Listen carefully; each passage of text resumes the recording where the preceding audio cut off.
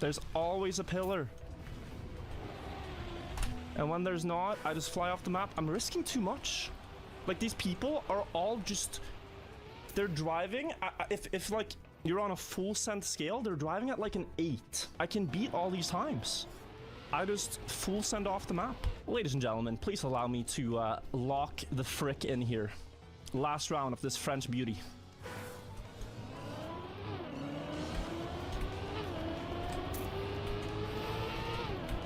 Indeed.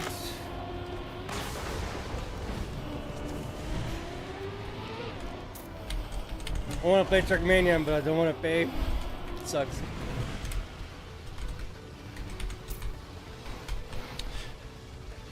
I should always respawn when that happens, but it shouldn't happen.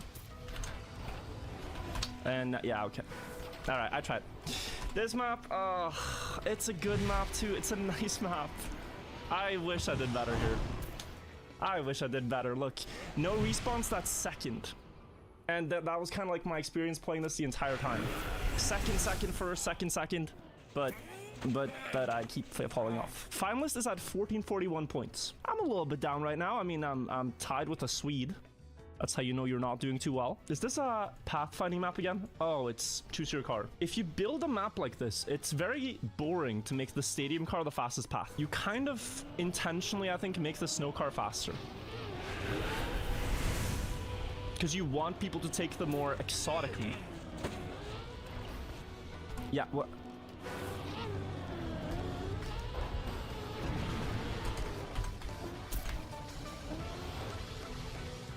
No way, oh my god, I am not. But it's... Oh, you have to go both ways. Okay, let's get the worst of it out of the way immediately. I think you have to go both ways.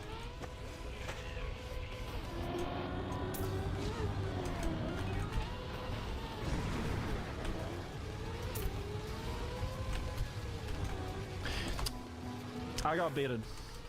I thought this was not the route, but it is.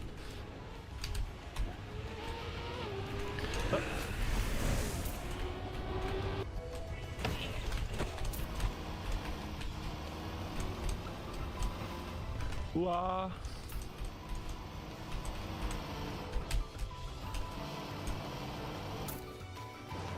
Fifth place with a respawn. I'll take it. When I even win a Bond Cup, well, I'm playing my third. And so far, I've gotten 5th in one and 2nd in one. So we're working on it. Top 6 so far. Just don't bounce me like on the upside down here. Just don't give me a weird bounce. And I'll have a chance to win around here. It's a good map for me.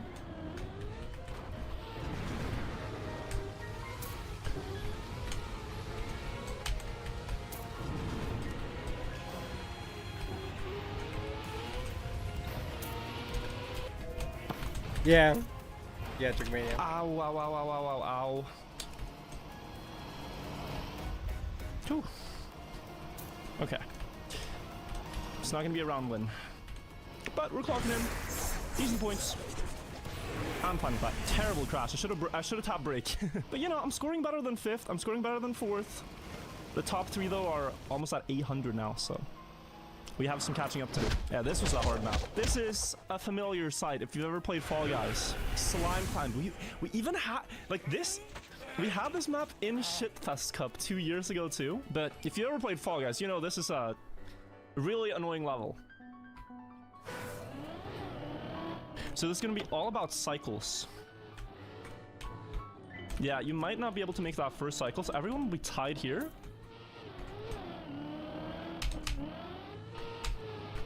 Oh yeah, and then that one works. What's at the top there? Ice. Oh god, the ice. Okay. We're just gonna have to try.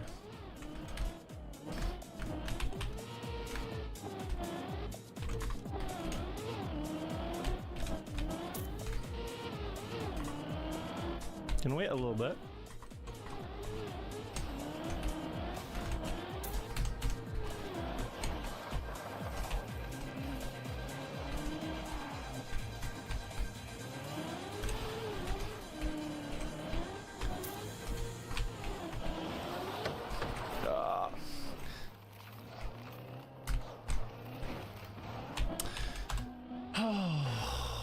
It's just straight through here too. I could have easily seen this. Rush through here.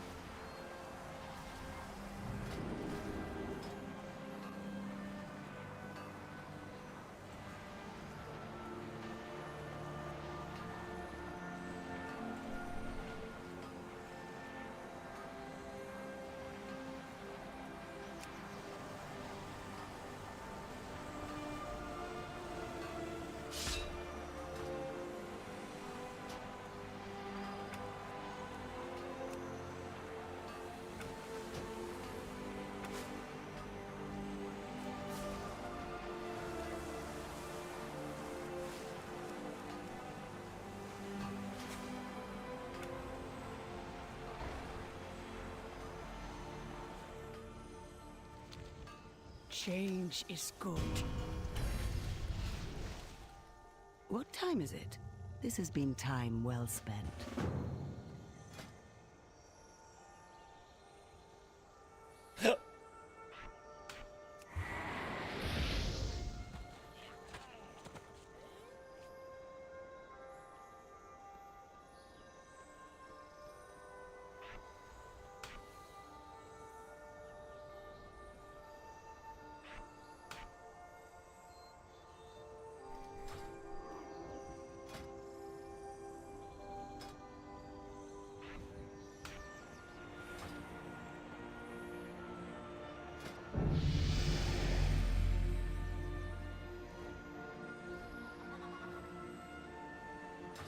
Whatever. Gotta ignore that.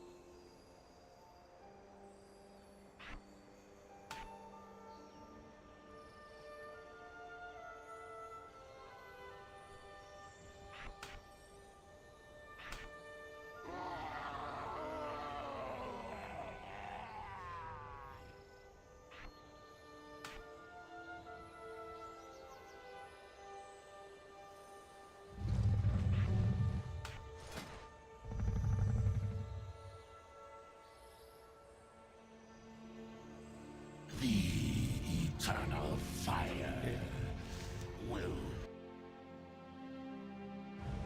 We've made a thorough inspection of the wreckage, Your Majesty. There is more than one way to solve any problem. Show them what we need.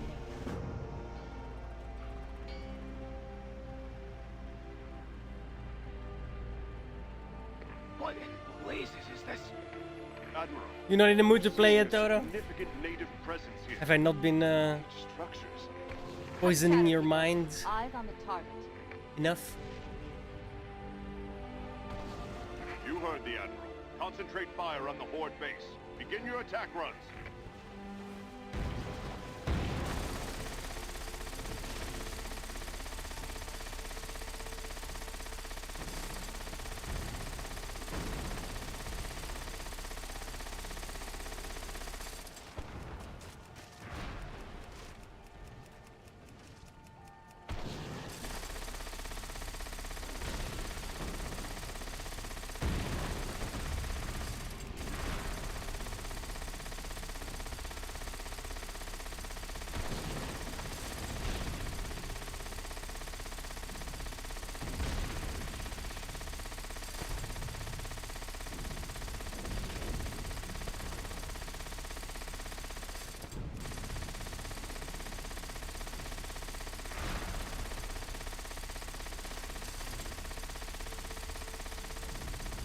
Well done.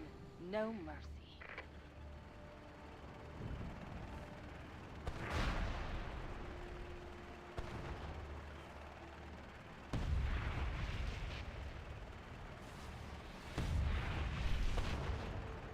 Use your torpedo rockets on those confirmed kills. Nice shooting.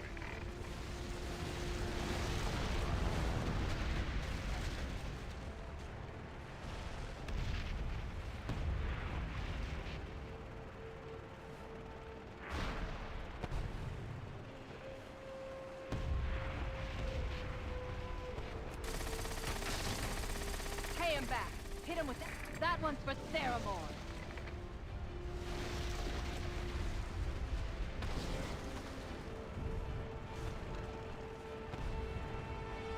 Any sign of the flagship down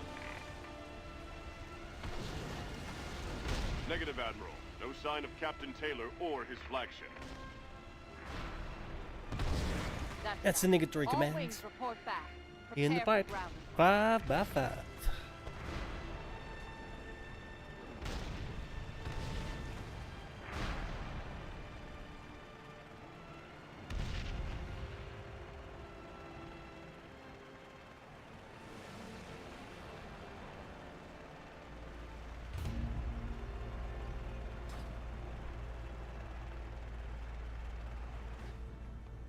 Victory in battle is the only path to peace. For the Alliance. Men, you've trained for this. You're among the elite. You are Skyfire men.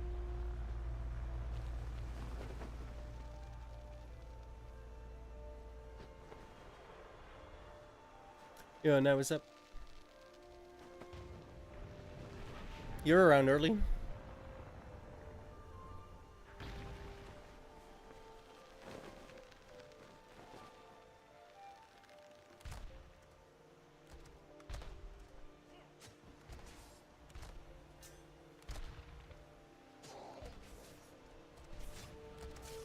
I got the right tool for the job. You got something that needs fixing?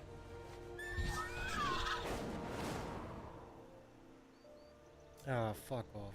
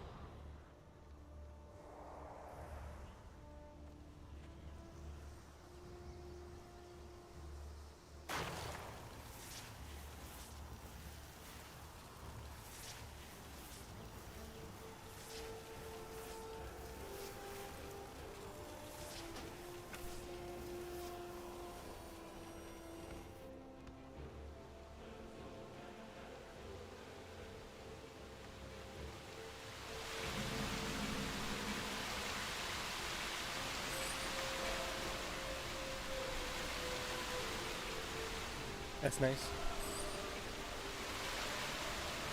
You Freedom. dare to disturb these waters. I am out of range. You will. Living water. Bring them death. Commands. What's your point?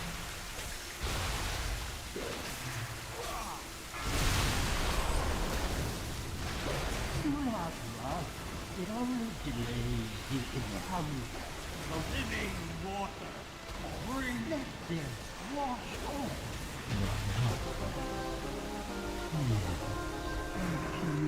Into these waters, and my reflection is empty waters. Claim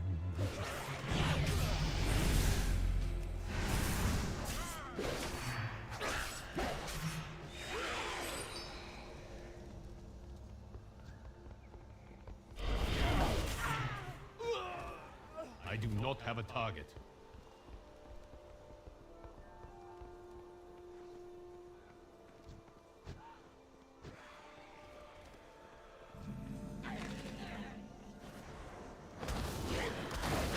I need to target them.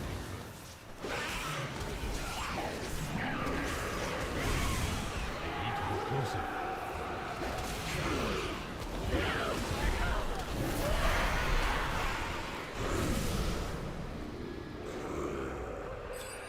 Your forces are weak. The heart of the great serpent will not fall into your hands. Defensive. Jade serpent, grant me strength!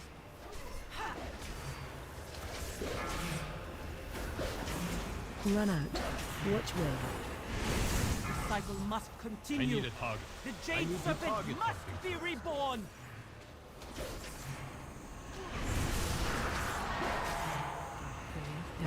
Priestess. The haze has been lifted from my eyes. Forgive me for doubting you.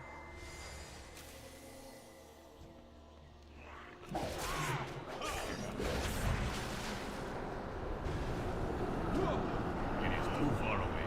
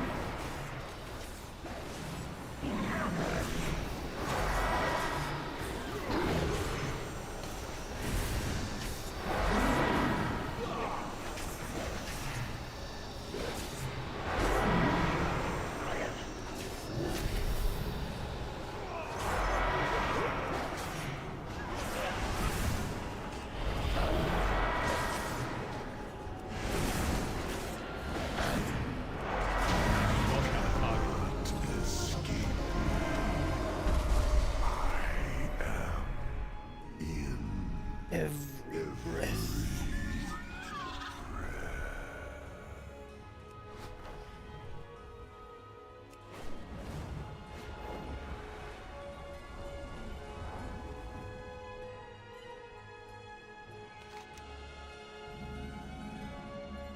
It's funny because I've been well, for over a couple of years now. I've been reading like the Horus Heresy, and now I'm on the Siege of Terra. I read the Horus Heresy, 54 books, and now I'm in the later stages of the Siege of Terra, and I just met, well, in the book, a like God,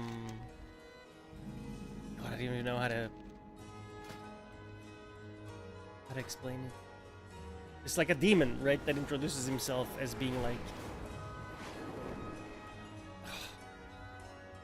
He had a really cool introduction, like about how he's like, he's what's left when everything's done. Like the little gruel on the floor that's left, so to speak. He had a really, yeah. Whatever, I'm rambling.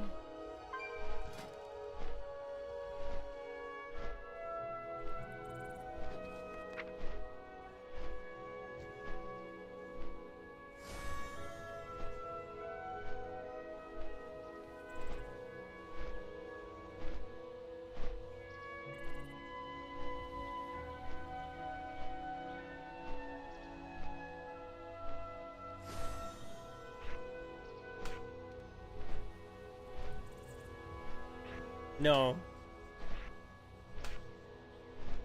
No, not like that.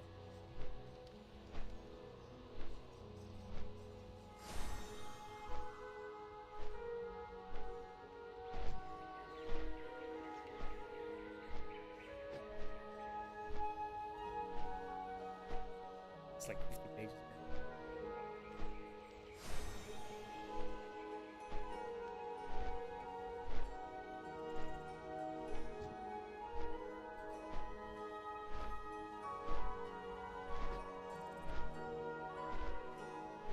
Here's the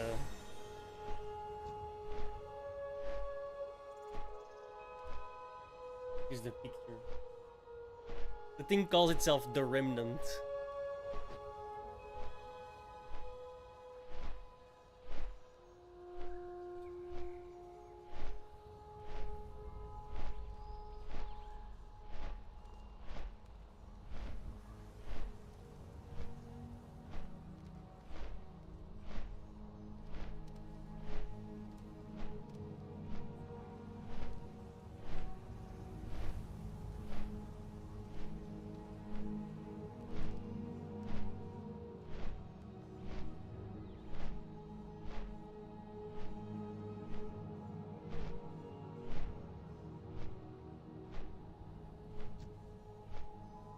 In game, if you make a time runner, immediately.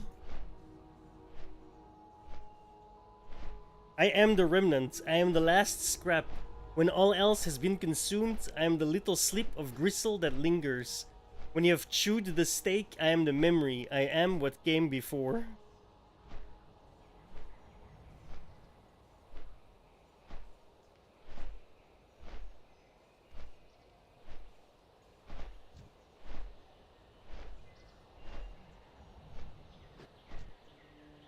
I have to go back to where I was.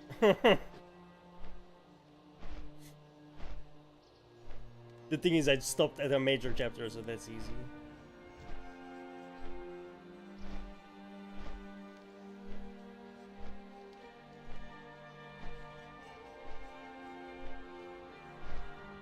Well, yes, it's a demon.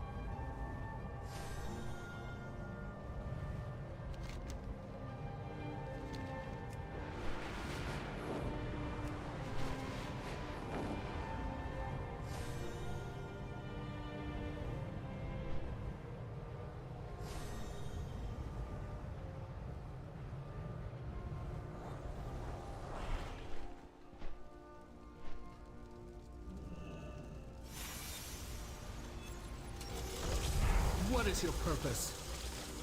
Seek the truth. What do you want? Do not share what I have said. May the eternal sun shine.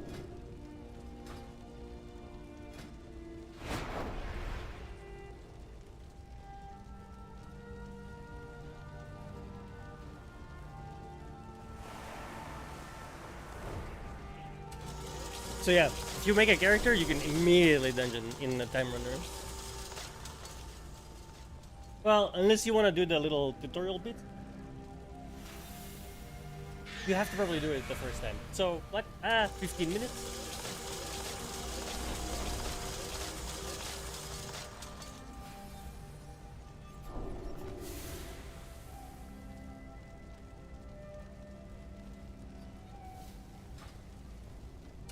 I've done all that already, right? So, I can skip it now.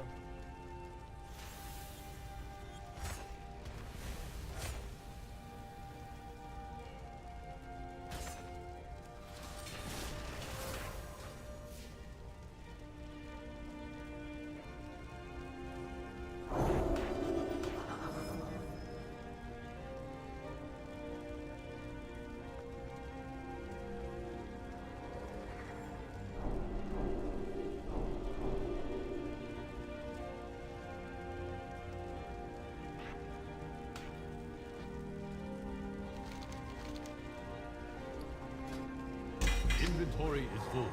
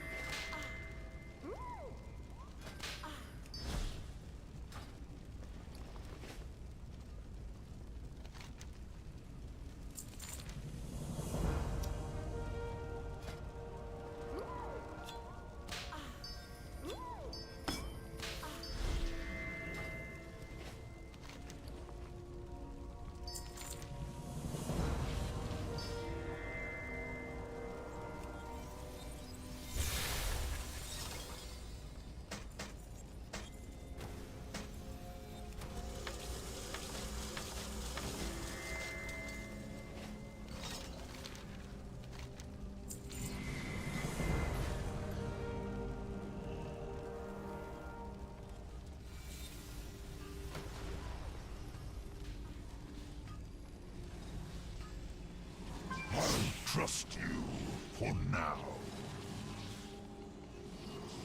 Don't believe the lie.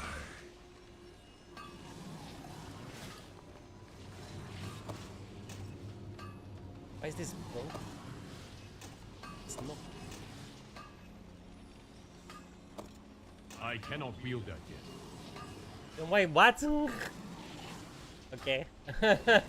I'm confused. Seek the truth. Why did I start dual wield if I can't dual wield?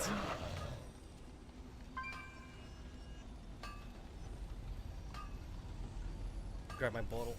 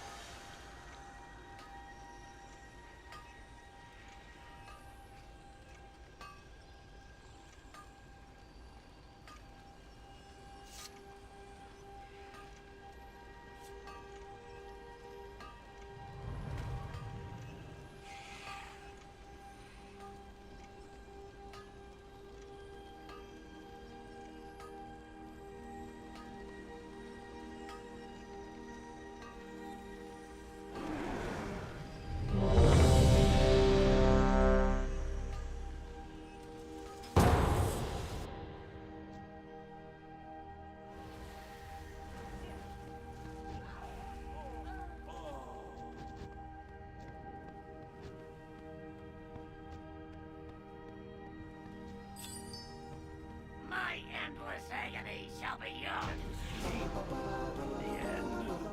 This is gonna be one of those see if you can stay with the lead group dungeon runs.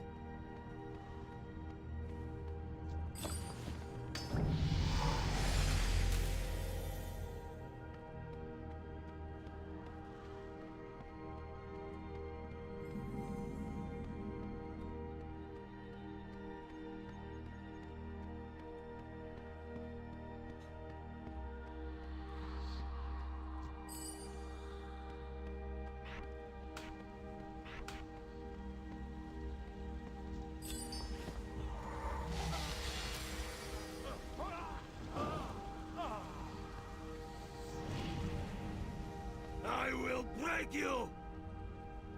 I must break. If he dies, he dies.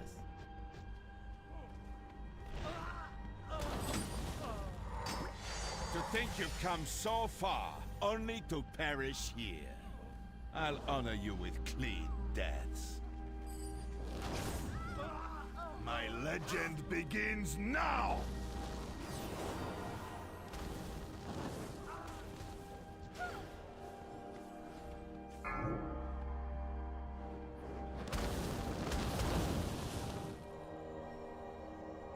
Arise, my champion.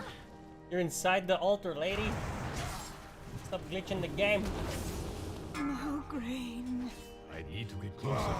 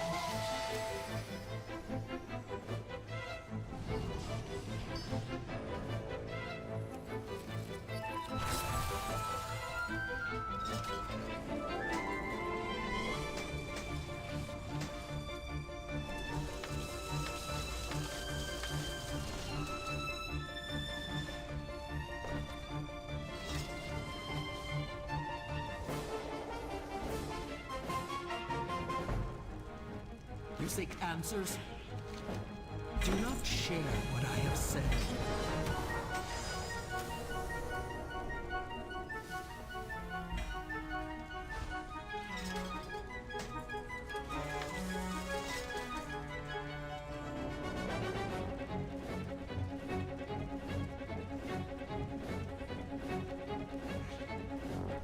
Yo, this sounds completely different than what it should.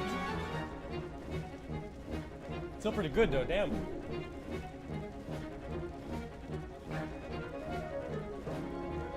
Where's my own? Down the hard drive that I have here. Not plugged in.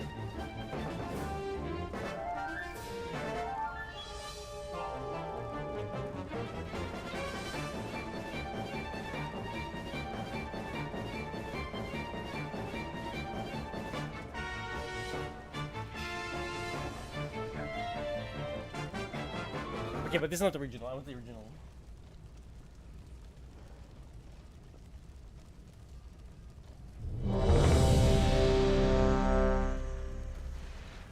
This is only CD1. What?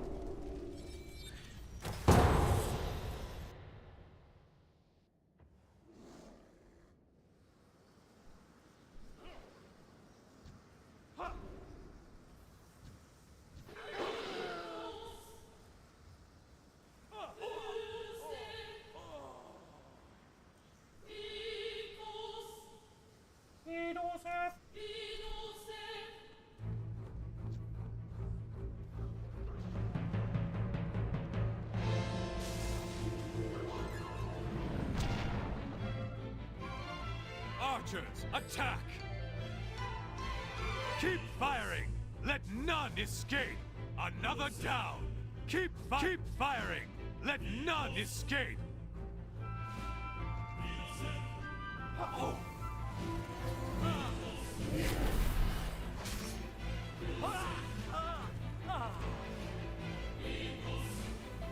I don't have a two-hander yet.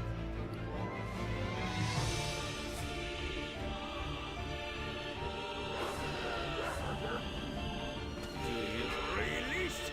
Released! Released! Released! The hounds! Don't just sit there! Kill them! I bleed! Ha ha! But I won't die! What?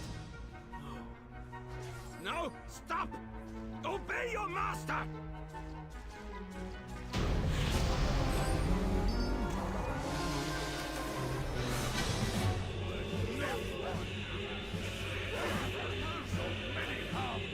We can't hold them back!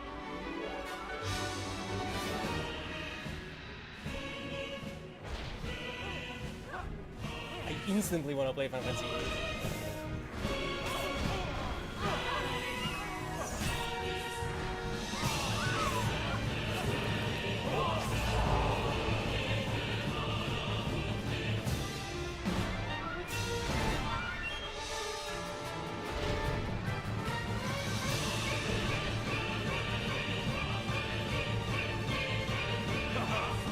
Another chance to test my...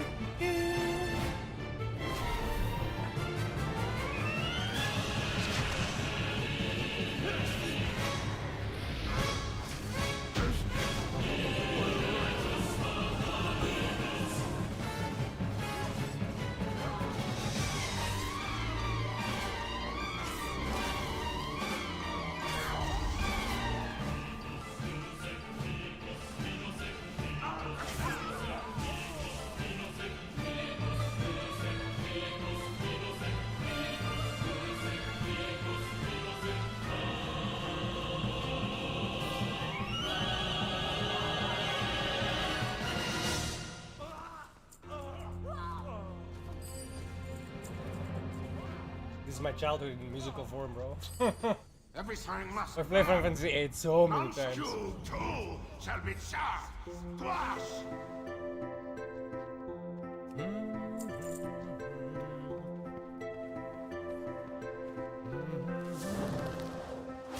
The intro when you like Balam, when you go into Balam Garden and scrolls in, that's so fucking. I swear to God, dude, masterpiece of a game.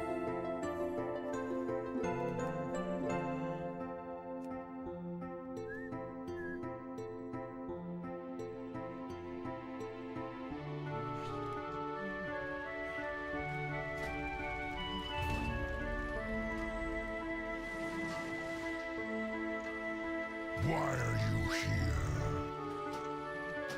Farewell.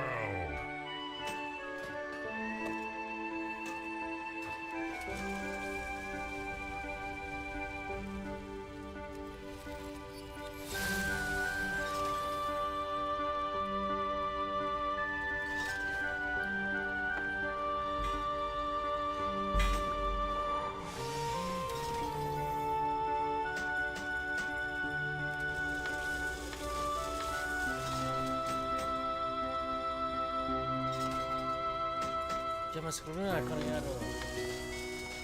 Oke.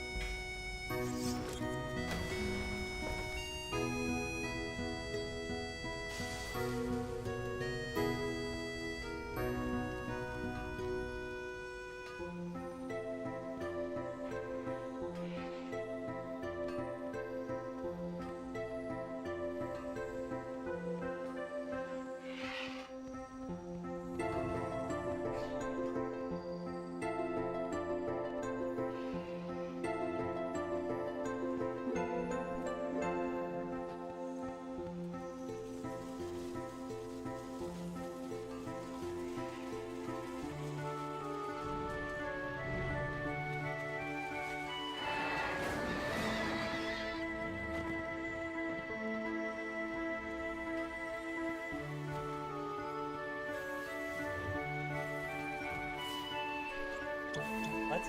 It's a dragon.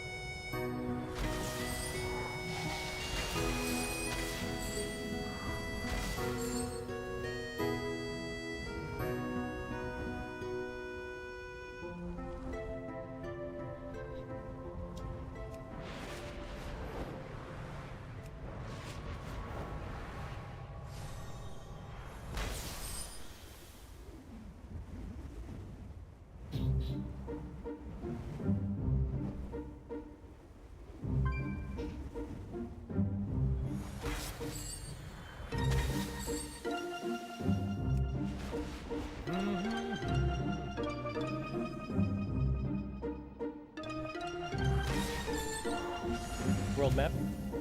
Near Balam Garden, specifically.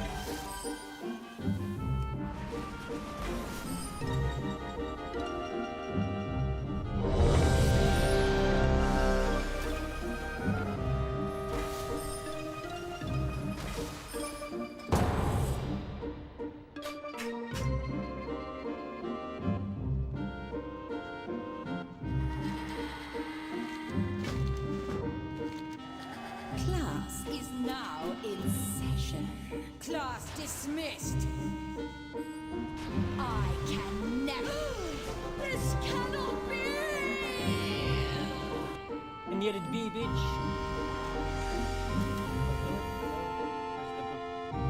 Où est le bouc? Ici.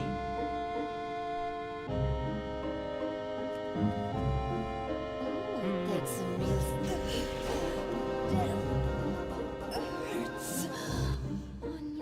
My dear, their deaths only serve. Final Fantasy VIII with triple triads plus Blitzball would be the best Final My Fantasy dear, ever. you should embrace this. Run, Necromancer. Your life ends once I catch my breath. Come, Voss. Your fate awaits you.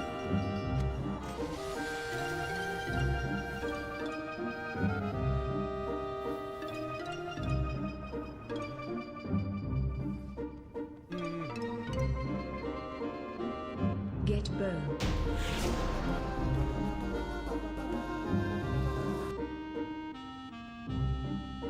Where's the fucking book? Did you forget, girl? I am the Dark Master. I command the undead. I don't care anymore. I won't let you all. Now turn your lovely rune blades on our guests and fetch me their bones. I can't. I shall make What? Die, Necromancer! The bones. You rat! I shall make weapons from your bones. your bones. Leave me to die alone, please. If you have a school is in Battle session. music.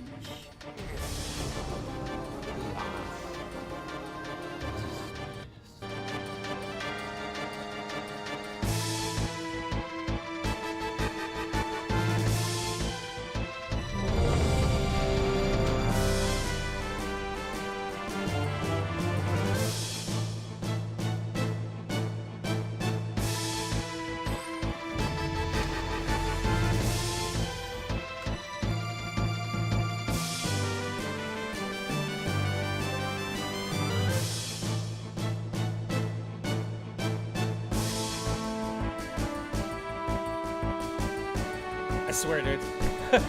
Gets me going every time. such a good fucking theme, like our OST soundtrack. I was gonna say theme song, but actually.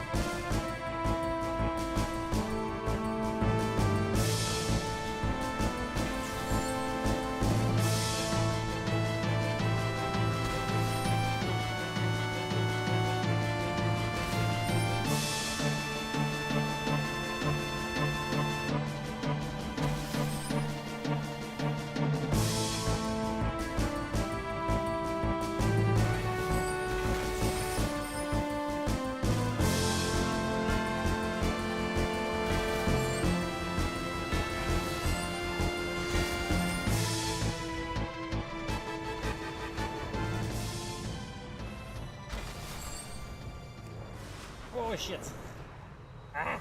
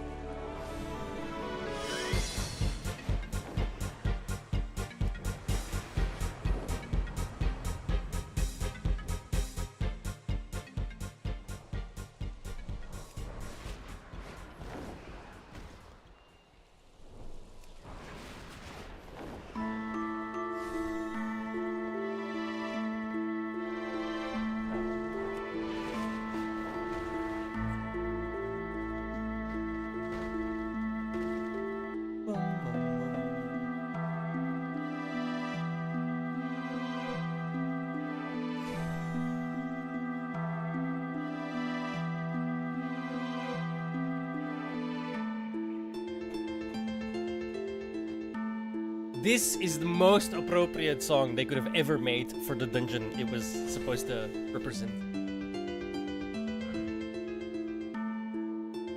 Like, it's like this old maze. It's not really maze, it's literally just a fucking square. However, whenever you move, right, from area to area, the camera would always be looking forward. So if I move forward into a T section and I then go right, the next screen I would be looking forward again, and it would always turn with you. It was so fucking confusing. Like, it's hard to explain if you've never played that dungeon. But if you go in there the first time and you have no idea what you're doing, you're gonna get lost. Even though it's literally just a fucking square. But because of the constant, like, point of view change, it's really hard to randomly go through the dungeon, so to speak. And this song was perfect. It fit perfect for it. It was like this old mausoleum, somewhat run down, but still oddly picturesque. I don't know.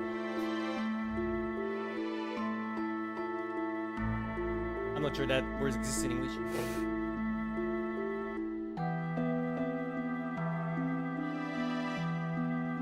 Good memories though. It's where you get the brothers, GF.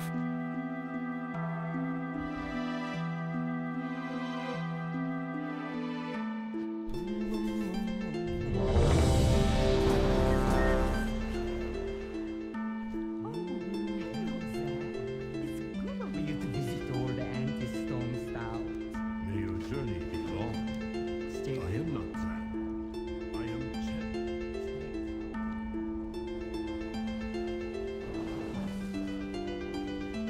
Like honestly, that sounds like really dumb. Like, oh, the point of view just stays behind you, so what, right? But it's not like this. You know what I mean? Like it would be like I'm walking like this, and then I go this way, right?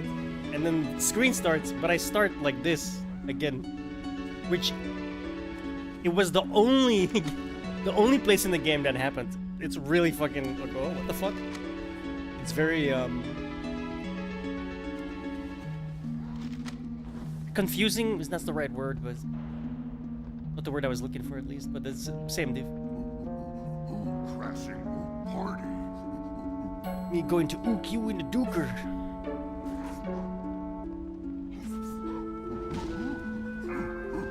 Get ookie party. Come on and get your ook on. We gonna ook all night.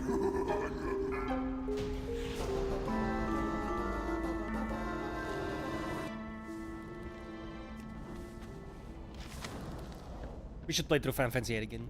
I've only done it 100 times. It's not enough. We should do it again.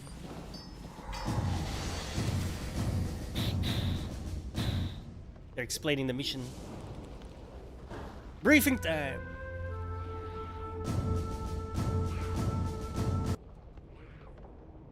Can you stop trying to give me ads, YouTube? Go die in hell. Get broken up from Google already, you monopolist pricks.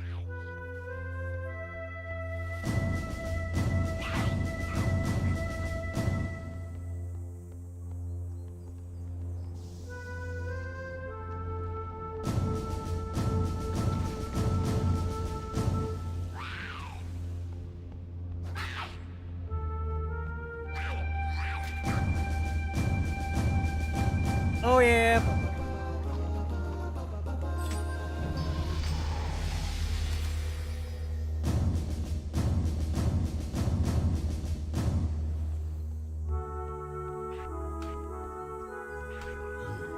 What's it, Harvey?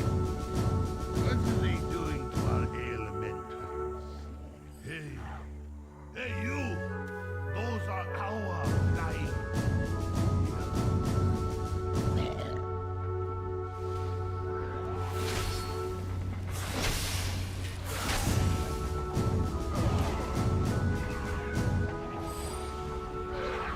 I kill your wife, I kill your sister, I kill your whole family.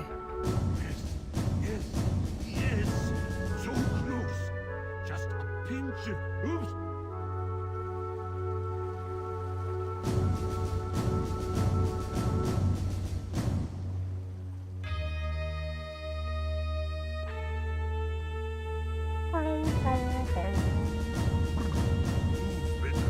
Just a drop of honey and a cane of sugar and maybe some corn. Yes, more corn. I need a hug. Yes, yes. No. Yes. The next song is great. It's the seed thing where you're like assault. Fuck, I forgot the name. Adult. Amphibiously. It's a fantastic fucking cutscene, I might add. This is really making me want to play Final Fantasy. I'm just gonna point that out. That doesn't matter. Nothing will stop me now. Not when I'm so close. Maybe if I don't have a target. Can it be? They ooked him in the duker. Such a heady room.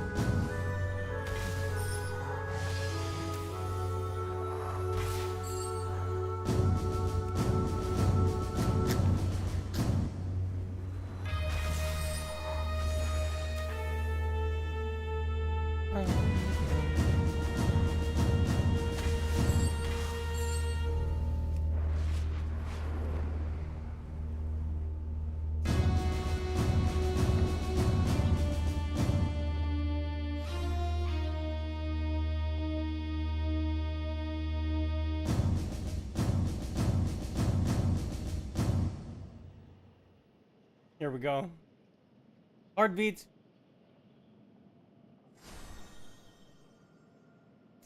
Getting YouTube with the attempt at ads.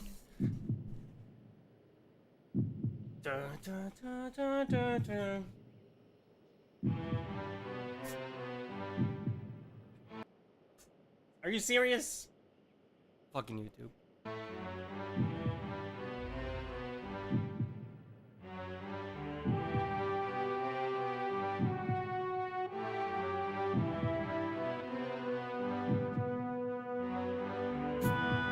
I know.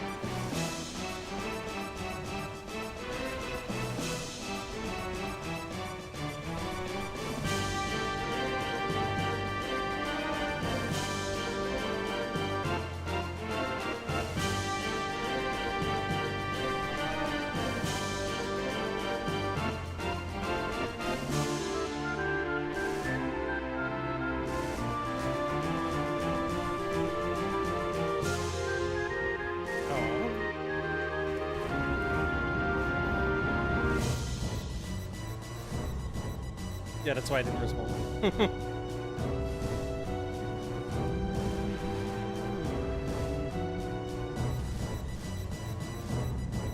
You ever play Final Fantasy VIII?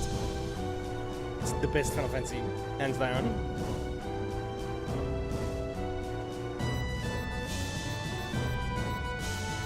No doubt about it.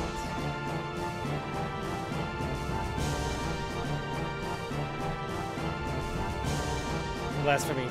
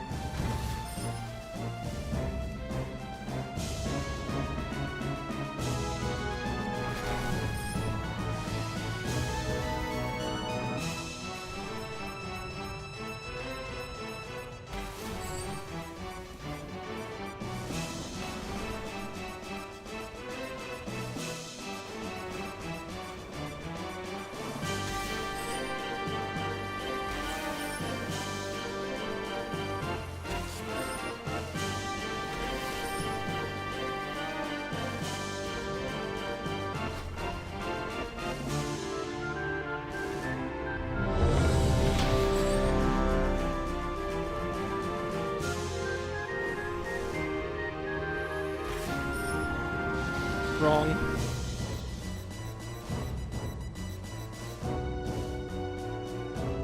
So wrong.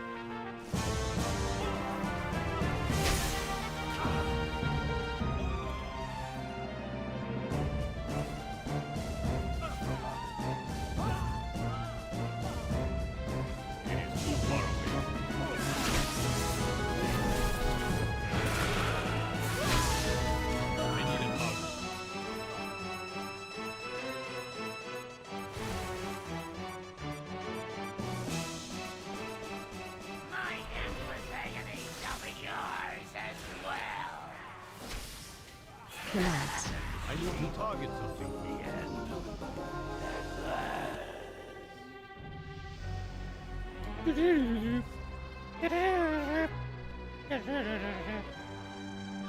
Sorry.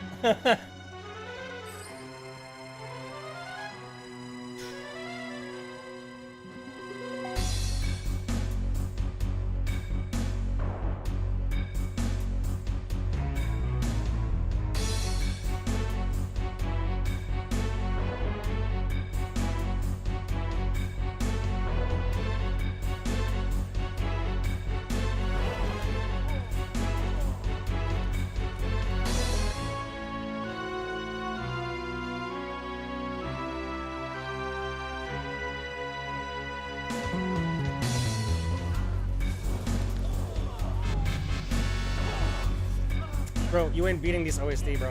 You ain't beating the OST, you ain't beating the game, you ain't beating the story. It's fantastic. Final Fantasy 8, best Final Fantasy, hands down. There's no... I am out of break. There's literally no commentary you could make that would ever change my mind.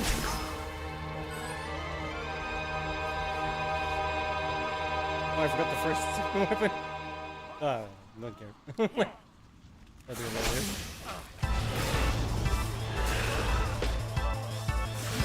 Too far away. I cannot attack that.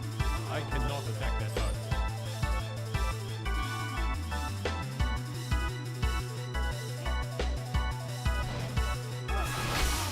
I need a hug.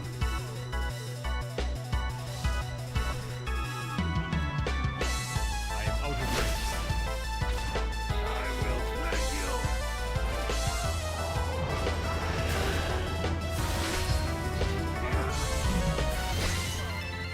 I need the target.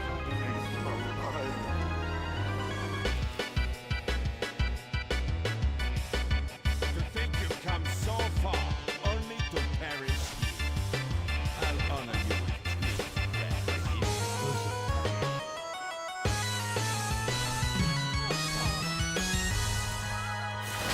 I am out of range. It's a boss fight, by the way. The song.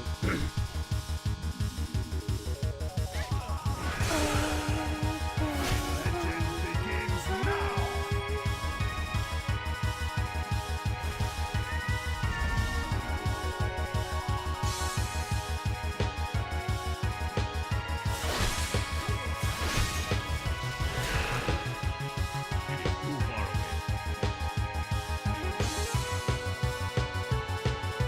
Arise, my champion.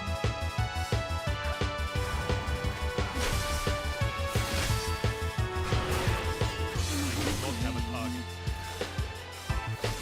I need the target.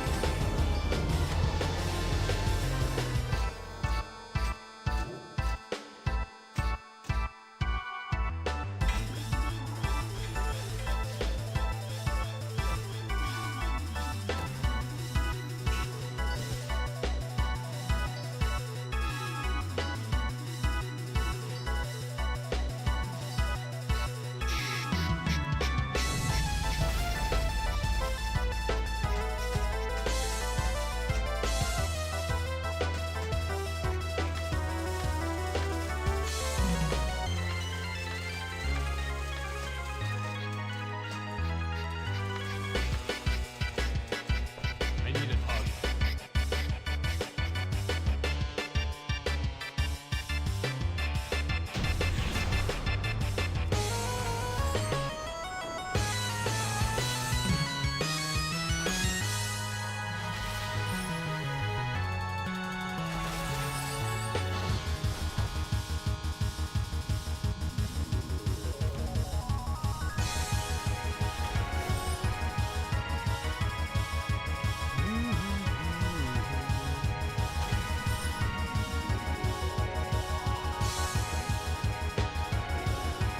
Bullets.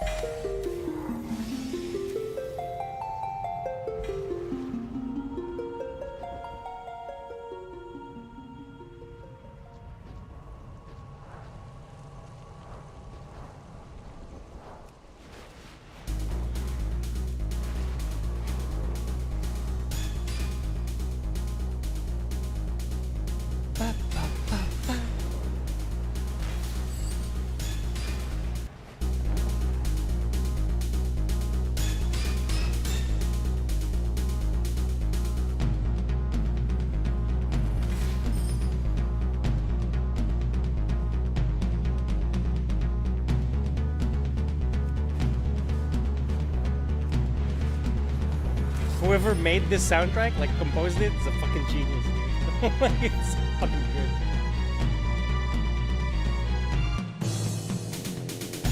Totally fire.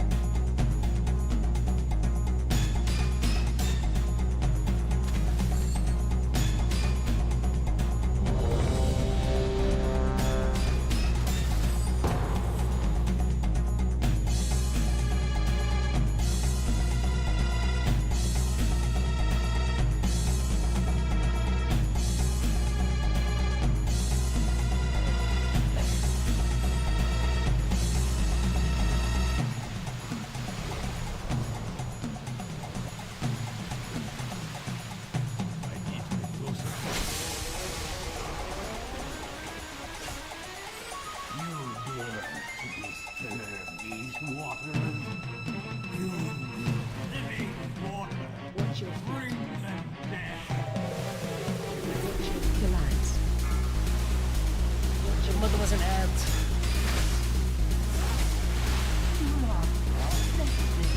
Double that.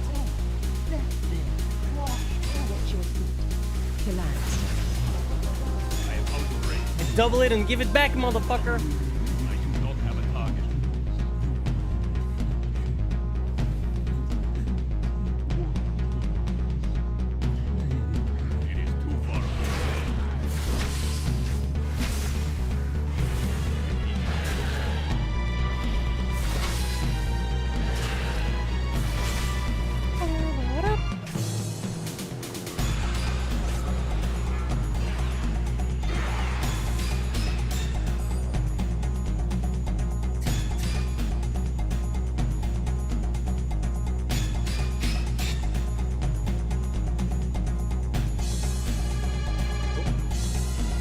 I like it.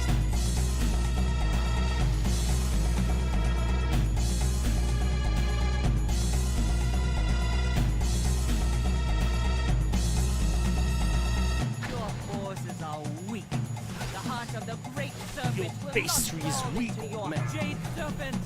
Grant me I need a hug. Has been lifted from my eyes. Forgive me. Yes, yes, always forgiven. Now die! Too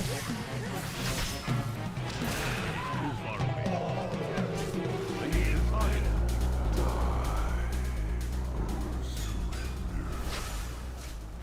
I do not have a target. Escape me. I am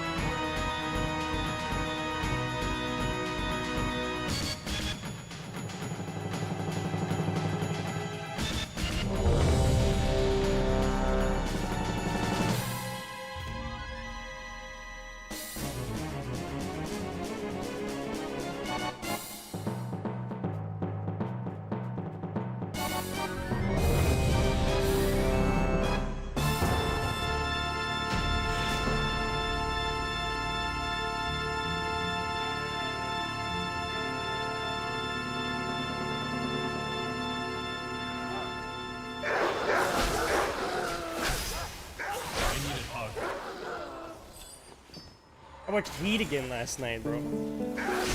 It's still an amazing movie. It's all good. 2.5 hours well spent. Usually 2.5 hours to, well, actually 3 hours. Usually a 3-hour movie these days is like, oh my fucking god. I don't even wanna, some Zack Snyder fucking retardation or some shit. Ugh. No, thank you. Right?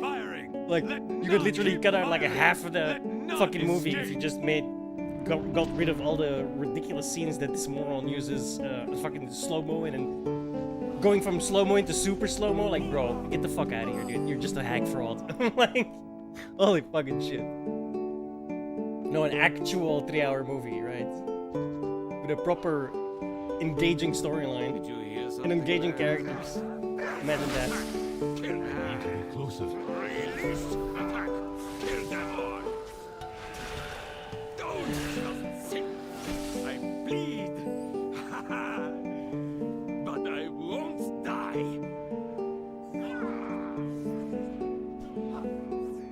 Om nom nom. Now die. So I can loot your carcass. I'm gonna bang your wife later.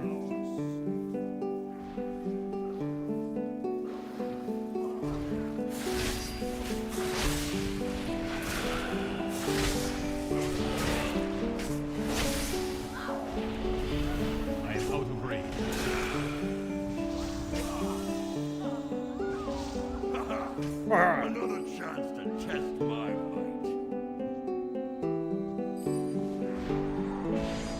No, we're too late. Let me in. On your guard.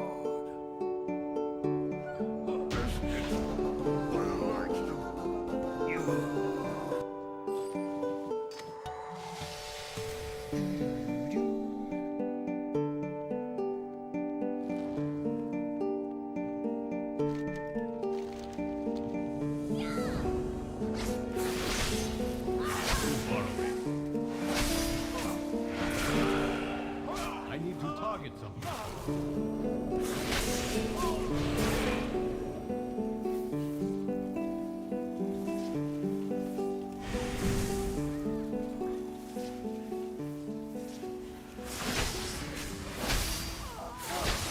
Oh, rude.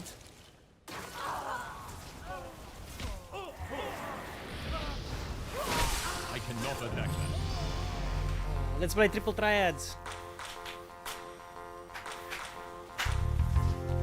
Sorry.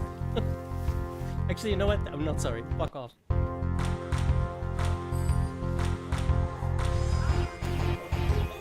If this doesn't get you in the mood, you're not supposed to be here.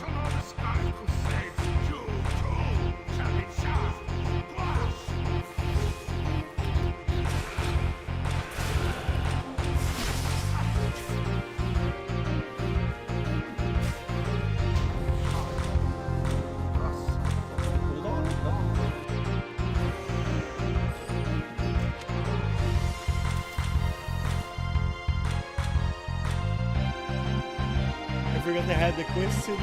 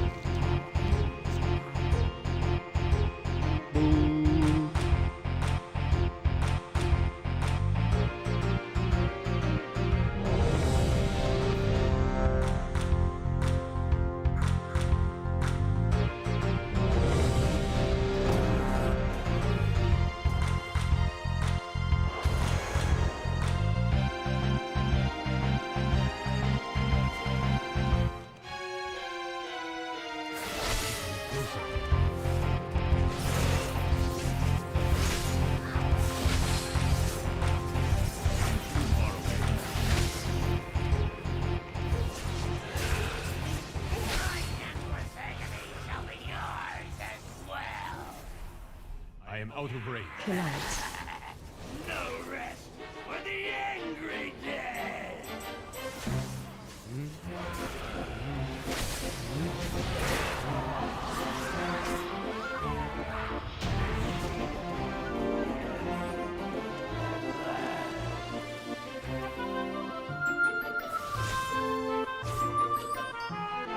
Seed exam after party.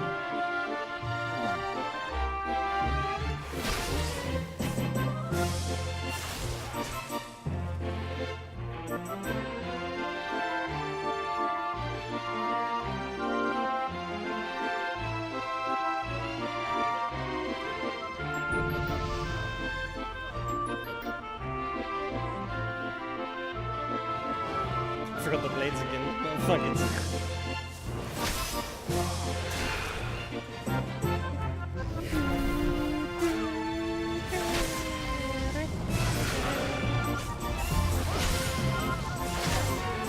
I cannot attack that. I cannot attack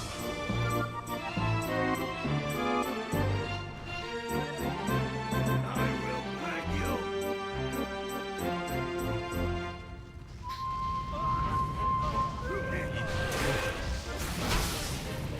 Watch your step. Too far away. To think you've come so far, only to Killing with glee.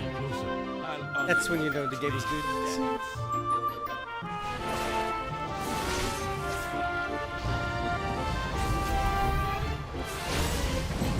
I'm gonna die though. Shit.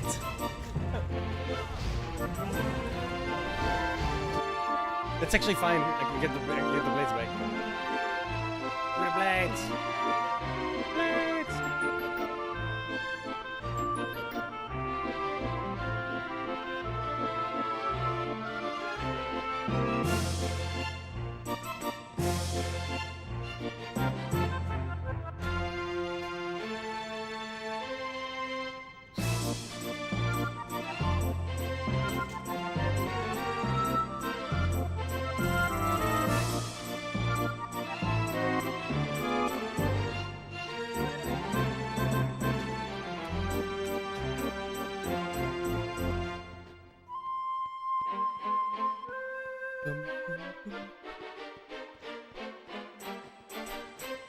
My legend begins now.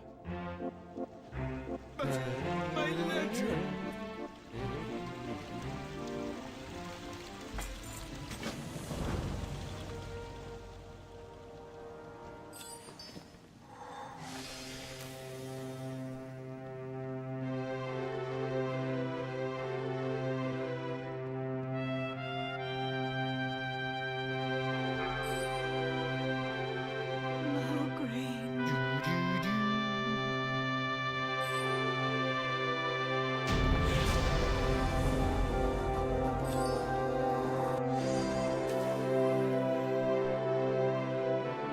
I'm out of range.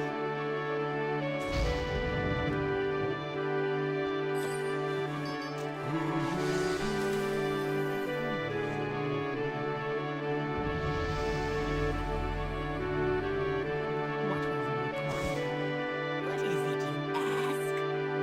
I live my life in the shadows.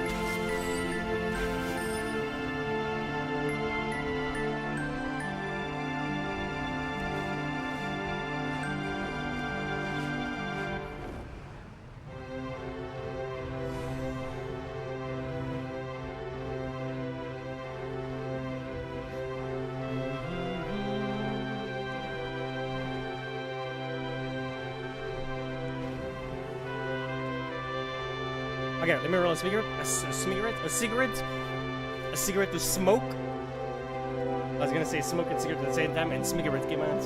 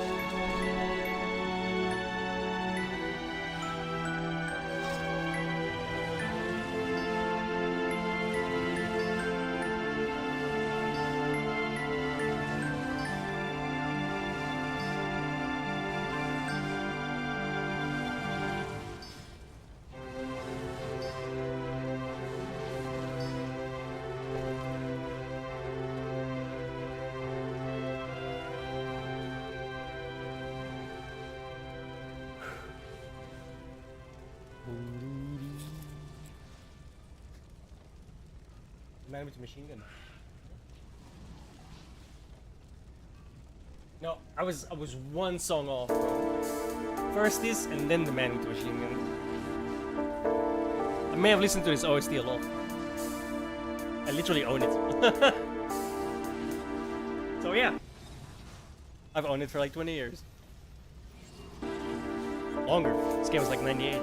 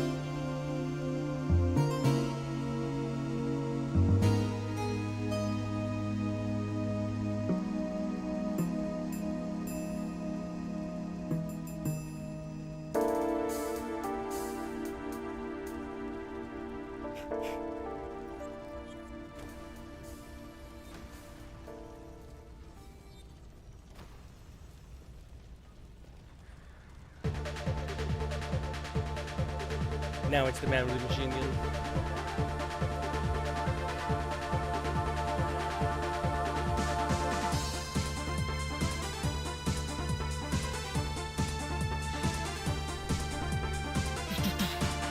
That's what I'm hearing.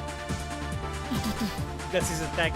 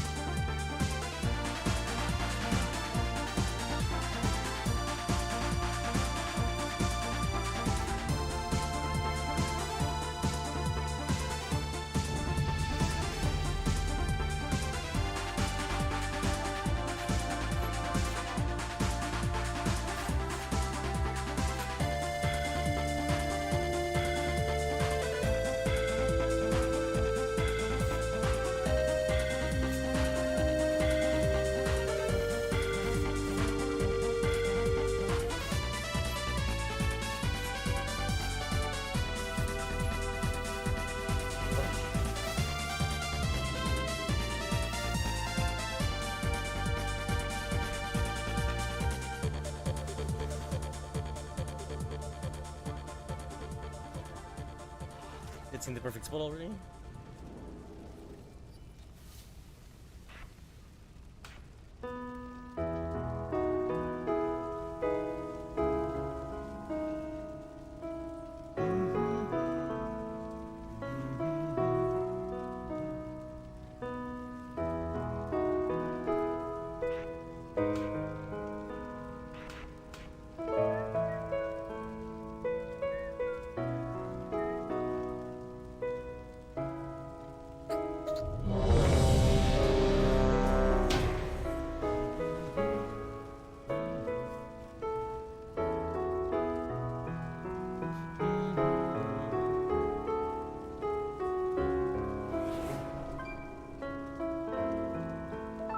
New little boy.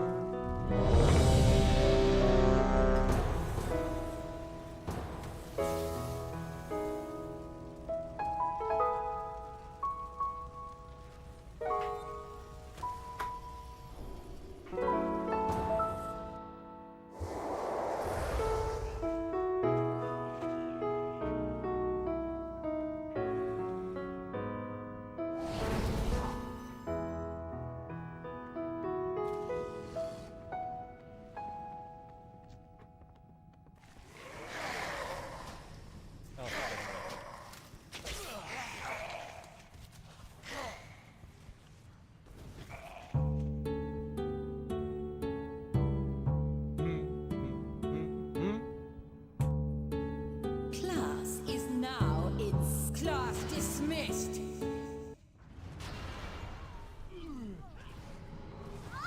I do not have a target. die. This cannot be. Oh, it'd be alright.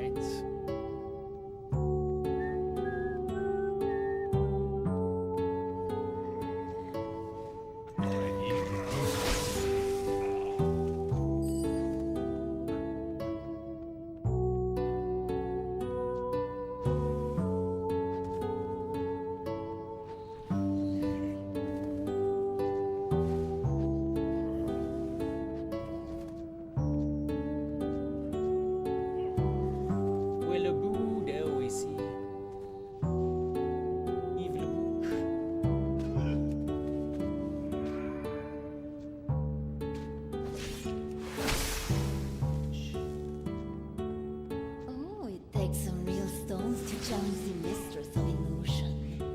Well, show me what you Mom's got. the mistress of illusion. Come, feeling a bit dizzy?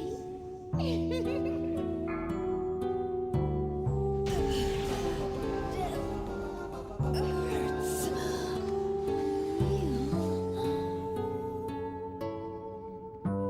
My dear, it appears we have visitors.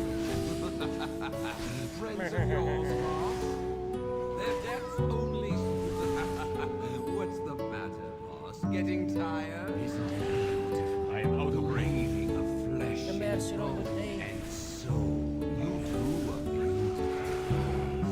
Have you looked in a mirror? My dear, you should embrace this gift that has been bestowed. Run, necromancer. Your life ends once I catch my breath.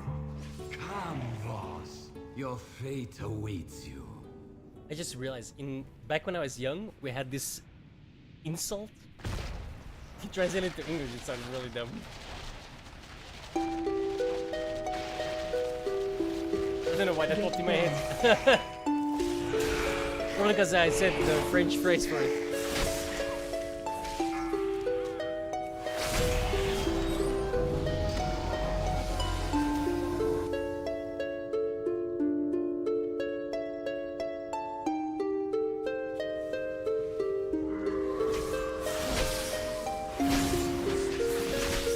It is too far away.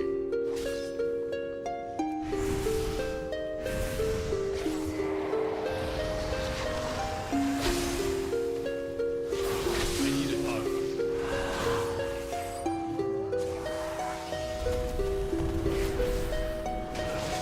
Closer.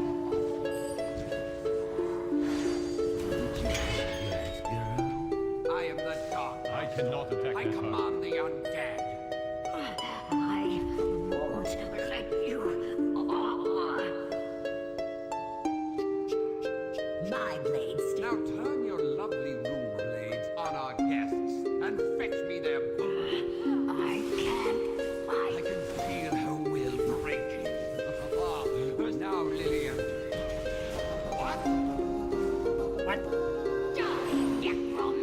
said what? The bones.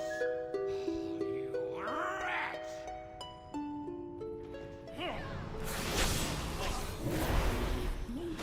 To die alone.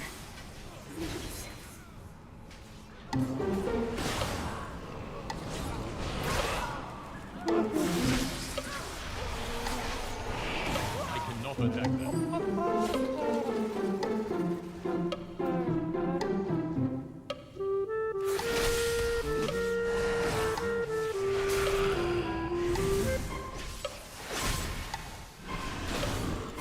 I need to target something first.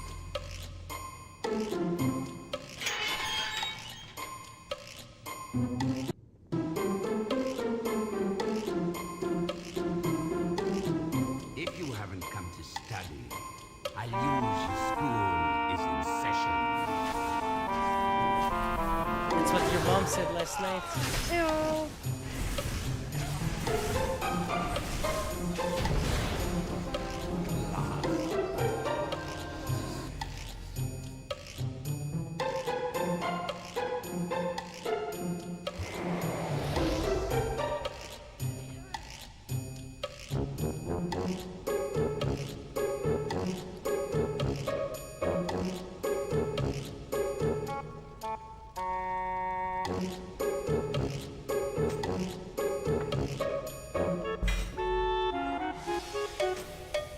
What is your purpose?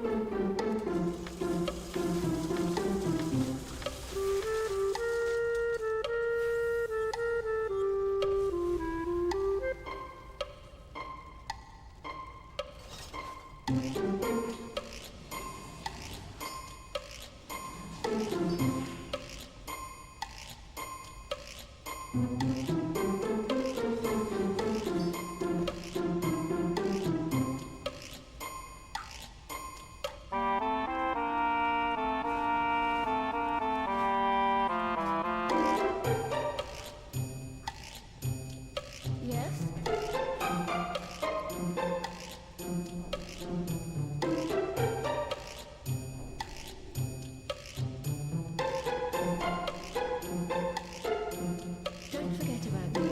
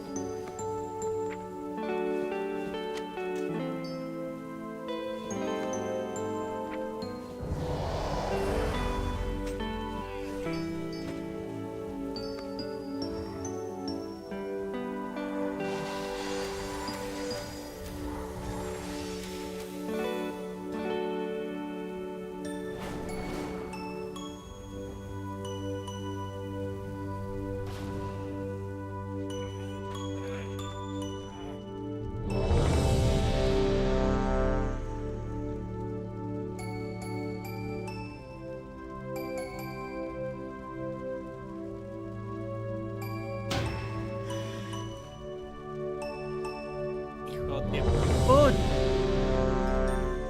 Why you cancel? Don't cancel if you queue up. That's just rude.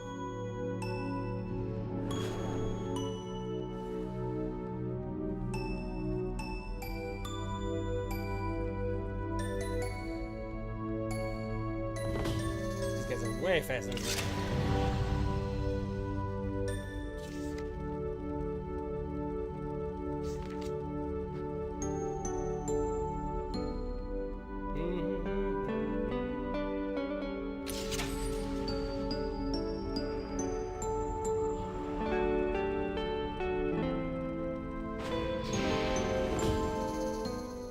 thought maybe the red one lit me on fire, maybe the blue one will put me out.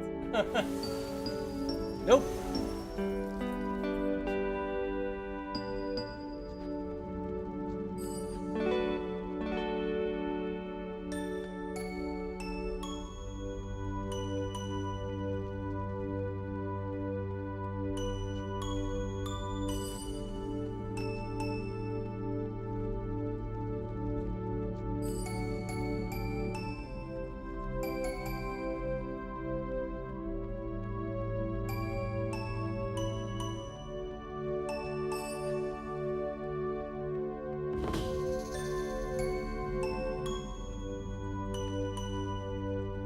I'm so far behind, bro.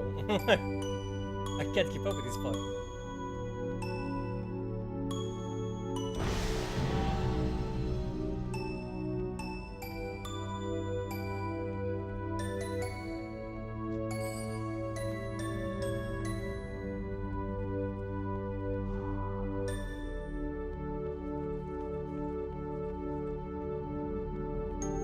This guy was called Neelix. Oh, I hate him already.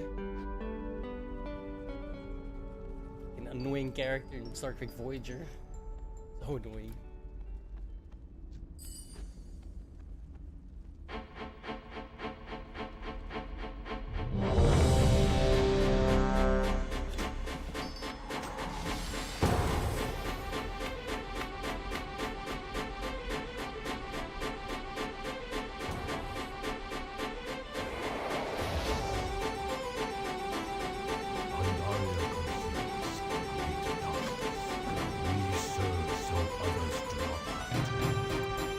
Bit of an annoying thing. Mostly because you have to wait. I hope they make it this far. Then my strength and skill will be clear to all.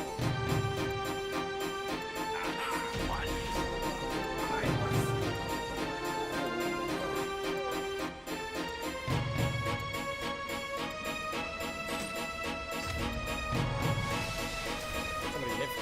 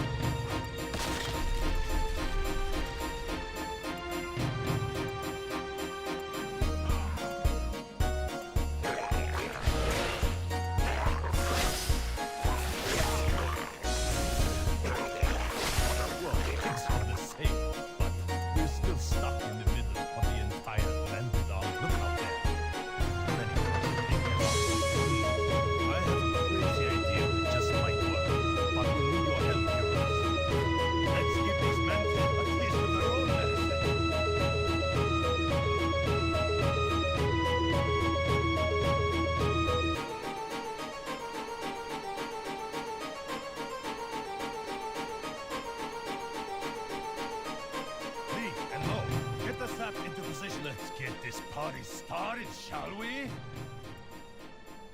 Bring it, uglies! attacking the might of the mansion head-on. Your deaths will This is why I hate this dungeon. Less talky talk, more attack. Please. Swarmers are coming up the ramp. Use the sap to slow them down.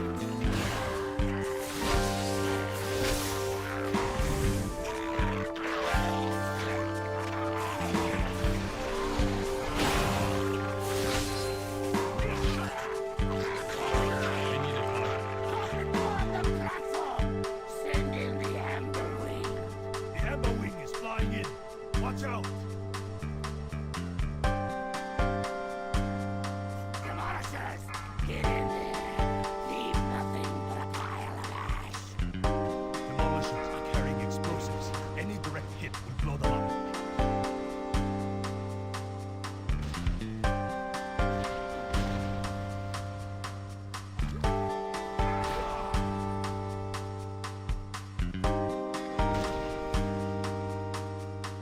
Amber Wing, get in there.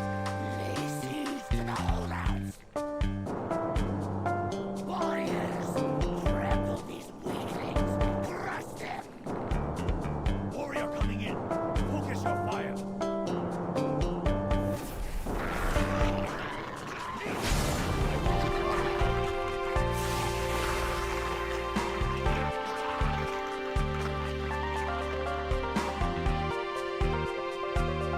They are holding us off.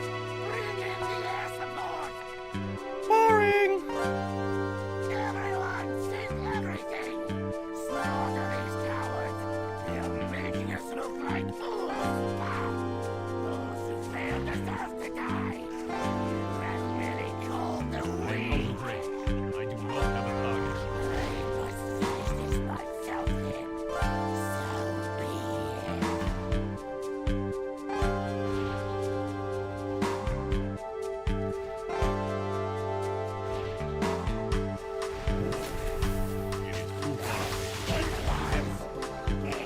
That was fun, wasn't it?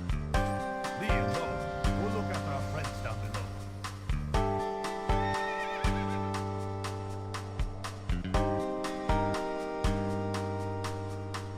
This poor horse is back.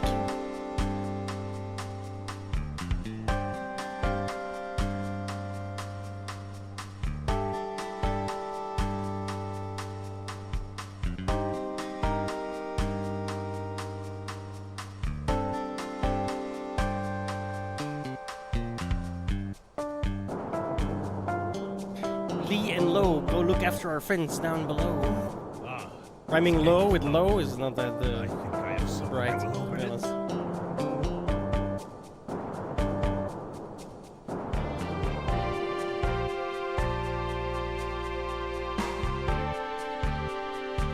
Let me see. 30-second fuse. Did I say 30? I meant 3. Go, hurry. You must stop the siege. Forces attack from the rear. The temple will fall. I have failed you, Emperor.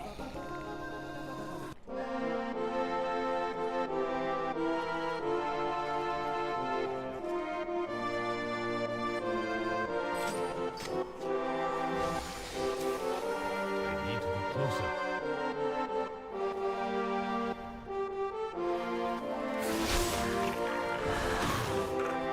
Give me this hug.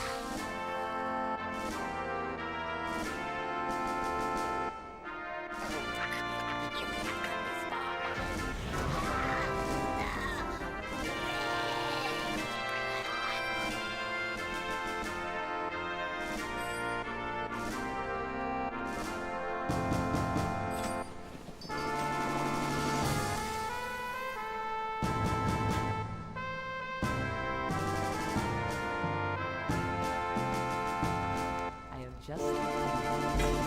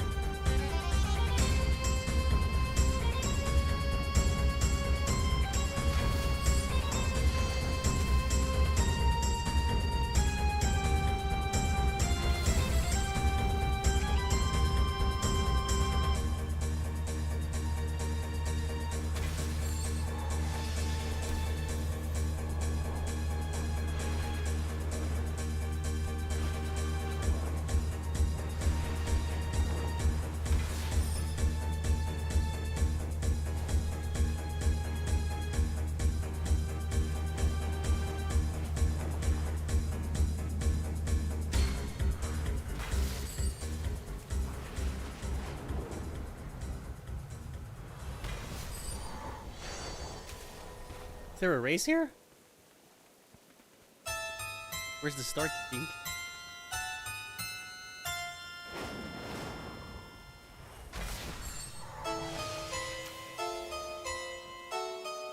Greetings, wanderer. Jade Serpent's guide.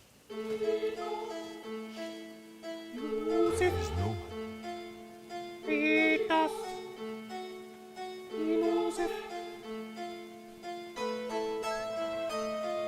What wisdom do you see? Meh.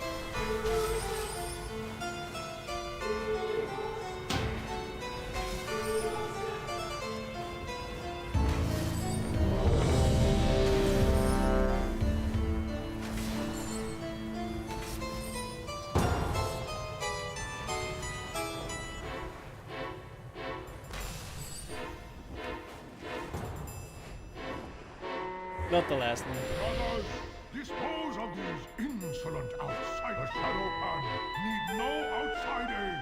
Remove these interlopers.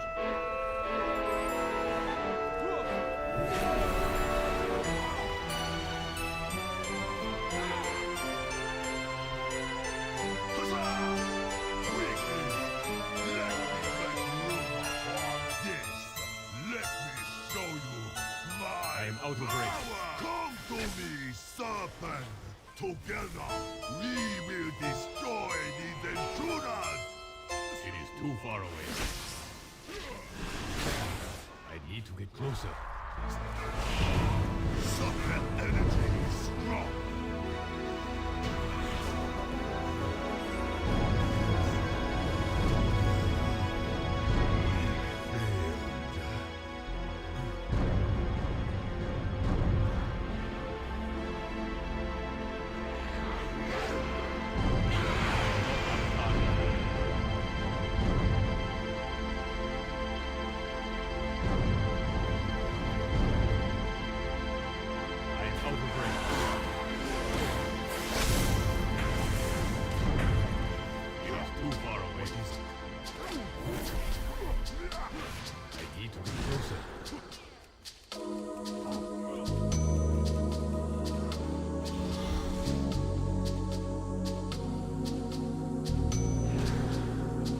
I'm not entirely sure what Virulent Plague is.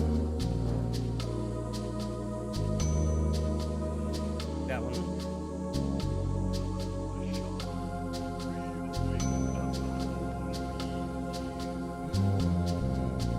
If you truly wish to undo what your kind have wrought upon our land, you must first prove yourselves here in our school. First, you where one falls, another will rise to take their place. I'm actually super happy that they remade 7 and not 8, because I think the remake is gore. Right? It's so not good. Where one falls, you have much much to learn if you wish to defend your people from the Shard Initiate. You have much to learn if you wish to defend your people from the Shard Initiate, who have bested our most junior of students. Now It's like you will face Warcraft 3 remake, right? The remake's so bad that it like actively makes Warcraft 3 worse because you can't even play the regular, the old one anymore. I'm really happy that happened to 7 and not to 8 because I don't give a fuck about 7. But 8, please don't touch that. Right? And if you do, just give it a graphical update. We want no changes. Definitely not some garbo combat system that you, for some reason, want to put in there. As my master once said, you cannot truly know someone until you fight them. Come forward so that we may be properly introduced.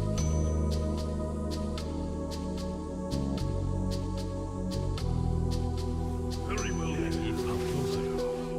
us see your true strength. Kill with a weapon is but a physical manifestation of martial arts training. Let me show you what spiritual power is.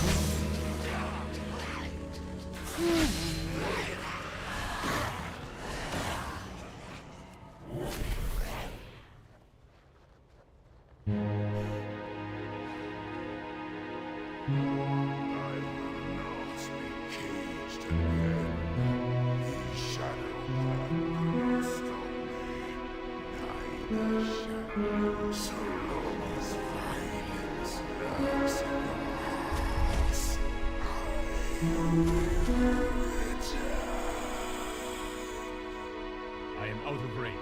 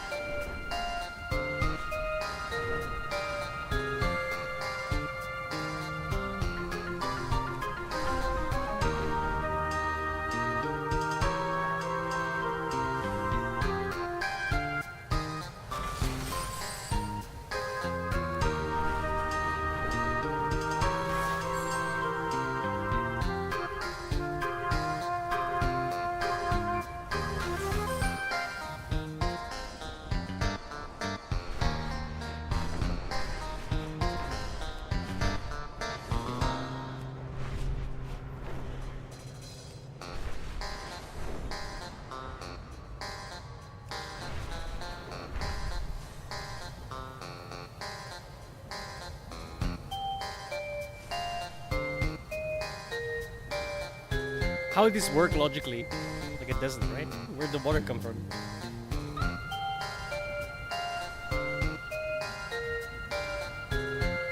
It makes no sense.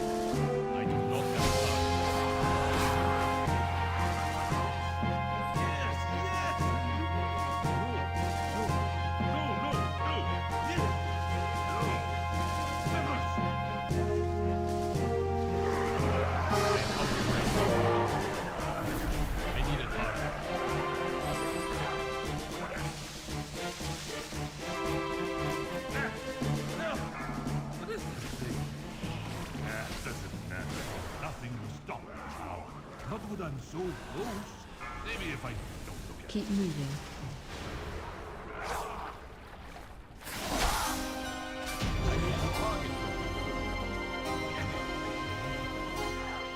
Hello.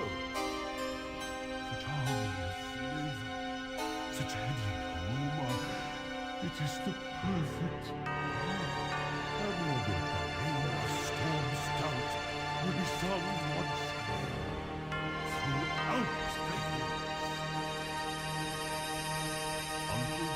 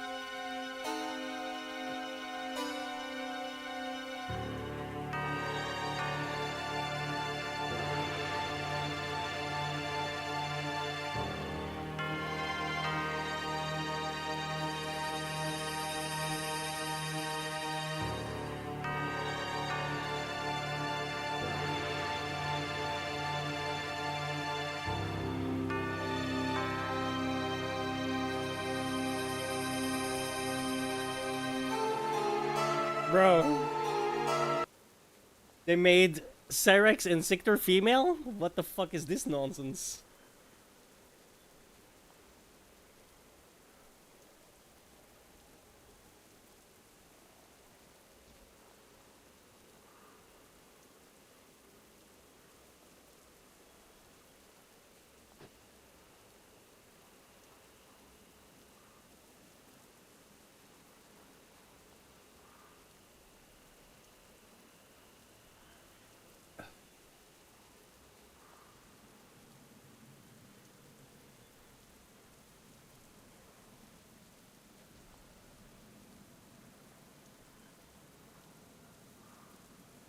Like, just make 2 new characters then, dude.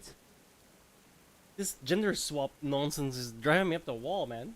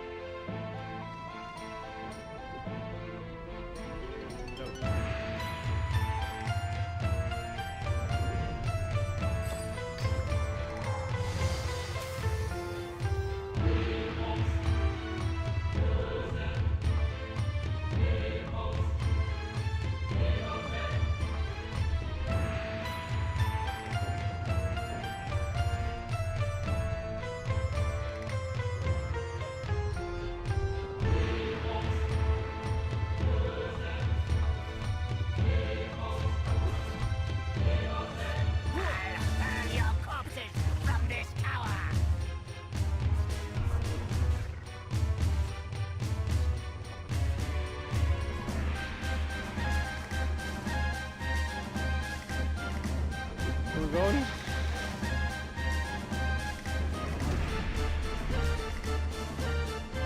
I'm so lost. I'm so slow.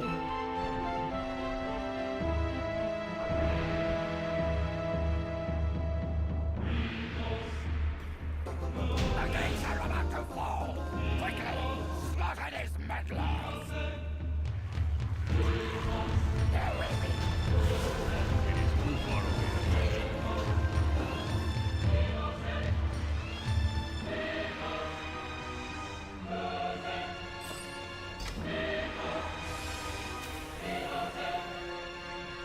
Without reinforcements, they'll destroy the gate.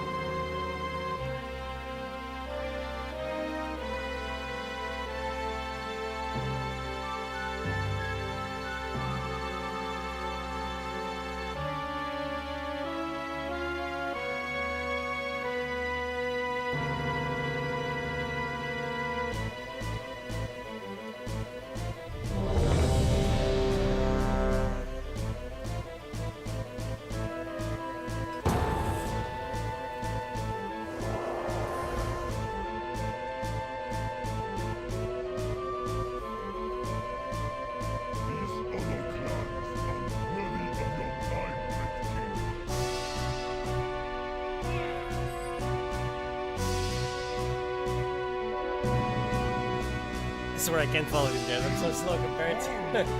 And they kill everything in one hit, bro. It's great because it's easy experience.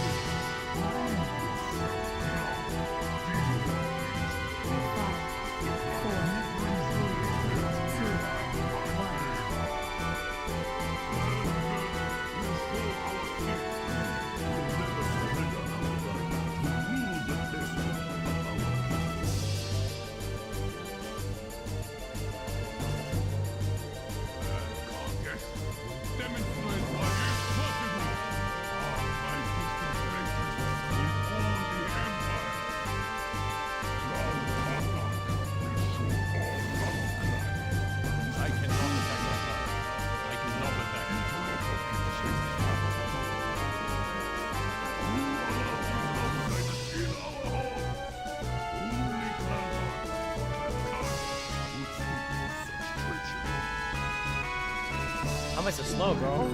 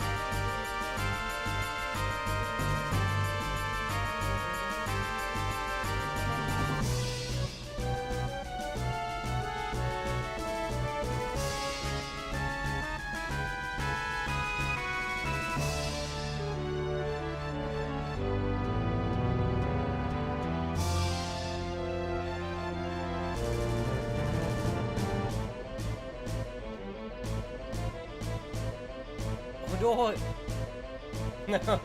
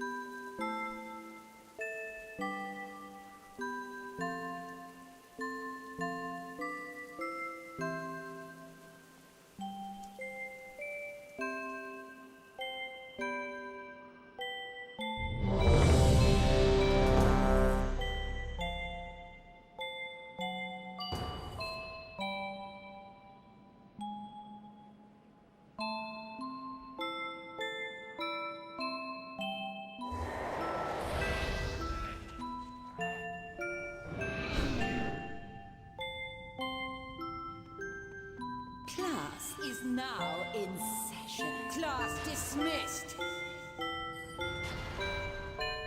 I can never die. This cannot be! It's a Gundam made a video on the Australian breakdance lady. I kind of want to see it. That has to be good. Bro, the Australian breakdance lady is like, what the fuck? I should look into that, because there's no way she didn't cheat, right, to get it. How is that Australia's entrant? I don't know jack shit about breakdance, but I know that bitch knows less than I do. Try your luck. I need a target. I am out of range. I cannot attack that target. I do not have a target. I need to be closer. Feeling I cannot attack that. dizzy?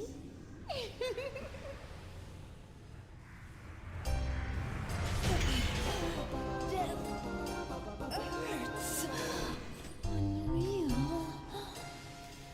My dear, it appears we have visitors. Their deaths. Oh. What's the matter, boss? Getting tired? Isn't it beautiful? You The winner grew up of Sports Star of the Year. My dear. Run, Necromancer. Your life ends once I catch my breath. Come, Voss. Your fate awaits you. Is Rachel Gunn.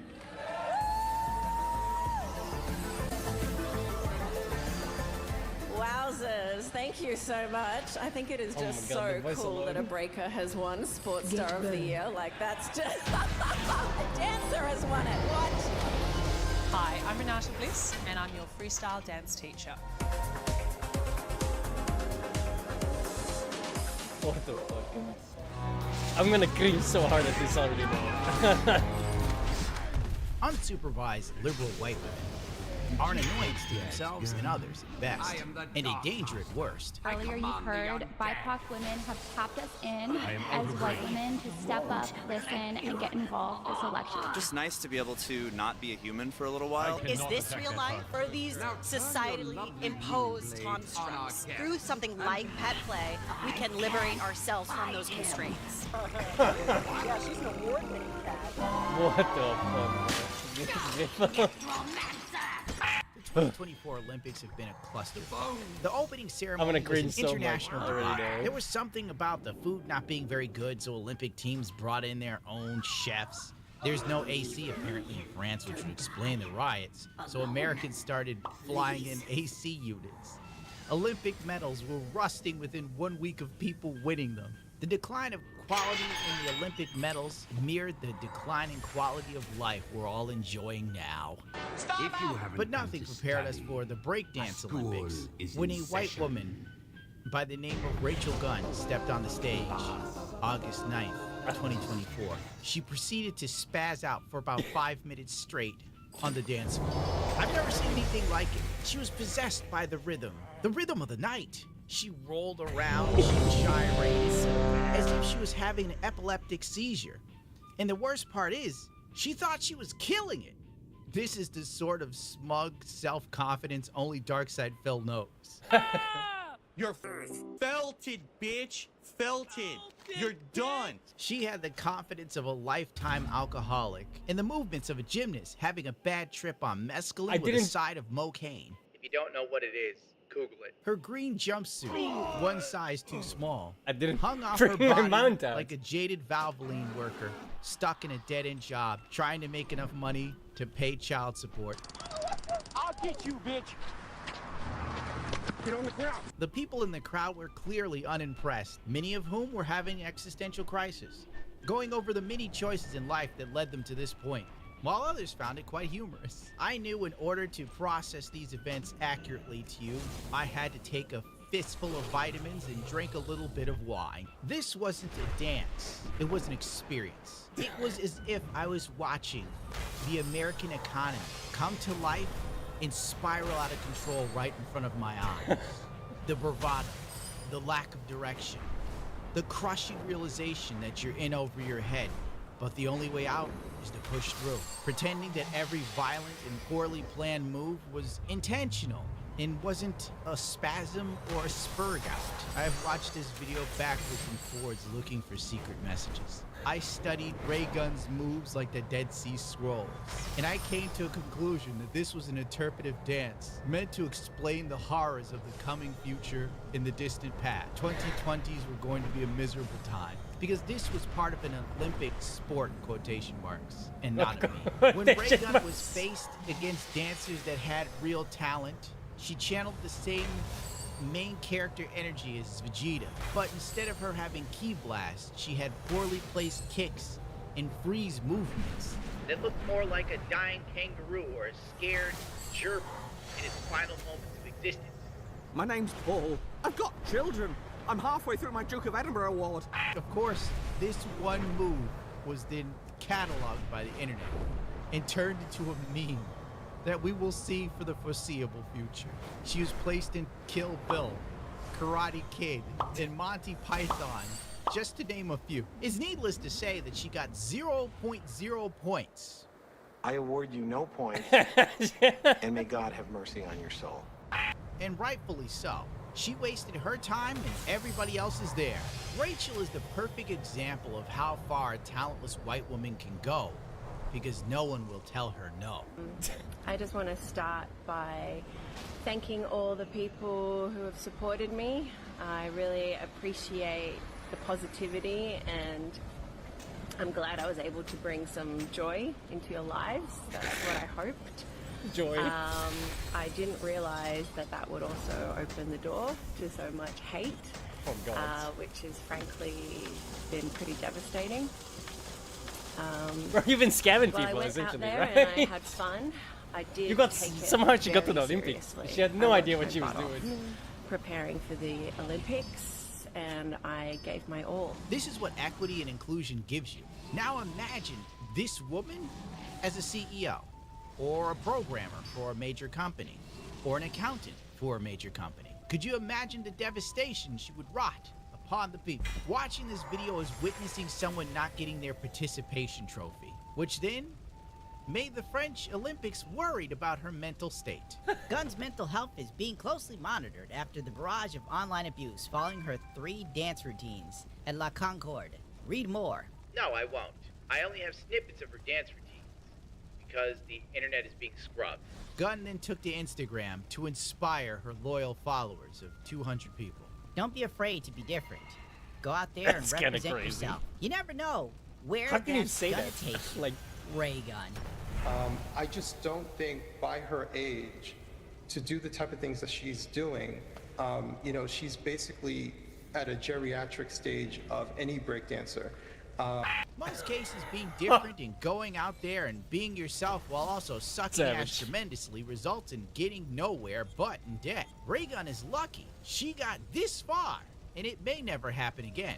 Or at least that's what I hope. Twitter and Reddit started taking down her full dance routines, which, honest to God, if I knew it was going to be like this, I would have saved them for you children, because I can't describe it to you. These little clips we got here, it's not enough. You have to witness this. If you ever felt bad about yourself, just throw on Raygun's dance routines and realize you'll never make a mistake this big in your life. But sadly, the internet is gay now. There's no fun to be had, and England is trying to arrest anyone that dares says anything that might hurt someone's feelings. Well, bloody hell. Oh, Reddit also took down the video too. Good lord, it's gonna be hard as hell to find this. The entire breakdance performance of the 36-year-old Rachel Gunn, aka Ray Gunn, who received 0 points by the judges. She's a full-time PhD lecturer in cultural studies. Oh my god, that explains why she has the movements of a mother. Afterwards, Anna Marie, ALC chief, Demission, said Ray Gunn is the best breakdancing female that we have for Australia. God forbid you laugh at a middle-aged woman floundering on the stage and making a fool of herself in front of the entire This world. post has been removed. Now let's watch Why? this video. This old woman tell us why Ray Gunn is a hero to look like an idiot. What I can say is that I love Rachel, and I think that what has occurred on social media with trolls and keyboard warriors and taking those comments and giving them airtime has been really disappointing. Why? If you But don't why? know Rachel's story, This in is what I don't 2008, she was understand, locked. If you go to the Olympics and you're absolutely terrible, but you think you're hot shit, everyone's gonna savage you. Remember that fucking swimmer? Was he Kenyan? I don't even fucking remember. Swimmer, Olympics, couldn't swim. Everybody loved this guy, alright? Like literally everybody loved this guy. They had to give him, like he had to borrow, I think from the Australians, ironically enough. I'm not sure about that. He had to borrow somebody's swim trunks because he showed up in fucking swim shorts, alright? This guy had no fucking idea what was going on. But he fucking gave it his all, dude. He knew he wasn't... Hang on, just watch this. It's 3 minutes. Oh, dude, is that 24 years ago now? Wow, I'm fucking old.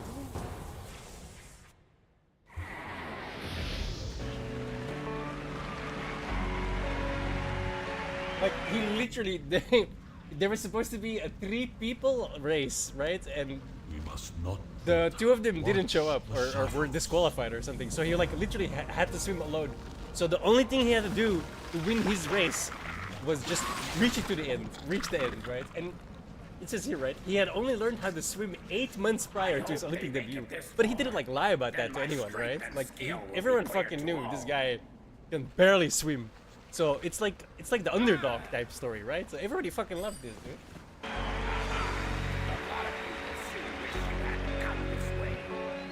Also, yeah. He was like training in like a 20-meter pool, dude, because they didn't have 50-meter pools. I don't know where he's from. New Guinea? Somewhere? Some shithole, obviously, right? Yeah, Equatorial New Guinea. They didn't even have Olympic pools. Like he never swam in an Olympic pool before. Like a 50-meter pool, he never ever swam in that until this moment, right? So it's like it's a magical story, right? Which is in massive contrast to the other chick, right? It's like, oh my god, I got bad comments. Yeah, no shit. Like,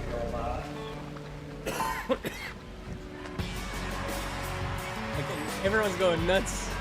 He barely made it to the end. He almost drowned. They're so tired.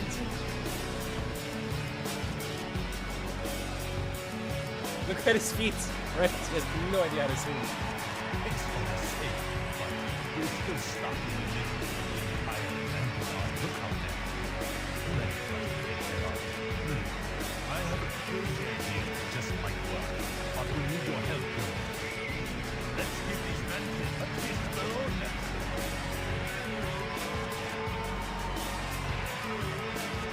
Look, the world record is 22 seconds. He's already over that. He still has 50 meters to go. Crazy.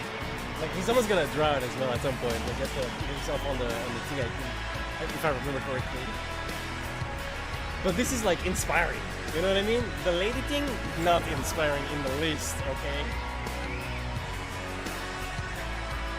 It's like, you can't even compare the two.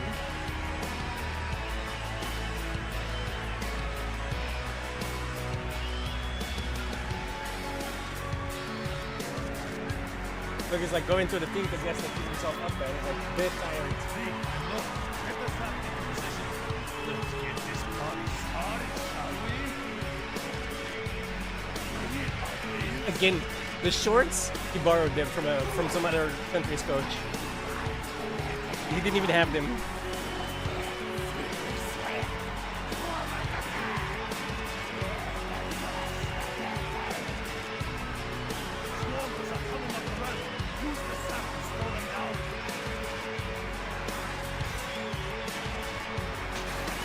Dead tired, bro.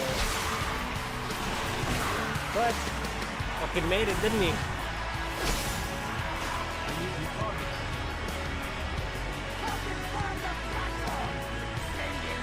Everyone loved it, bro. A winner. I love this so much, dude. Like, that's so much better than what the fucking lady did, dude. Come on. This... Oh, bad comments on Twitter. Fuck off, man. Locked in a room, crying, being involved in a male-dominated sport as the only woman. Wow, what a waste. The poor children. You know why she's locked in a room crying in a male-dominated sport? Because she sucks. Like, as a guy, if you suck, you got two choices. You nut up or you shut up. You either step up to the plate or you get the hell out. There's no in between. There's no, oh, I was crying in my boudoir because I wasn't able to play b-ball. I stepped away. I didn't have the ups. And it took great courage for her to continue on and fight for her opportunity to participate in a sport that she loved. You have to understand, Ray Gunn's mother had fibromyalgia. It's the Olympics, okay? Participation medal is not given, alright? Myalgia. So she had to dance to escape the pain. So it was really unfair that people online started to laugh at her because she looked like a kid. And that got her to winning the Olympic qualifying event. She's Australian, not here British. In Paris. She is the best breakdancer female that we have for Australia. Now you look at the history of what we have had as women athletes has faced in terms of criticism, belittlement, judgment, criticism, and simple comments like they shouldn't be there.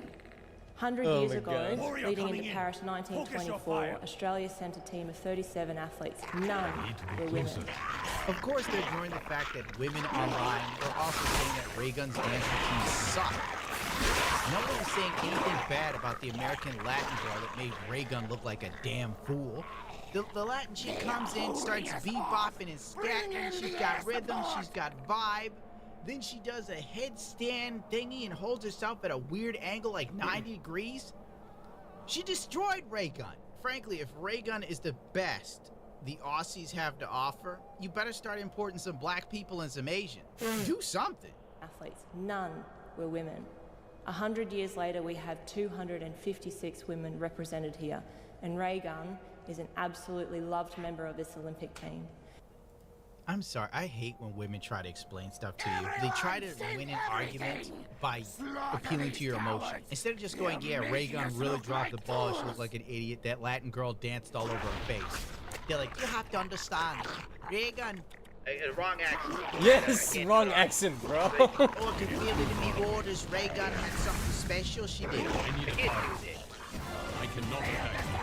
I cannot attack. You're watching the breaking news. Okay, some more stuff came out about this absolute barnstormer of news from Autism Capital. Great name. The story of how the Australian woman breakdancer Rachel Ray Gunn, who scored a literal 0 in the Olympics, is fascinating. How did she get there?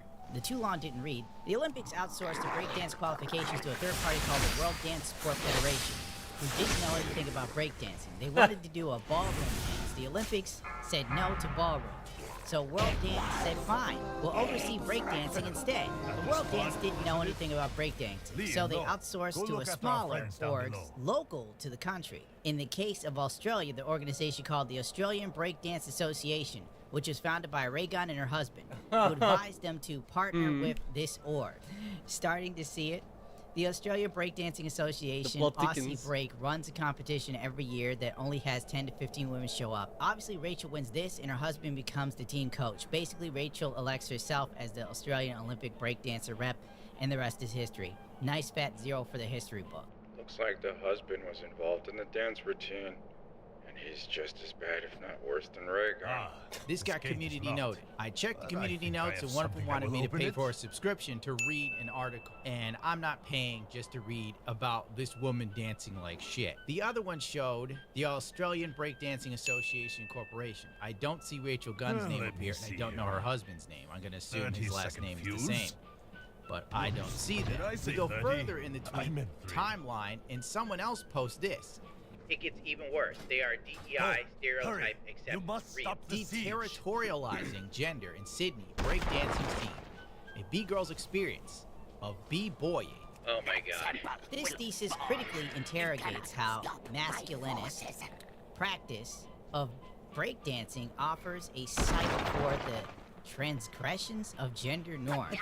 Drawing on my own experience as a female within the male-dominated breakdancing scene in Sydney, first as a spectator, then as an active crew member, this thesis questions why so few female participants engage in this creative space, and how breakdancing might be the space to displace and deterritorialize gender. I use analytic autoethnography can't even sit down there. And interviews with C members and collaborate on theoretical frameworks, post-structuralist philosophies to critically examine how the capabilities of bodies are constituted He sucks at reading. and shaped in Sydney breakdance scene, and also locate the potentiality for Every movement video. of If you read something, it's transgression. like In other words, he sucks I at reading. conceptualize the breaking body as not a body, constituted through the regulations and assumptions, but as the allegations have surfaced, statement of Dr. Rachel Gunn, aka Ray Gunn, manipulated the qualifier, setting up her own governing body, denying transit to underprivileged performers and allowing her husband to coach the national team. Australians have started a petition demanding an investigation and an apology. It has garnered over 13,000 signatures. Should she be forced to apologize, or was she humiliated enough? Well, people are upset. The only thing we've done about it, most likely not. This is a massive waste of life and time, and we'll probably learn nothing from this. Other rumors are saying that the Olympics are absolutely done with b-boying and b-girling. So this may be the first and last time you see breakdancing at the Olympics. And rightfully so. How do you like them? Yeah, that's not a... I don't support stupid dances at the Olympics. I've had it up with blue gay men with poorly dancing wine mob. Coming from the glorious.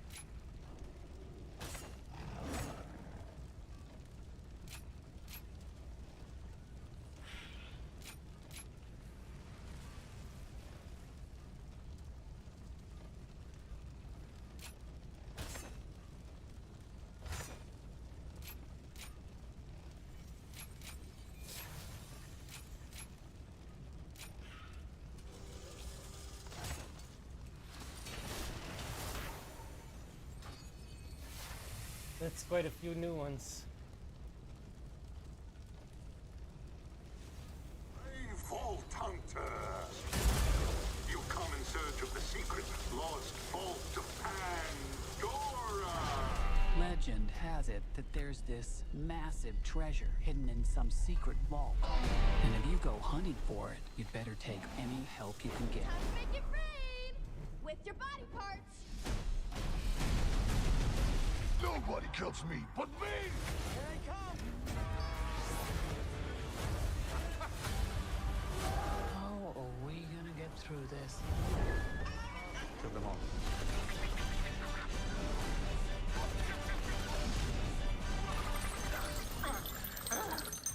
What? I'm expelling the excess lead. I can't go if you're looking at me. Actually, scrap that. I can. I really can. God! Why would you do that, dude? Because poop is funny.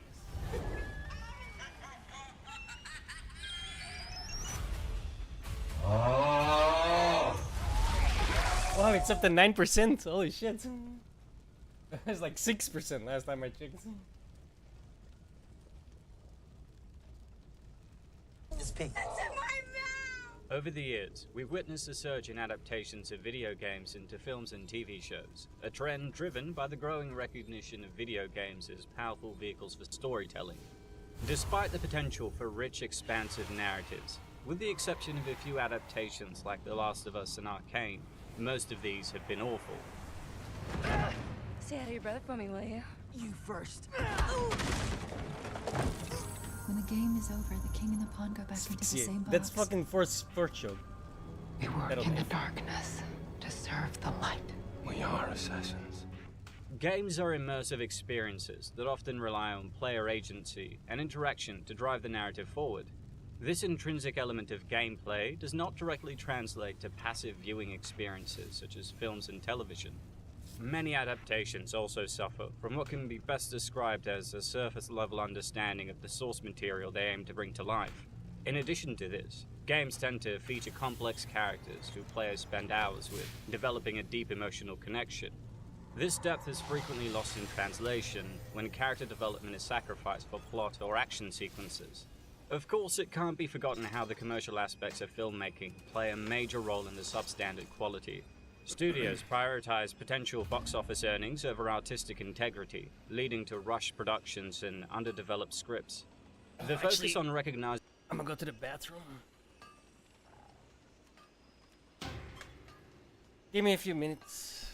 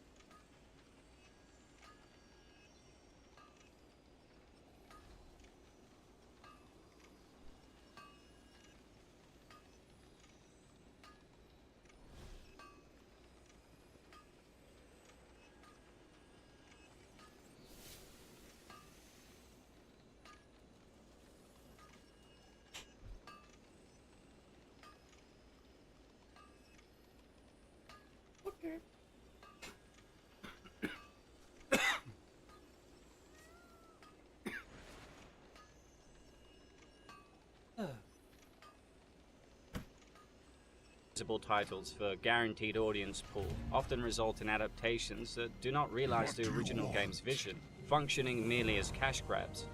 A successful adaptation requires a deep understanding of the original game's essence, a respect for its mechanics, story, and emotional beats. It also necessitates a willingness to reimagine these elements in a way that respects the original while making the most of the new medium's strengths. The recently released Borderlands movie by Eli Roth, based on the popular video game series of the same name, has finally hit theaters, but unfortunately, it falls victim to the same pitfalls that have plagued many adaptations before it.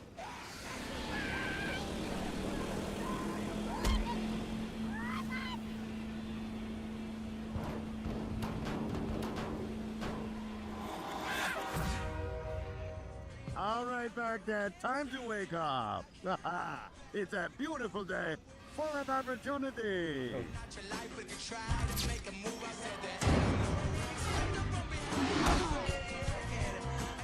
A lot of why this movie doesn't work has to do with the format of the games themselves, which are a unique blend of first-person shooters and role-playing games.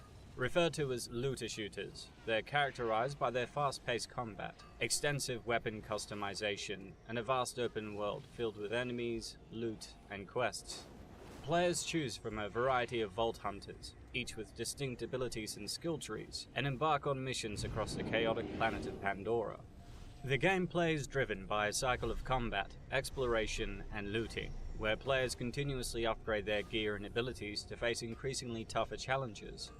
One of the core mechanics is the randomized loot system, which generates an enormous variety of weapons and items with different attributes. The games also feature cooperative multiplayer, allowing players to team up and tackle missions together, enhancing the chaotic and unpredictable nature of the gameplay. Unfortunately for anyone trying to adapt them, the story is often secondary to the gameplay, serving more as a backdrop to the action rather than the primary focus. The narrative is also typically episodic, with quests that can be tackled in various orders, and is filled with dark humor, satire, and over-the-top characters, while the tone is irreverent, often breaking the fourth wall and playing with genre conventions. Translating Borderlands into a film is challenging because the game's appeal lies largely in their interactive and dynamic nature. The randomized loot, player-driven character development, and the non-linear structure of the story are difficult to replicate in a linear, passive medium like film. The humor and tone, which rely heavily on player interaction and the chaotic unpredictability of the gameplay, effectively lose their impact when not experienced firsthand. So even if this film were made by people who love the games and wanted to make a faithful adaptation, they would have been doing so with their hands tied behind their back. And given that this is clearly an exploitation of IP, the outcome was inevitable. The movie literally debuted with a 0% on Rotten Tomatoes, until Grace Randolph brought it up to 6% with a favorable review for some reason. Speaking of Guardians of the Galaxy, this is very much that film, I would say, meets Fallout. And Fallout, of course, recently just got its own adaptation on Prime Video, which was garbage. And I have to say, I'm sorry to say, better than this movie. Not to say this movie's bad, it's just not as good as Fallout. You sure about that? Fallout was And garbage it's on too. track to be quite possibly the biggest box office bomb of the year, opening to A literal just rewrite the 8.8 canon, million like fuck against off. its $110 million budget, which doesn't include probably around another $100 million in marketing.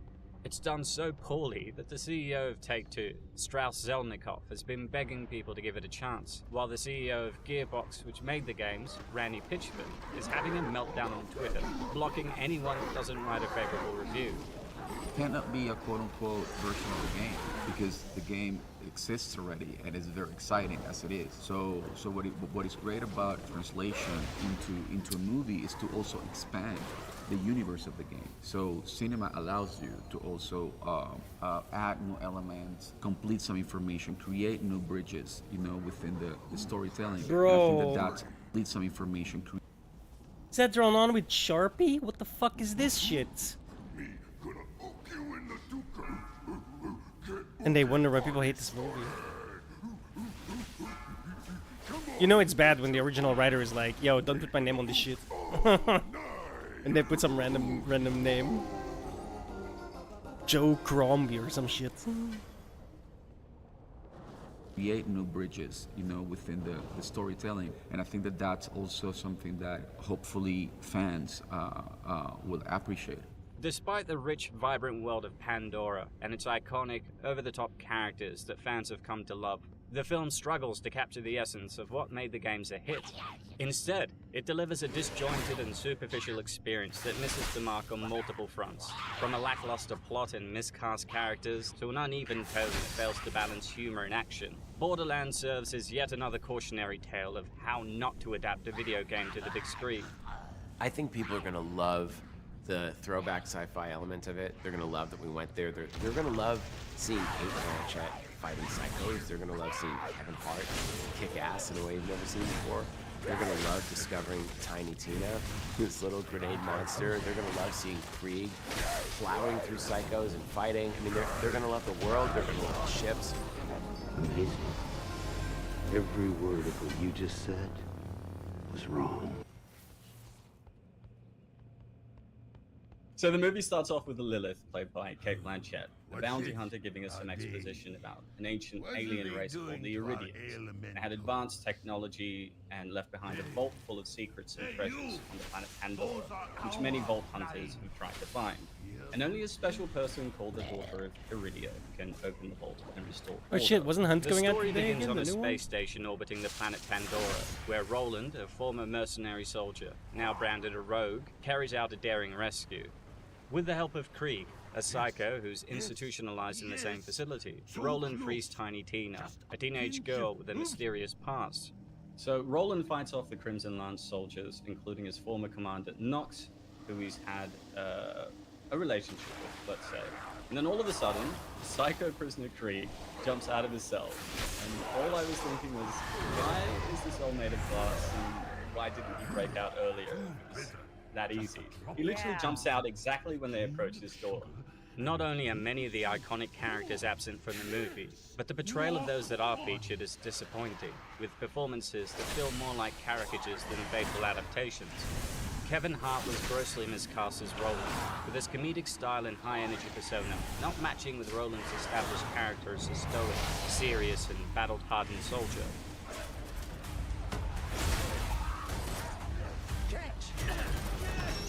What did I tell you? Minimal explosion! I said no explosion! Roland is known for his calm, disciplined demeanor and strong leadership qualities, but Hart's portrayal leaned more towards humor and lacked the gravitas necessary for the role. I said, if this gives me the opportunity to do it, is a complete shock factor. And here's the crazy part, not for myself, I love it, because I know what I'm capable of, and what I'm capable of doing is over-prepared. This misalignment not only made the character feel inconsistent and unconvincing, but also undermined the seriousness and emotional depth that Roland's character required.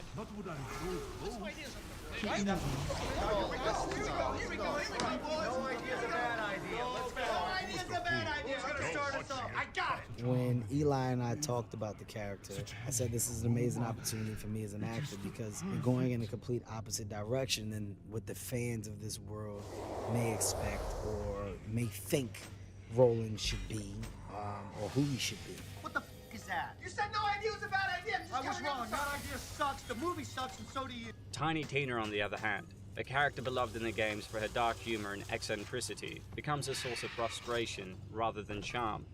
Ariana Greenblatt's portrayal of Tina amplifies her quirks to an extreme, turning her into an exaggerated caricature rather than a nuanced character. Do you know how many people have died looking for this vault? We have something they don't, baby girl. Major issues. Time to make it rain with your body parts. Her relentless energy and over-the-top behavior, which might work in small doses, become grating when given too much screen time, without the balance of the more vulnerable and complex aspects of her personality that are present in the games. She's like a completely insane 12-year-old who loves grenades but also loves bunnies. She's very much a kid, but she can also sit down and have a tea party with you. And the first things he said was that go like if she's the kid version of Harley Quinn. So that's kind of how I was finding her way with her personality, but... Bro, I swear to God, every time I hear an actor talk about their character, I just want to fucking put a bullet in my brain, bro. Like, it's so fucking branded. The movie fails to capture...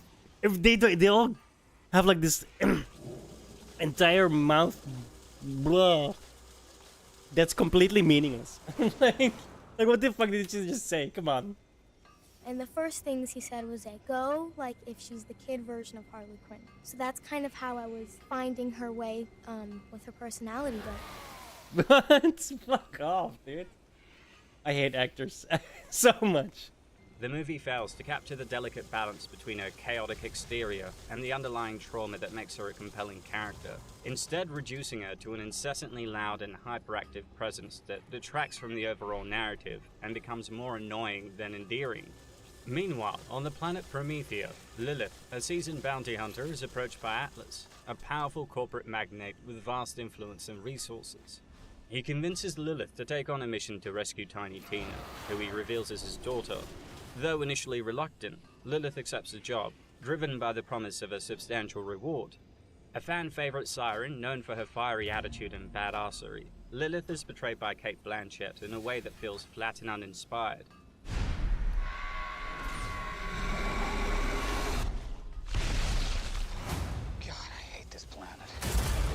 The nuances of her personality, her blend of toughness, vulnerability, and sardonic wit are largely absent, resulting in a character that lacks the depth and magnetism that players have come to expect.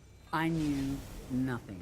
So the whole process of embarking on Borderlands has been a process of discovery. And then, of course, I went online and it just exploded. And I realized it was sort of the king or queen of the looter shooter games. Even the villains, who should be menacing and memorable, suffer from lackluster characterization. Atlas, who I think is modeled after Handsome Jack from the games, is reduced to a one-dimensional villain, lacking the cunning, charm, and moral ambiguity that made Jack such a compelling figure in the games. You tell me why you look like you headbutted a belt sander, and I'll let all you go right now. My husband gave me a skag pearl ring. The pearl released hunger-inducing pheromones. Oh, you know what? I am so sorry. I just, forgive me. Where's your husband now? He's dead. That is a heartbreaker. But you got something in common with him now, at least. Atlas feels like a watered-down imitation, devoid of the complexity and twisted humor that made Jack a standout character. Handsome Jack was great. Language. Lilith eventually returns to Pandora, her home planet, which she hasn't visited since she was a child. There, she encounters Claptrap, a quirky and overly enthusiastic robot mysteriously programmed to wait for her. Together, they embark on the mission to locate and rescue Tina, unaware of the deeper, more dangerous implication of their quest. Yeah, so not only does she get a free ride, but she gets the ride to, which happens to be the one place where Claptrap, who it's later explained is programmed to help her and only her, is located. He was programmed like 36 years ago, I think we find out. So this was just coincidence stacked up upon coincidence 15 minutes into the film.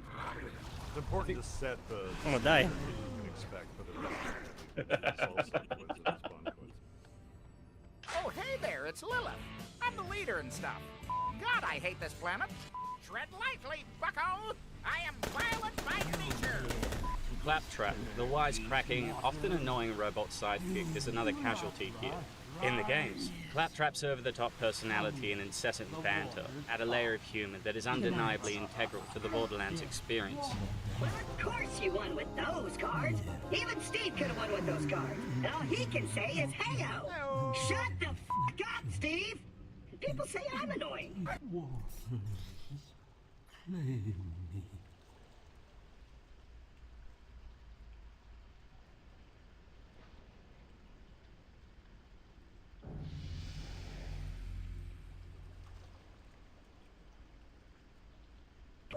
Shut the f*** up, Steve!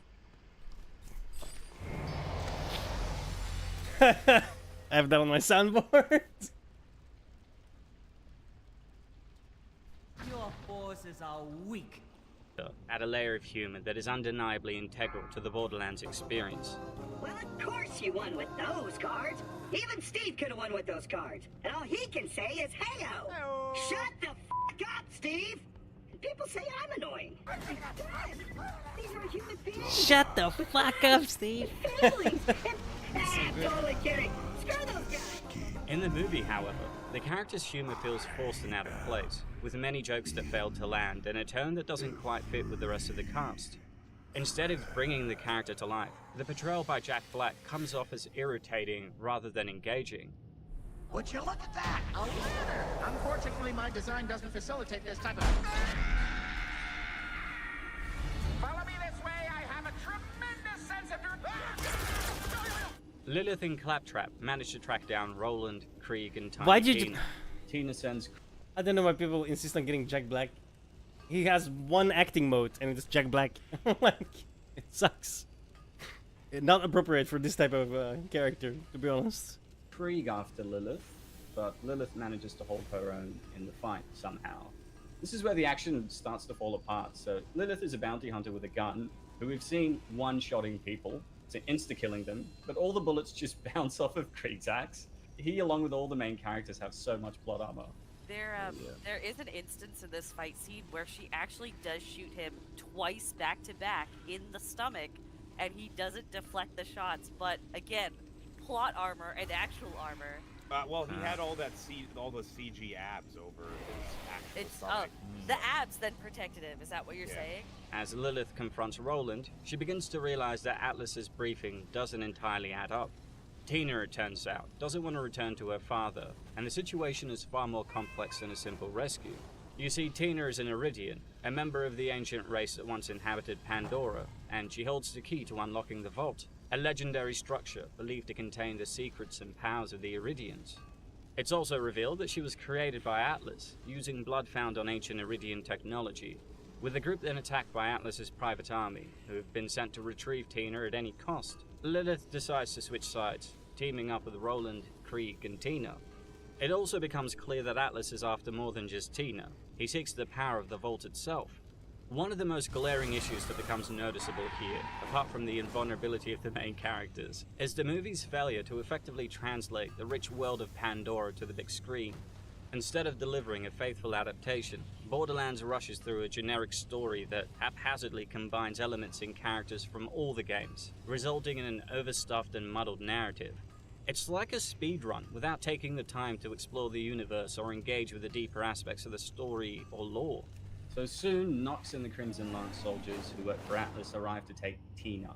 Luckily, Roland shows up in a vehicle and takes Lilith, Tina, Krieg, and Claptrap as they're pursued by the Crimson Lance. Despite the overwhelming number of soldiers, their weapons, and air superiority, they manage to evade them.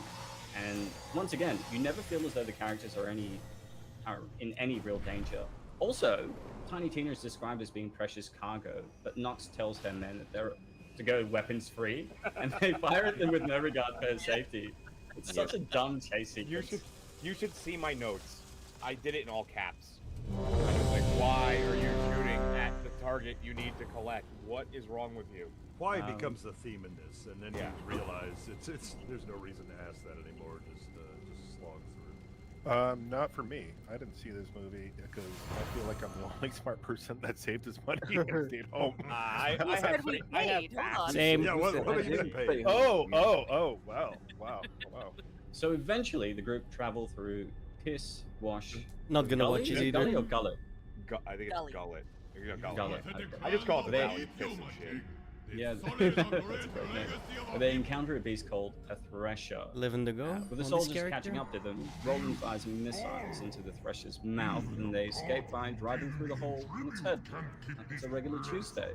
Now, they were being pursued by soldiers with flying vehicles, but for some reason... awful this looks, man. Horrendous. I'm so slow, bro. I hate it. Like, by the time I get anywhere, everything's dead. It's just colored previs, you know?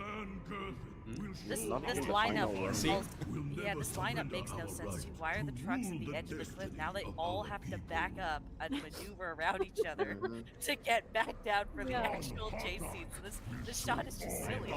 Yeah, if you take away the flying platforms, it looks like a Jeep commercial. Yeah. But what confused me more is that they have flying vehicles, but they just give up on the chase, despite the importance of the mission. So while fixing a flat tire on their car, Lilith finds out that Tina is the daughter of Iridia, the one who can open the vault. Even though Lilith is initially hesitant, she decides to join the group because Atlas is now after all of them. They already have one key in the form of Tina, needed to open the vault, Roland suggests that they talk to a friend that Lilith happens to know. Wearing holographic masks, they head to a bar in Sanctuary City owned by Mad Moxie, played by Gina Gershon, who used to know Lilith's mother. But while at the bar, a Crimson Lance soldier named Larry, played by Bobby Lee, recognizes Roland. Now, there are wanted signs everywhere, and they're in a bar filled with random people, but Roland and the others think it's a good idea to take their mask off. Yep. And nobody else spots them, despite there being like a $150,000 bounty. Yep. So, Moxie points them to the location of a scientist who can help them find the next key. Naturally, Larry tries to apprehend Roland, as there's a bounty on his head, but is knocked out by Moxie, giving the group a chance to escape. Next, they take an elevator up to the hideout of Dr. Patricia Tannis, who raised Lilith after her mother supposedly abandoned her to go vault hunting. But there's much more to the story than meets the eye. Lilith and Tannis argue about this, and as Lilith goes outside, where Tina finds her and reveals that Atlas created her in a lab as a clone of an Iridian. Unfortunately for the group, Claptrap decides to walk around the city like a retard, despite there being wanted signs of all of them, and catches the attention of the mercenaries who begin to hunt them down. Luckily, the soldiers are pretty incompetent. Patricia has extensive knowledge of the Iridians and the Vault, and helps them locate a key they needed to open it, which lies hidden deep within an underground maze occupied by a tribe of psychos. Heading through the maze, the group stumble upon the key and bring it to the surface, while Roland sacrifices himself. But not really, because he ends up being fine somehow.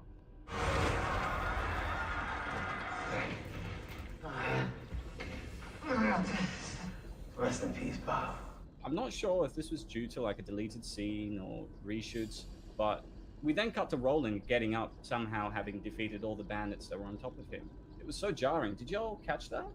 I did, and I just chalked it up to black girl magic. Okay. And the most jarring thing to me is that the head of the bunny is fine. It was stuffed full of dynamite, the bunny, and the head is That's true. Just fine. It quickly becomes apparent that Borderlands is a mashup of genre tropes and stereotypes that fails to either be amusing or thrilling. The screenplay, credited to both Eli Roth and Joe Crombie, is a collection of cliched dialogue and tired plot devices. Characters say lines like, I'm getting too old for this shit. To Maybe got off on the wrong foot. making the dialogue feel like it was pulled from a bag of stock action movie phrases.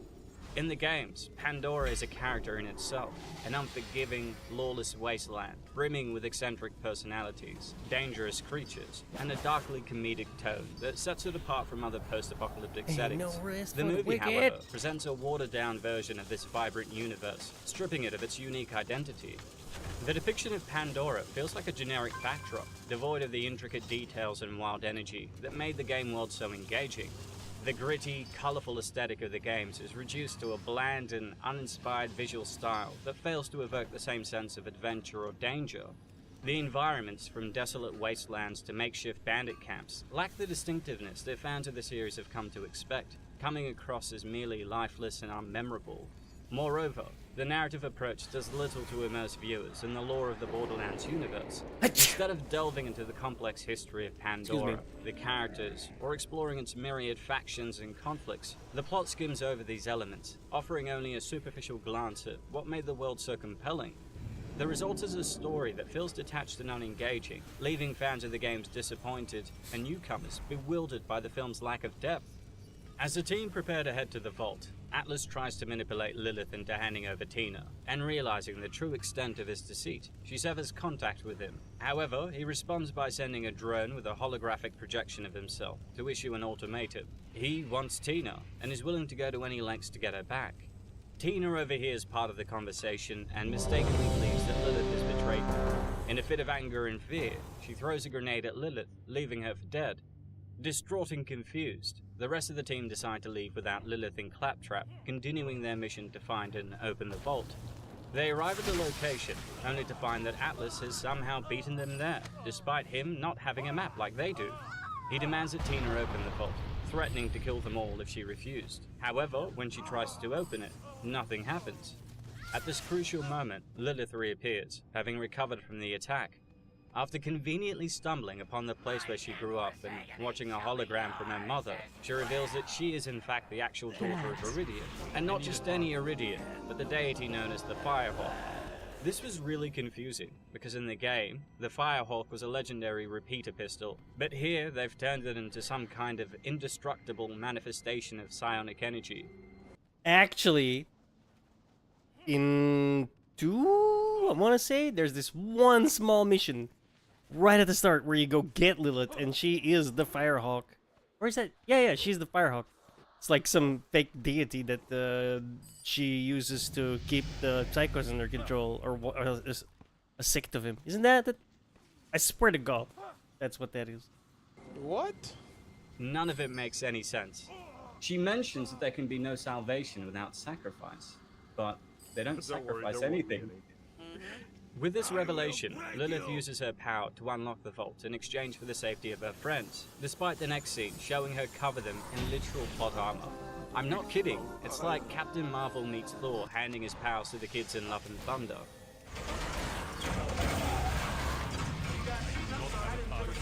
As the two groups fight and the vault door opens, Atlas eagerly anticipates the power within, but Lilith has other plans. She traps him inside the vault, where a monstrous creature emerges and drags him away, sealing his fate. Lilith, now fully aware of her heritage and power, stands as a protector of Pandora, with Roland, Krieg, Tina, and Claptrap by her side.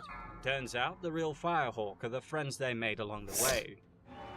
That, I think, is what peace sounds like. So the film ends with Pandora celebrating with fireworks for That summer. sounds like a telesync, and that audio was definitely recorded. The opening of the film, I don't know if you guys got onto this, but the opening mentioned the prophecy about the daughter of Iridians restoring order. But Lilith didn't restore shit. There are still violent gangs and psychos everywhere. It's a celebration that is not earned. This, in fact, is confirmed when Lilith shows off her fire wings at the very end and tells us that even though Pandora is still a very dangerous place, it's her home. So the entire movie amounted to nothing. Which is an odd line. Oh yeah, it's an odd line too, because she says like, this shithole I hate, like God I hate this planet, but there is never ever a single instance where the planet, like, she changes her mind about the planet. But you could say the it same could about have every even relationship. been like a line. All it had to do was be a line where I'll just make it up on the spot. It could have been something like, why are you defending this shithole? Well, it's my shithole, is all that she had to say. Yeah. And it would have at least been able to explain this. And they were 100% just like, hey, do you remember the end of Return of the Jedi? Let's just do that. That's basically what this scene is. It's just, let's have fireworks and Look at the celebration, picture, but we don't- dude. It's not great. unearned. Can we at least get Ewoks dancing or something? That would be. No, Well, we have. There's one Ewok there. It's Kevin Hart. Kevin Oh, Hart. yeah, well, yeah, but he's not yum nubbin, so. To be fair, I mean, Lilith has grown back her jacket now. I mean, that's kind of a win. Yeah. That's pretty impressive. Yeah. I mean, she has that. However much the giant check was, she can buy a bunch of those jackets. That's all she does. She just buys the jacket. That's why she has to do the bounties all the time. She just keeps losing her jacket. Yeah. The movie attempts to adapt the disordered and vibrant world of Pandora, but the execution is hampered by underdeveloped characters, uneven pacing, unbelievable amounts of plot armor, and a failure to fully explore the rich potential of the Borderlands universe. Directing Borderlands, luckily I had the creators to take me through the game in years and years of Borderlands lore. The characters form this strange, dysfunctional family. You had to really get some education and backstory.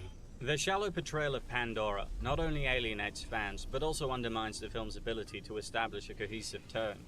The game's expertly balanced dark humor with intense action, creating a distinctive atmosphere that is both irreverent and thrilling. The movie, however, struggles to find this balance. Moments that should be tense or exciting are undercut by misplaced humor, while attempts at satire fall flat, resulting in a disjointed and muddled narrative that never quite finds its footing. The plot is a simple, yet often confusing attempt to rip off the Guardians of the Galaxy without the humor, intelligence, or heart. The movie has a sense of humor. It's fun. I didn't want to make a movie that was bleak and depressing and this kind of a film that was absent of hope. I wanted a movie that you just feel great at the end of it. It introduces Oh, you numerous failed. characters, subplots, and lore Miserably. elements, incorrectly I might add, and fails to develop them in any meaningful way. The lack of clear character motivations, coupled with a weak antagonist and an unsatisfying climax, left me with more questions than answers. The video games are known for their quirky, fast-paced narratives that combine action, humor, and a little bit of madness to create an engaging story, rather than weaving a coherent tale that captures the essence of Pandora's lawless world and its inhabitants. The film instead offers a series of loosely connected scenes that feel more like a collection of random events than a well-crafted story. Honestly, the characters just meander from one set piece to another, without any real sense of purpose or direction. Another significant issue is the film's pacing. In trying to cover too much ground, the movie rushed through important plot points and character development moments, leaving little time for audiences to fully absorb or care about what's happening. Key moments that should resonate emotionally or drive the story forward are glossed over, resulting in a narrative that feels shallow and unsatisfying. Additionally, the attempts to include fan-favorite elements from the game, such as vault hunting, legendary weapons, and the infamous vault itself, are handled clumsily. Instead of being integral to the plot, these elements are shoehorned in as mere references or visual gags. As a result, what should have been exciting nods to the source material end up feeling like empty fan service. The Borderlands games are characterized by their bold, comic book-inspired visuals, with sharp contrasts, exaggerated designs, and a color palette that pops off the screen. This style is more than just an aesthetic choice. It's a key part of the game's identity, amplifying the over-the-top action and irreverent humor. Despite some moments of visual flair, the film ultimately struggles to bring the wild and vibrant world of Pandora to life in a way that feels authentic and engaging. Moreover, the film's reliance on CGI from many of its visual effects feels excessive and often poorly executed. Everyone is So pushing annoying. each other in the best possible way. Everyone's working together as a team, and you see it. You are in Borderlands. You're completely immersed in it. There's no green screen. There's no wires. These are the actors really doing this. Stunt people taking hits and falls. Everyone getting rocked. Everyone getting slammed into crates. Everyone jumping and shooting, and it's breathtaking. Instead of enhancing the world, the heavy use of CGI frequently undermines it, creating a disconnect between the characters and their surroundings, making the film's visual experience feel artificial and hollow. The environments, which in the games are sprawling, intricate, and full of life, appear flat and uninspired on the big screen. Rather than capturing the expansive, unpredictable wilderness of Pandora, the film's setting feels like a generic sci-fi backdrop that could belong to any post-apocalyptic world. The sense of place and atmosphere that is so crucial in the games is largely absent, while character types and designs, another hallmark of the games, are similarly mishandled. The film tries to recreate the iconic looks of characters, but these designs often come off as cosplay-level imitations, rather than fully realized, living versions of these characters. Even the action sequences, which should be a highlight of an adaptation, fail to deliver the kinetic energy and spectacle we expect. In the games, combat is fast-paced, chaotic, and full of explosive, over-the-top moments. The film's action sequences, however, are bogged down by choppy editing, uninspired choreography, and a lack of creative direction. The result is a series of set pieces that feel more obligatory than exhilarating, lacking the punch and dynamism that make the games thrilling to play. Rather than capturing the spirit, humor, and anarchy that define the games, the movie delivered a hollow imitation that will neither satisfy fans nor engage newcomers to the franchise who will just be confused. The film is just a soulless attempt to exploit the Borderlands intellectual property for its commercial potential, rather than a project born out of genuine love for the source material. The result is a movie that feels disconnected from its own identity, too derivative to stand on its own as a film, and too superficial to be considered an adaptation. It certainly has the ingredients of something delicious. It checks all the boxes. It has pathos, it has humor. And that's the problem. It checks all the boxes. That is not something you want to hear about a movie. I'm just gonna point that out there. Because the boxes we want checked are not the boxes they want checked. Of action. You know, it's so rare that you have that experience, like a Guardians of the Galaxy or Empire Strikes Back or a RoboCop. You go, wow, that was so good. Either whatever you expected it was going to be, it just completely blew you away on every level. And that's what I want. I want people to go, that is the best time I've had in a movie theater in a year. That was worth the wait.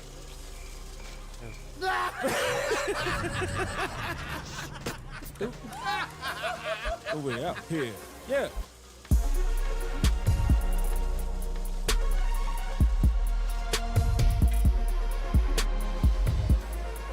Too bad. That should have been a decent movie. It could have been.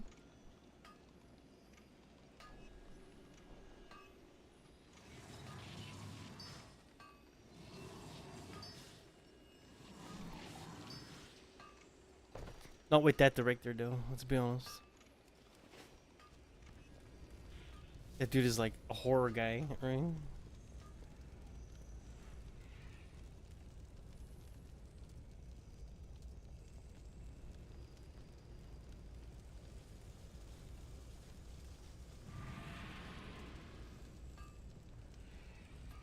Yep.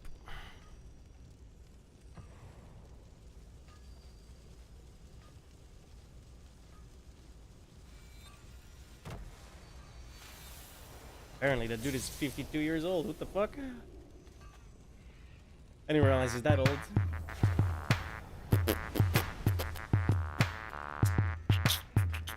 Hello, Colin. Hello. We've discussed many films together on review at this point. Yes. But we have not talked about a single Canadian filmmaker. And Really? So today we're going to talk about the one Canadian filmmaker. David Cronenberg. David Cronenberg. We've never talked about a David Cronenberg movie on this channel ever. I don't think we've even mentioned him. Yeah, but in any of our like videos. in passing, yeah. Which Even is though weird. He's one of my favorite filmmakers. He's Toronto's favorite son. This Yeah. is so bizarre. And yeah, Mike said you were interested in doing The Fly, and I was like, oh shit, yeah. That's one of It those ones seems people so are going to see this weird. video on their feed, and they're going to say they haven't done that yet. I feel like Right? they've already It's so, talked about The Fly. it's so strange, yeah. It kind of goes. I know hand they in hand haven't, with, but it The was like- Thing. It reminds me of like when anytime happy like they somebody finally says did. that remakes are shitty and lazy and terrible, and it's always two movies that come up.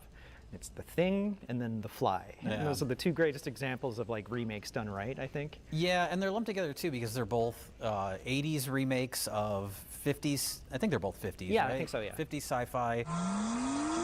And they're great.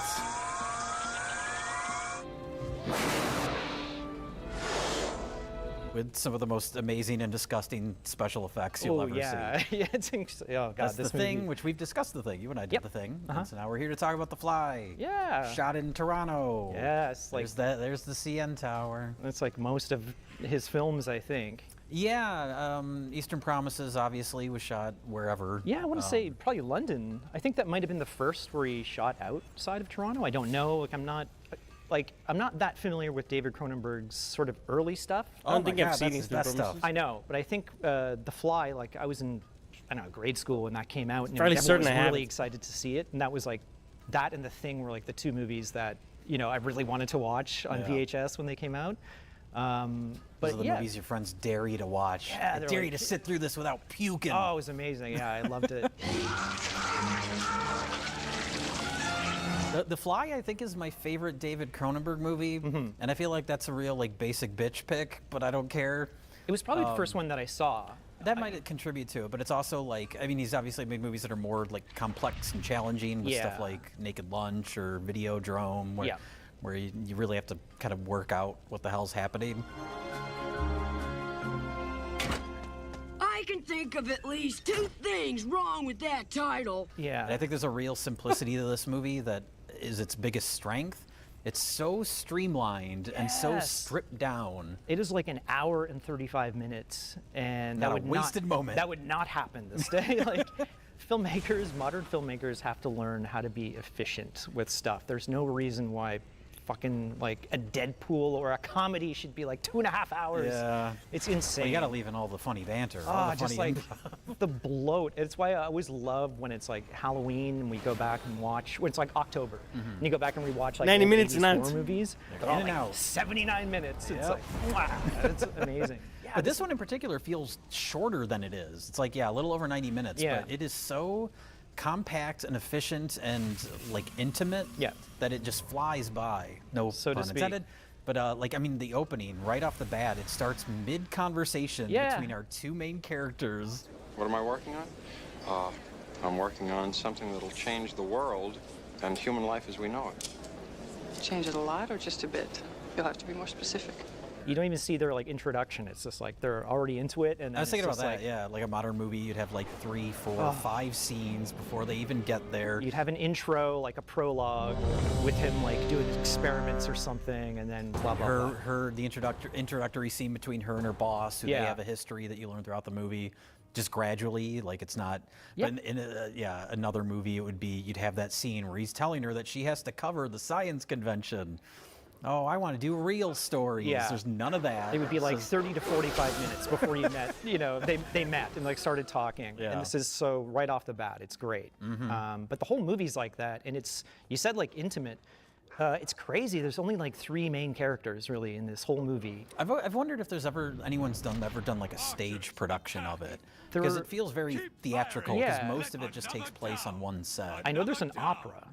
Oh, okay, that makes even more Howard sense. Shore made an opera. Oh, apparently, okay. I haven't seen it. I haven't seen any clips or anything like that. But it seems like you could do that because it's really just the one set, with the odd, you know, like in John Getz's office or something like that. Yeah. It's the only time. Yeah, you they kind go of- to a couple places, but you could rewrite that with a whole thing. For sure, basically. yeah. Or maybe 2 sets, but I guess that makes sense that it would be turned into an opera because Howard Shore did the opera version. Yeah. Because the score is very bombastic in It a way that is. actually works despite the movie being so simple. It's a weird tone. Like it doesn't seem to fit the movie, but then it does. Like Yeah. it's very weird. I was getting shades of RoboCop in the end credits. Yeah, that's I think what works so well about it is like it's funny in rewatching it. It gets to the end credits. It has like the most tragic, sad ending of all time, And like it kind of fades it out. Fades out just immediately. No like final scene to Yeah. kind of like calm you down. It's just like he's fucked. Everyone's miserable. We're done. Yeah. And then it cuts to the credits, and the cast list is like a dozen people. And Yeah, that's it. it's crazy. It's which is kind of amazing. I mean, it works. It's just so taut, and there's not like an ounce of flab, I think, anywhere on this. And the basic story, I guess, if anyone hasn't seen it, it's funny. It has one of the most. It's David Cronenberg's probably most like famous movie. It has one of the most famous taglines of all time. I didn't realize I was afraid. No. Be afraid. Be very afraid. Which is "Be afraid, be very afraid." It's a line in the movie, and it sounds corny in the movie just because you've heard it so many times. Yeah.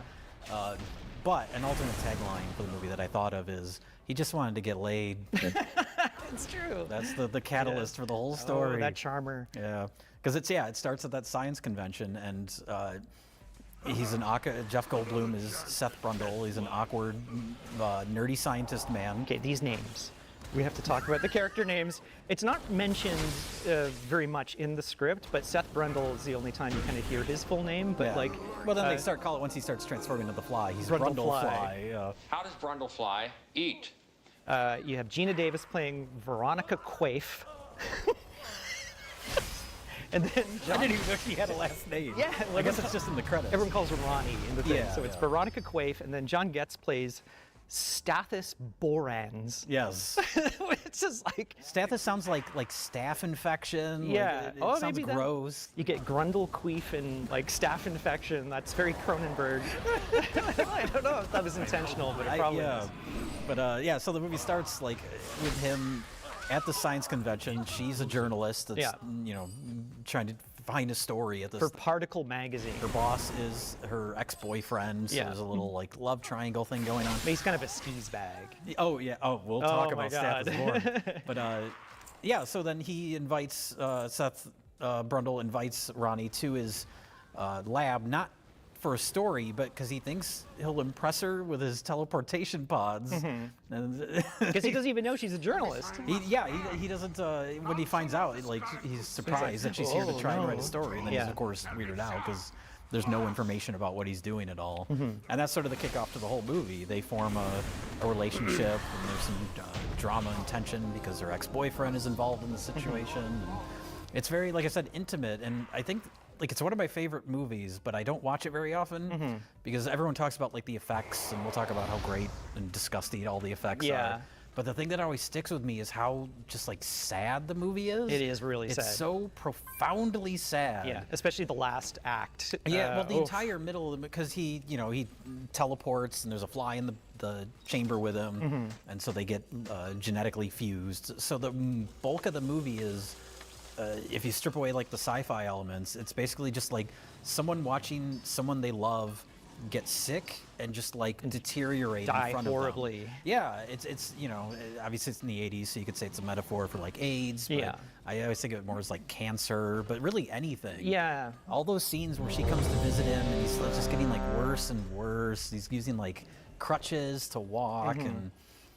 The drama of it all, like Gina Davis's performance is so great. She really sells it as like a believable situation. Even Yeah, though for sure. Some of the visuals are kind of absurd and weird, but she just completely sells the whole Yeah, thing. she kind of grounds it, especially, there was that scene, I think, later in the movie where he's like vomiting. He starts vomiting to dissolve the food and stuff, and he's got all these like stains on his shirt of just like, it looks like jizz or something. Yeah, well, It's that's really the grossest gross. part of the entire Oh, movie. and she gives him that big She hug. gives him a hug, and it's you're like, oh, God.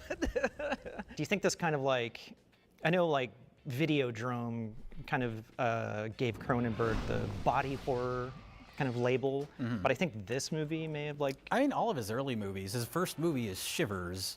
Okay, I which never. is- Yeah, I'm kind of oblivious to like Okay. anything past. I only recently saw Scanners.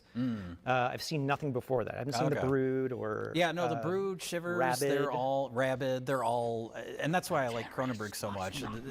Especially now, like people talk about like what's scary, like Longlegs coming out. Yeah. People are like, oh, it's not even scary. It's like, well, It's ideas very- are scary. It's like, very subjective. Yeah, it's not jump scare scary like a Conjuring movie or something, but it's got ideas that stick, and that's why I like Cronenberg so much because very few filmmakers tap into my specific fears, and all of those, especially his early movies, are all about like the internal horrors. Yeah. The how disgusting and unpredictable the human body is. Where someone you can just one day wake up and you just have cancer. For no reason, Or it just happens. Or your dick falls off. Or you- you put it in a medicine cabinet. Or you turn into a brundlefly and start vomiting on your donuts. Ew. That's disgusting. But yeah, so that's why, yeah, like Shivers was his first movie, and an alternate title for that, I think the original title for it was It Came From Within. Oh, So like okay. even from the beginning, he's talking Yeah, about yeah. like, body horror and the grossness of what's going on that you can't see or can't predict and have no control over. I'm gonna have to like watch those, I think, because They're all good. It's really weird. It's like I started with The Fly. That was the first one that I saw, and then The Dead Zone, I think, and those were like his two most popular. Those were like his first, big studio movies. Yeah, exactly. And then only recently, I think in the past 5 years, I went and saw Videodrome. I didn't go and see it. I just rented it, but. You went to your couch and saw it. Yeah, and then Scanners, I think last year or something like that. So it's kind of interesting going back and like seeing. But I think like Videodrome was where, I don't know, it's sort of like everything just coalesced, and it was like the David Cronenberg you kind of know going forward. Body horror, but there's also really surreal visuals. Yeah. Something I want to play for you. And this movie's more straightforward than something like Videodrome, Yeah, but it for does. sure. The visuals are so weird that they're kind of surreal. Like once he starts like climbing on the walls and dissolving people's body parts with his vomit. How does Brundlefly eat? That's disgusting. We have to talk about the practical effects in this movie, and it's Chris Wallace who did Gremlins. Yes, yeah. He created the Gremlins, and he worked on a bunch of other stuff. I think Return of the Jedi, he was like a creature consultant, and then Dragon Slayer, he worked on Arachnophobia. But his whole team that he had on this, they had the team in the credits, and two guys. Jim Isaac was one of the puppeteers, and Kelly Who's the Lukowski, director of Mike's favorite movie, Jason X. Jason X. Which I worked on. So I actually worked with Jim. Terrific guy, very, very nice guy. He was the director of Jason X. Kelly Lukowski was another guy on the puppeteer team, was the visual effects supervisor on Jason X. Oh, okay. So they were kind of like a team. And they had worked Because on... that whole movie was all Canada too, right? Oh That's a yeah, super yeah, it was shot in Canada Toronto. movie, yeah. But then we had worked with them previously on Existence. And those, the Wait, little... did you work on Existence? No, it was just the Oh, company that I worked for. I had started right after Existence was finished. They had done the little like two-headed lizard thing. Oh yeah. So we had the puppet of that in the office. It was really cool. So I think Jim or Kelly had like puppeteered that or something. Okay. Yeah, it was really neat. I remember we were like bidding on, so I worked at a previous company when Existence was being made. So everybody was kind of bidding on it. And I left that company to go to the one that actually did Existence. And at the time, I remember his producer came in, David Cronenberg's producer, and he was like, there's any digital effects, it has to look real because David can't be, his name can't be associated with CGI. Yeah. And you're like, oh, okay. This is like kind of early days, you know. Well, that's, yeah, I mean, he was like one of those practical effect guys, like some of the, so you've never seen Naked Lunch? I have. I saw that in the theater. Yeah, some of the like the big bug creatures and that. Mugwumps or whatever. Mugwumps, yeah. Hello, Bill. What's up? Yeah, Existence is kind of the last Cronenberg before he kind of moved away from strictly like body horror stuff. Yeah. Then he started, like Eastern Promises. Eastern Promises. That was kind of like History of Violence. This is like a normal movie. Yeah, and they're good movies. I prefer the earlier like. Drink.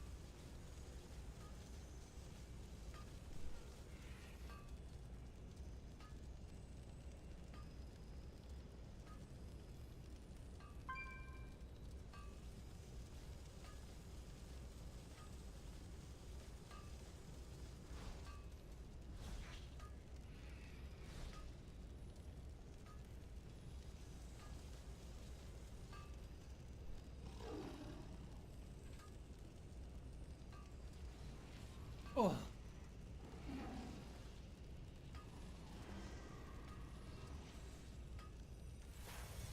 Body horror stuff, just because Yeah. that's the kind of thing that resonates more with me. But he's come back with Crimes of the Future. Yeah, I haven't There's seen definitely that. more in that. It doesn't like completely come together as a narrative, but Yeah. there's so many interesting and weird ideas in it. Which It is like feels a very like remake of a movie that he did? no, Or was he it did a a short short? film that was also called Crimes of the Future. Okay. But it has no connection other than the Oh, okay, title. okay. But yeah, with the effects, I guess we'll go into that because that's the bulk of the movie. It's a showcase for some of the most. I remember watching Joe Bob Briggs when I was little. It still lives in my mind. He aired this movie. It might have been the first time I saw it, and he described it as stuff to gross your sister out with. Yeah. And that's the movie. It goes from just your basic pizza face look there at the beginning, then he gets that kind of cream of wheat cancer face. So great movie to gross your sister out with, isn't it? But it has this, like, unlike The Thing, where you're just, like, marveling at the effects and how amazing and, like, creative and weird they are. Like I said, this movie has so much sadness to it that it kind of undercuts any sort of, like, oh, it's so gross, where I'm just, like, sad and depressed when, like, his ear falls off. Yeah. And just seeing him, like, slowly lose his humanity. That's not too terrible, is it? Most people would give anything to be turned into something else. Turned into what? What do you think, a fly? Am I becoming a 185-pound fly? Well, the makeup itself is great because we see so many like iterations of it. It gets worse and worse, and at no point does he look like a fly until the very end. Yeah. So you're like, how is this gonna come together? And then his face just kind of falls off. Yeah. Or she But you like, see these like weird lumps on his head. I know there was like an early design where the eyes would basically start on the back of the head and they would kind of move forward. And they didn't end up going with that, but it still has like where these lumps are, where it's like, oh, those are the fly eyes, like under his skin forming. It's really gross. It's You know, really he has disgusting. greasy hair, and then like, you know, yeah, she kind Bad of like skin. She's like pushes him away, and then his whole jaw comes off, and oh, it's yeah. So it's like more literal, but up to that point, like thinking as an actor, like being in full body makeup, that'd be a fucking nightmare. Yeah. I can only imagine like just getting facial makeup is probably just enough. Like that would be hell on its own, and then having to like be in full body makeup for like, I don't know, the whole day. Yeah, he does have one. I don't know. The delivery of it is funny when he's climbing on the wall and he lifts up his shirt and he's like, "What's this?" Oh, look at this. What's this? I don't know. He's like, he reaches a point of acceptance where he's just sort of like amused by how horrific all the things that are happening to his body It's are. like a great scene, yeah. And then he does that like gymnastic scene. Mhm. That's sort of at the beginning when he like feels like he's Superman at that point. Yeah. Which is kind of funny. Then the gymnast like suddenly gets like 2 feet shorter. when he's And has a weird wig on. It's Jim Cotta guy. It's Jim Cotta. That'd be amazing. But he's terrific. I think like the physicality of him, like, you know, he starts to get really like kind of twitchy and like without ever being like too over the top. Yeah, He never goes too big with it. Where it's like even at the end when he has basically become a monster and he's like stealing her from the hospital and dragging her back to the lab. Where it's like you get the sense that he almost feels bad about doing this, but it's like the only option he can think of to like hold on to any sort of humanity. The baby might be all that's left of the real me. Please don't kill me. But I think, yeah, it's like because you followed his character throughout the sort of degradation, it's not like the thing where it's like, you know, 15 characters and you really don't get to know most of them a lot, you know? This is just really sad, and he's kind of like documenting what's happening to him, like filming it and stuff, so it's just sort of adds to that. And I think by the end, like after he's fused with the telepod, it's just like, oh my God, like this is just... Well, that's another, and then it does, you know, he forms a romance with Gina Davis, and all those early, like we were talking about the efficiency of the movie, it happens pretty quickly, but you totally buy it because their chemistry is so good. I know they were like together in real life. Yeah. So all those early scenes, you can kind of see it. Is there ever like a more perfectly matched couple than like the two of them? They're both like, I don't know, weird and tall and gangly.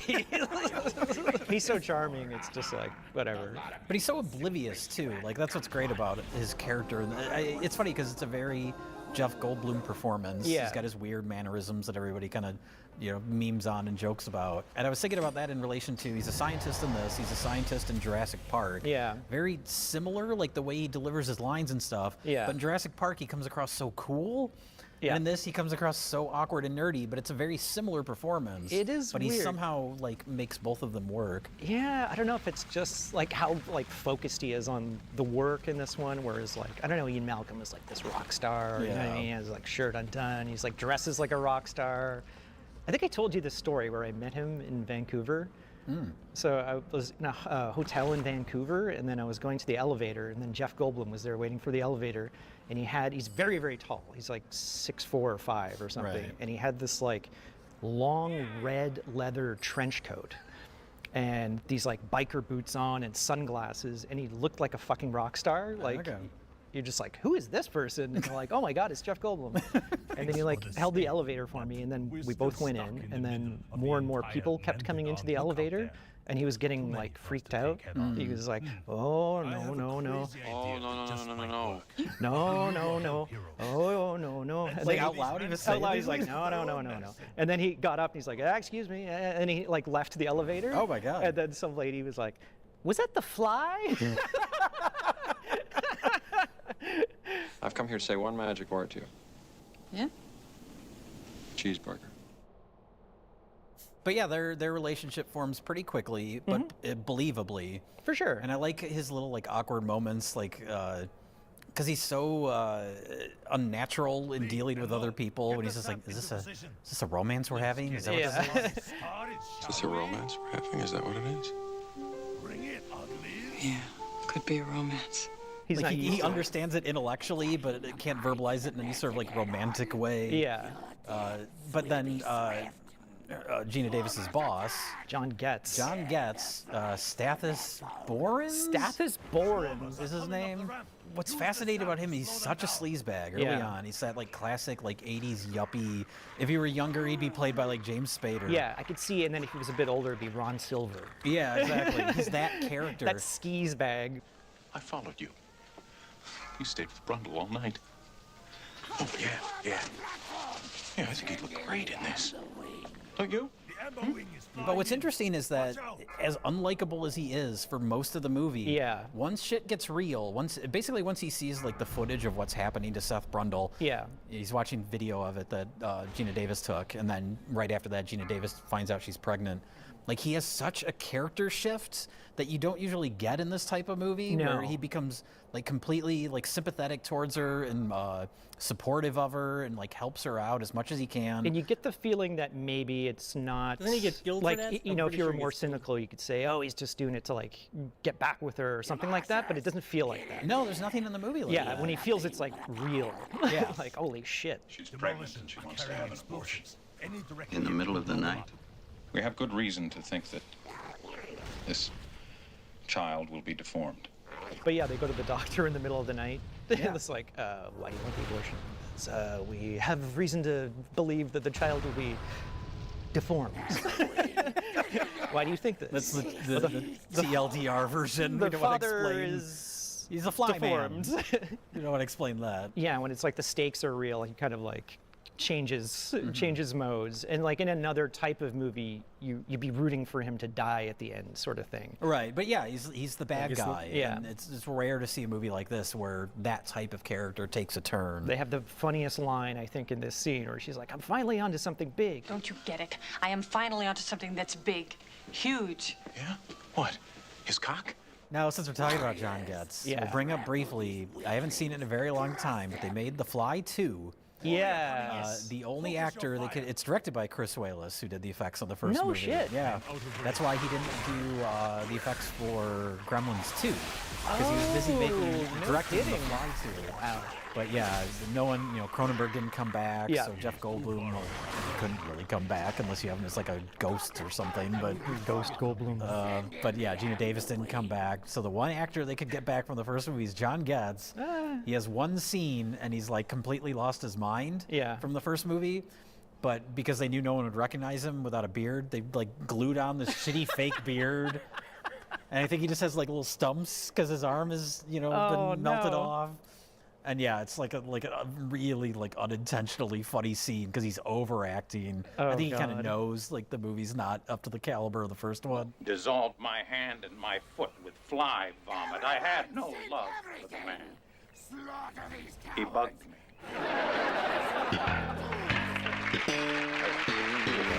Okay, but we have to talk about the producer of this movie. Oh yeah, Mel Brooks. Maybe we shouldn't, because the minute we mention Mel Brooks, he's in his 90s now. Yeah. In a week, he's not going to be around any longer. When Stuart Kornfeld came to me and said, we're at Fox, and Fox has the rights to The Fly, and we should remake The Fly. And I said, you're stupid. But I think Cronenberg had talked to him about doing a sequel, and Cronenberg had some more interesting ideas, I guess. And Mel Brooks is like, a sequel, you just got to do the same, but more. Yeah. And then he was like, I'm out. Sorry. It's a prime example of especially like that era of sequels where it's like they kind of took all the wrong lessons from the first movie. Like it's gross and it's mean-spirited, so we'll amp that up. Yeah, it's really mean-spirited, the second one. There's like a mutant dog. Oh, that dog is. Oh they my kill God. the dog in the movie, and it's just a lot like gorier. Yeah. It's kind of fun in like a schlocky way. It but is. It doesn't have that like. It doesn't have the weight, like emotional weight. I think. But that's more like there's lots of great gross out gags in the first movie. It feels like the second movie was like built around that type of stuff. It's like that's what'll get people in seats. Yeah, where it doesn't have that like shock element that the original movie has, because you do kind of connect and care about these characters. But yeah, Mel Brooks, like he produced this movie. Yeah. He produced The Elephant Man. Yeah. So in addition to, and I know like when Mel Brooks passes away, everyone's going to be talking about Blazing Saddles and all of his, great comedies. But I think it's important to point out like how much he propped up like two of the best and most interesting filmmakers of all time. It didn't want his name on them because like it just looks weird. He said it would just throw people off if they saw like Mel Brooks in the credits. Yeah, they just so associate it with comedy. Yeah, or it's just something. at the very end. It's like a Brooks film production or something. And you're like, oh shit, right. Yeah. Yeah, I think he met David Lynch through. I don't know if it's the writer or the producer of this. Like they introduced him to him or something like. Probably the producer. Because Yeah, I know it might have the original script, the original version of this movie had a different director. Oh, some like British guy. Yeah, and I want to say he had like a family tragedy and had to leave. Yeah, but I think David Cronenberg rewrote everything. He said there's only one line from the original script in it, but then he fought for the guy to have a co-writer credit. Oh, okay. Just whatever. He just said like the script wouldn't exist without like his original. Yeah, kind of thing. yeah. Oh, it's so much of the dialogue is very like you can tell it's Cronenberg. Like it's not somebody else's words. Like all the explanation, it's so great too. Like when he's explaining how. He hasn't figured out how to make like humans or whatever, or living creatures. Flesh. He cuts a steak in half, puts one half of it in the telepod, and she says, oh, it tastes funny. Funny how? It tastes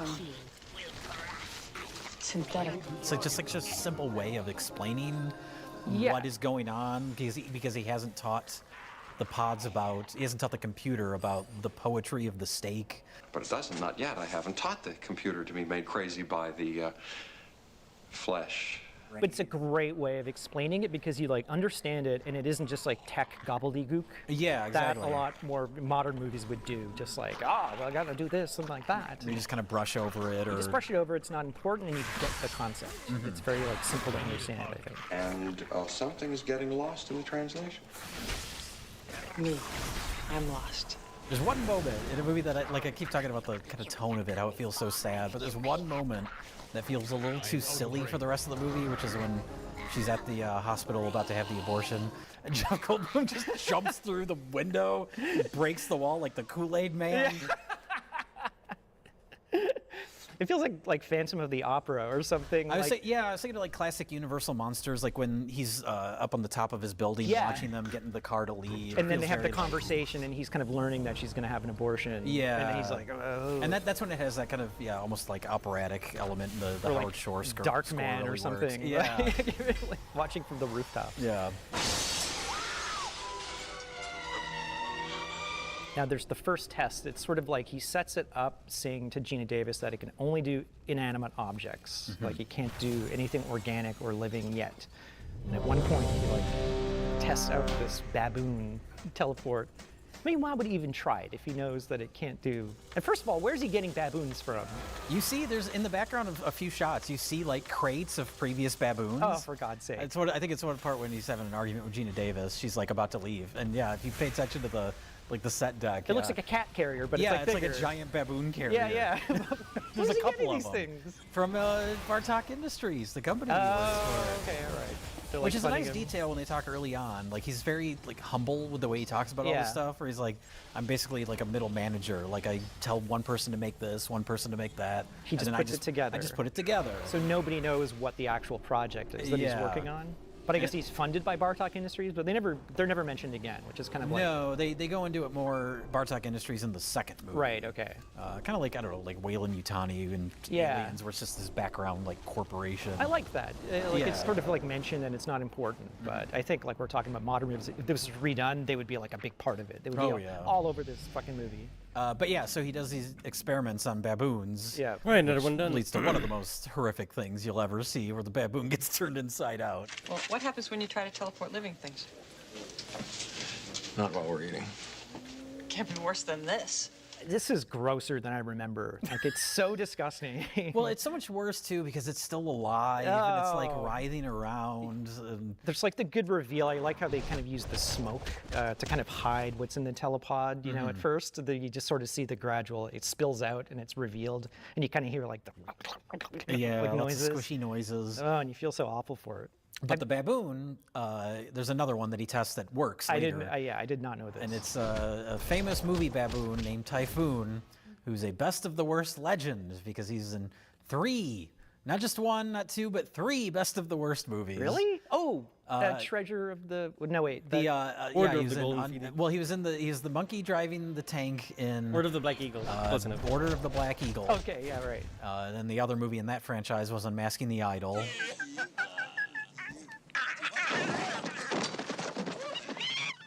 But then, most famously, of course, he is the titular role of Shakma.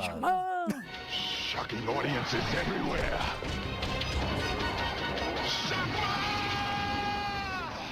Yeah, the experiment, he gets to work the second time. And that's another thing, like with the human aspect of it, where what motivates him to actually try it on himself. He's just like drunk and... Gina Davis like takes off. She has to do something. He's like jealous that he gets jealous of her ex-boyfriend. He thinks that maybe they're still involved. Yeah. So yeah, just like out of like drunk jealousy, he tests the telepod on himself, and that's what kicks off the whole story. Yeah. But that adds such a like a I don't know, such a like a human touch to it. Yeah. Good thing he didn't have it with like a whiskey bottle or something. Get fused with that. Like the whiskey bottle was in the telepod with him. Oh my just lord! His hand is like a whiskey bottle. Well, then he's just like permanently drunk. He comes out, he's just a constant state of drunk. That is another thing. Before he starts to like get sick and deteriorate, he feels like revived. Like, he says it's rejuvenated him. Fly strength. Yeah, but then he starts to get like too much energy, and there's a middle part of the movie where it almost feels like Like I was saying, a lot of it is like Gina Davis is reacting to him like you would with like, you know, someone you love who has cancer or something. Yeah. But the middle part of the movie is almost more like dealing with somebody who has like an addiction problem. I told you I'm scared to do it. What do I have to say? I'm not gonna do it. You're a fucking drag, you know that? Yeah, and he's very like angry and Yeah, like, his emotions frustrated. are out of control. He's I love that scene in the cafe. Oh, and he's just just, like, pouring with sugar. yeah, so much sugar. I always think of like his weird delivery when he's like trying to get the waiter to come over. He's like, "Waiter, Jesus Christ!" Praise God. Let's go. Move. Catch me if you can. Waiter, Jesus Christ. He kind of misunderstands. He thinks that the pod has like rejuvenated him somehow. He doesn't Yeah. understand what's going on, so he thinks it's like this magical thing where he just like breaks like Yeah. his. But yeah, he has these moments where he just lashes out at her, or he's like, "Would a sick man be able to do this?" And he's just like punching the wooden beam Oh, in yeah, the yeah. wall. Like all those things feel very like like out of control. Like you're in a relationship with someone who's an addict and you don't know what to do. So you just like take off. You, like, Yeah, so much leave. of the movie hinges on Gina Davis's performance. Yeah.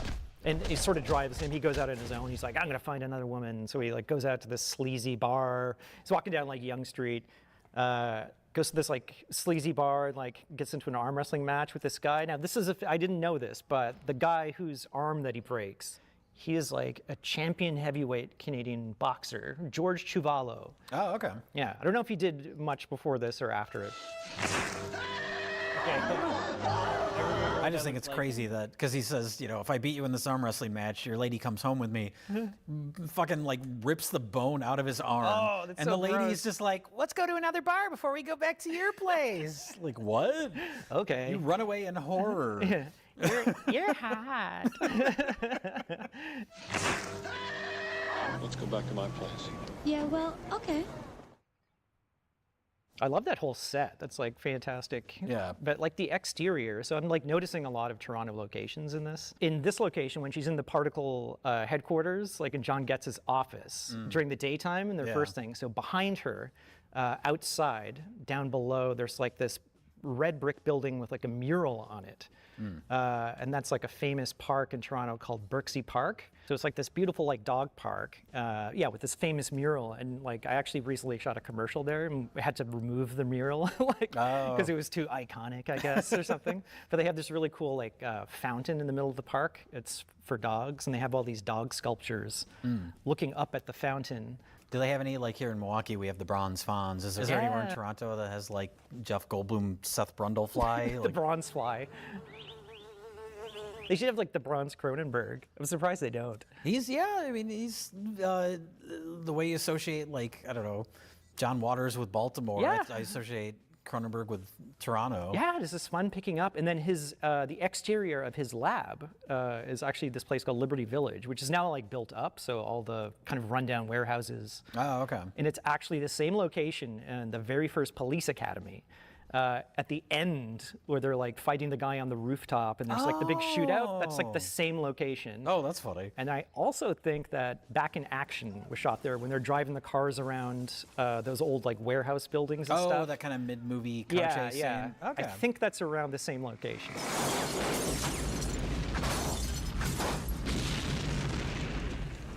One good thing I want to single out was the production design, especially like the telepod design of that. Oh yeah, They look fantastic. Well, they look believable. Yeah. They don't look like super like crazy sci-fi movie. Just a little bit, you know what I mean? It's like they're maybe a little too slick or something like that, but the design is like iconic. Like they look so cool. And it's a great touch too when he's first trying to like impress Gina Davis. And he mentions, he's like, well, this is the original one. It was like the prototype. The or something. prototype. It's a little clunky. It's a little clunky. So, but it establishes it as just like, oh, this is the first version he made. But then it plays an important part of the story later on. But it doesn't have the glass door for like good reason. Just as far as like revealing what's happening. But yeah, so many little touches like that where it's introducing things that'll pay off later in a way that feels really like natural, where you're not thinking about it. Yeah, the computer he uses too is like really. I remember being back in high school, like rewatching this, and like, oh man, the graphics on that computer are amazing. What resolution do you think those are? But when my very first job in the VFX industry was working on RoboCop, the TV series that was shot in Toronto. And my boss, Lee Wilson, VFX supervisor, had worked on The Fly and a bunch of Cronenberg movies. So he was the computer graphics display supervisor for The Fly. So I guess he handled all the graphics and stuff like that. But they're used to great effect as far as like the reveal. There's that one moment where, you know, he kind of realizes, oh shit, there were like 2 things in the telepod. And then it's like, what was the second thing? And then they kind of start electron microscope kind of like level, and then it like keeps zooming out. And you sort of like see bits of the Fly, and then it's gradually revealed that it's like the Fly. But like that whole interface is really cool. Yeah, I noticed on this rewatch, the like the text that appears on screen. I'd never noticed it before, but in like clear HD, there's some slight jitter to it, where it's like, oh, this is like a separate element, like a it's like an optical element that was added in after the fact. So that's something I never would have noticed before. Yeah, it's like certain little things. I remember when John Getz is getting his hand burned off or melted. That was like done the same way as like Raiders of the Lost Ark, like the face melt. It was like a heat gun or something, and it was shot in multiple passes. But you can see it's sort of like shaking like this throughout the whole thing, and it's like it's actually like an optical composite. So they shot like a time lapse of that and like kind of merged a few takes together, and then I guess composited over like the background. But if you watch that again, you can kind of see this like shake, and I guess it's supposed to be him like, you know, shaking. So it's like not that. Just a static mannequin arm or whatever. It's a little clunky. That's like one of the less good effects of the movie. No, I think it's like it's still effective because of his like performance and stuff. Sure. And especially when the foot gets dissolved, and it's just like, ugh. Yeah. This computer, by the way, the most ergonomically horrific like thing I've ever seen. He's like, I gotta teach it. He's programming, but he's like sitting on this bar stool, and it's like the computer keyboard is like angled like that, and he's just like typing like this. It's like, oh my god. It's also the first at the time. It was probably, I'm sure, like a crazy sci-fi concept, but where he's just like vocalizing to the computer and telling it to do things. Brundle, Seth. Brundle, Seth. Now it's so common, but even now it kind of sucks. But it does work into the story. Like, he talks to the computer and it does things on his command. But then as he's turning more and more into the Fly, like his voice deteriorates and doesn't recognize him anymore. Yeah, and then he's got to go to manual input, which is it's a great way of like showing his sort of like degradation. I guess. That's when the third act, when he's basically lost all humanity. You go there. We come apart. And we come together there. There's a lot of good things, like nice reveals through using the computer interface, and especially at the end when John Getz like shoots the connecting cable between like Gina Davis's pod, and then it like, you know, he kind of halfway breaks out of his telepod, and it kind of like merges him with the thing, and then it's just like the text on the screen. It's like fusion of Brundle and like telepod complete.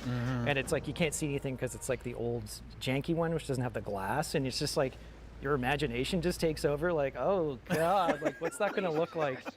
And it's just as bad as you think. He comes out with just this door like sticking out of his abdomen. He's kind of like trailing like the pipe and stuff. It's just so gross, but you feel so horrible for this thing at this point. Like, you know? Well, that's like I said, like the like, you know, it's so sad. He's turned into this creature, and has Gina Davis convinces her to completely unspoken because he can't talk anymore. He's a Fly. He kind of like takes the gun and like puts it to and makes her pull the trigger, and then she's just like bawling her eyes out. Cut to credits. Yeah, like, we're done. He's dead. Did you see the deleted scenes? Like there was a deleted ending. I know there was an ending, which I'm glad they cut for a lot of reasons. Yeah. One, because I think it's so like great to just end it on this like horrible note. Yeah.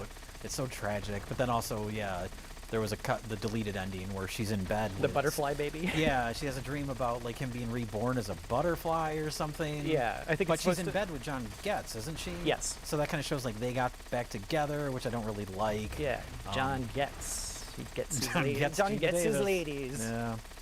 Yeah, but that was weird. Yeah, so it's like this chrysalis or something, the butterfly baby. I guess it's a more hopeful ending or something, which I don't think it needs. I don't think it. It doesn't look very good. Yeah, and also just like, I don't know, like we were talking about the efficiency of the storytelling, where it's like he's dead, we're out. Yeah, like, you don't need it, which is great. And you have that bombastic Howard Shore score come on, like. Yeah. But there is like another deleted scene. Did you see that with like the baboon and the cat?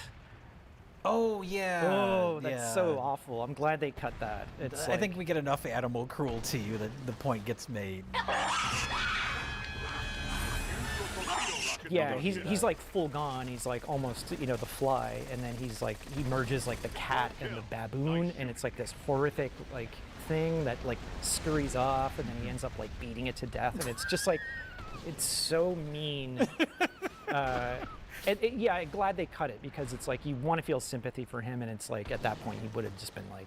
Well, it's also, does that come at a irredeemable. point where he's coming up with the idea, because Ronnie's pregnant with his baby. Yeah. He thinks she's going to have an abortion, so he decides to fuse all three of them together into one like being. Yeah, he kind of. So is that kind of like his where that scene comes? Is that like when he's like testing out the idea? I don't of doing know. that? I've only seen it just sort of. It's on whatever, I don't know, some like disc or something like that. But I've only seen it like without context, so I don't Okay. know where it kind of came in. It seems like it would probably be right around there. So Yeah. it's good, because then like you're just imagining what would happen if all three of these, he's doing it out of Yeah. desperation, but if all three of them were fused together, like not having that visual of what would actually happen, I think makes it even scarier. Yeah, it's very weird. They kind of go into that in The Fly too, and it kind of works out perfectly. No, there was a song for the end credits. I don't know if you saw the credit. It's at the very, very end, where they usually have like the music credits, and it's like a Brian Ferry song called "Help Me" that he wrote for this movie, and that they were going to have over the end credits. And then when they heard it, it's like, this is kind of inappropriate. Like, let's just have the score play over it. Is it called "Help Me" as a reference to the original The Fly?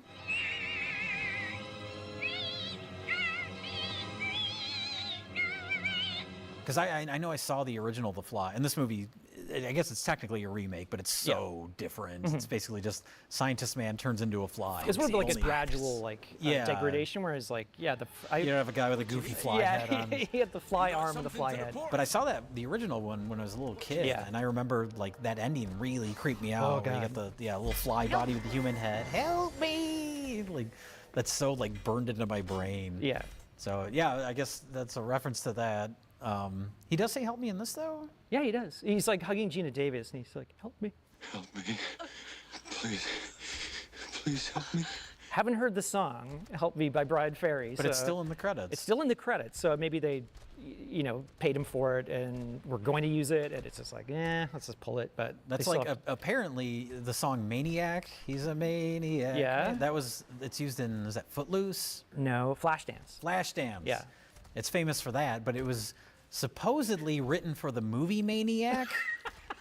the disgusting Tom Savini effects slasher movie. Are you kidding? Supposedly, and they were like, "This isn't appropriate for this movie," so then he just repurposed it for another movie. Oh, that's That's funny. the story. That's Okay. the lore. That's supposedly. I a real choose to thing. believe that. Yeah. Yeah. So I'll have to listen to Brian Ferry. It's like auto-tuned. That's like the only thing I remember from that first one, the original. Yeah, that and just the big goofy fly The big head. goofy fly head. I've seen all of them. I have a box set here with the original 3 and then the 2 80s ones. I've seen them all, but it's been a really long time. Vincent Price is in that one. He's in the I think. first one, yeah. Okay. I don't remember anything about the sequels. Yeah. What are there? 2 other ones? The Fly, Curse of the Fly, Return of the Fly, Return of the Curse of the Fly. Return of the Curse of the Planet of the Apes of the Fly. Superfly. Superfly. That's of course my favorite Fly film. Uh, But this is Flying Ryan. Where is it? Bar-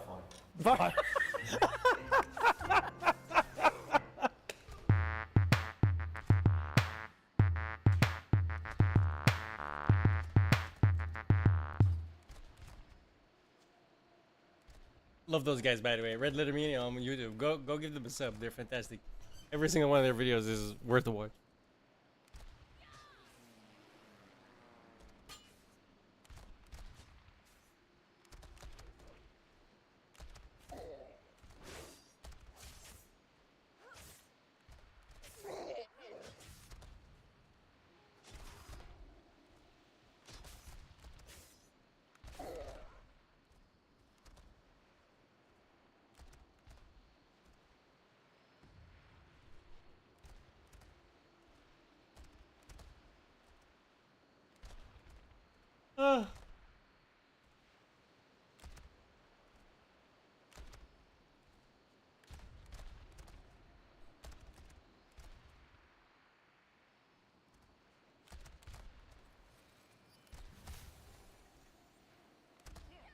Dinosaurs have long since fascinated humanity for a multitude of reasons, whether it be from just the sheer amount of time they dominated this planet, which is incomprehensible to humans by and large, or their chaotic and alarming end that in some ways, if humanity isn't careful, could be the way that we go out if we don't acknowledge that an asteroid can just wipe us out at any point. Although arguably, that was really just the final nail in the coffin for the dinosaurs, as there were several issues that were pushing various species to the breaking point. The asteroid just kind of assured the destruction of the tyrant lizards. Regardless of that, we find fossilized bones of them and create molds to show what they look like, and based on that, we attempt to figure out how they behaved as well. My favorite thing about that concept is supposedly dinosaurs really looked nothing like we think they do because there's really nothing we can compare to them to adequately. Because bones do not account for things like body fat or skin structures. If you comparably took, say, the bones of a hippo to a scientist in the distant future and asked them to describe it based on its bones, it would look way more metal than the creature we actually have today, although arguably probably still just as deadly if you think about it.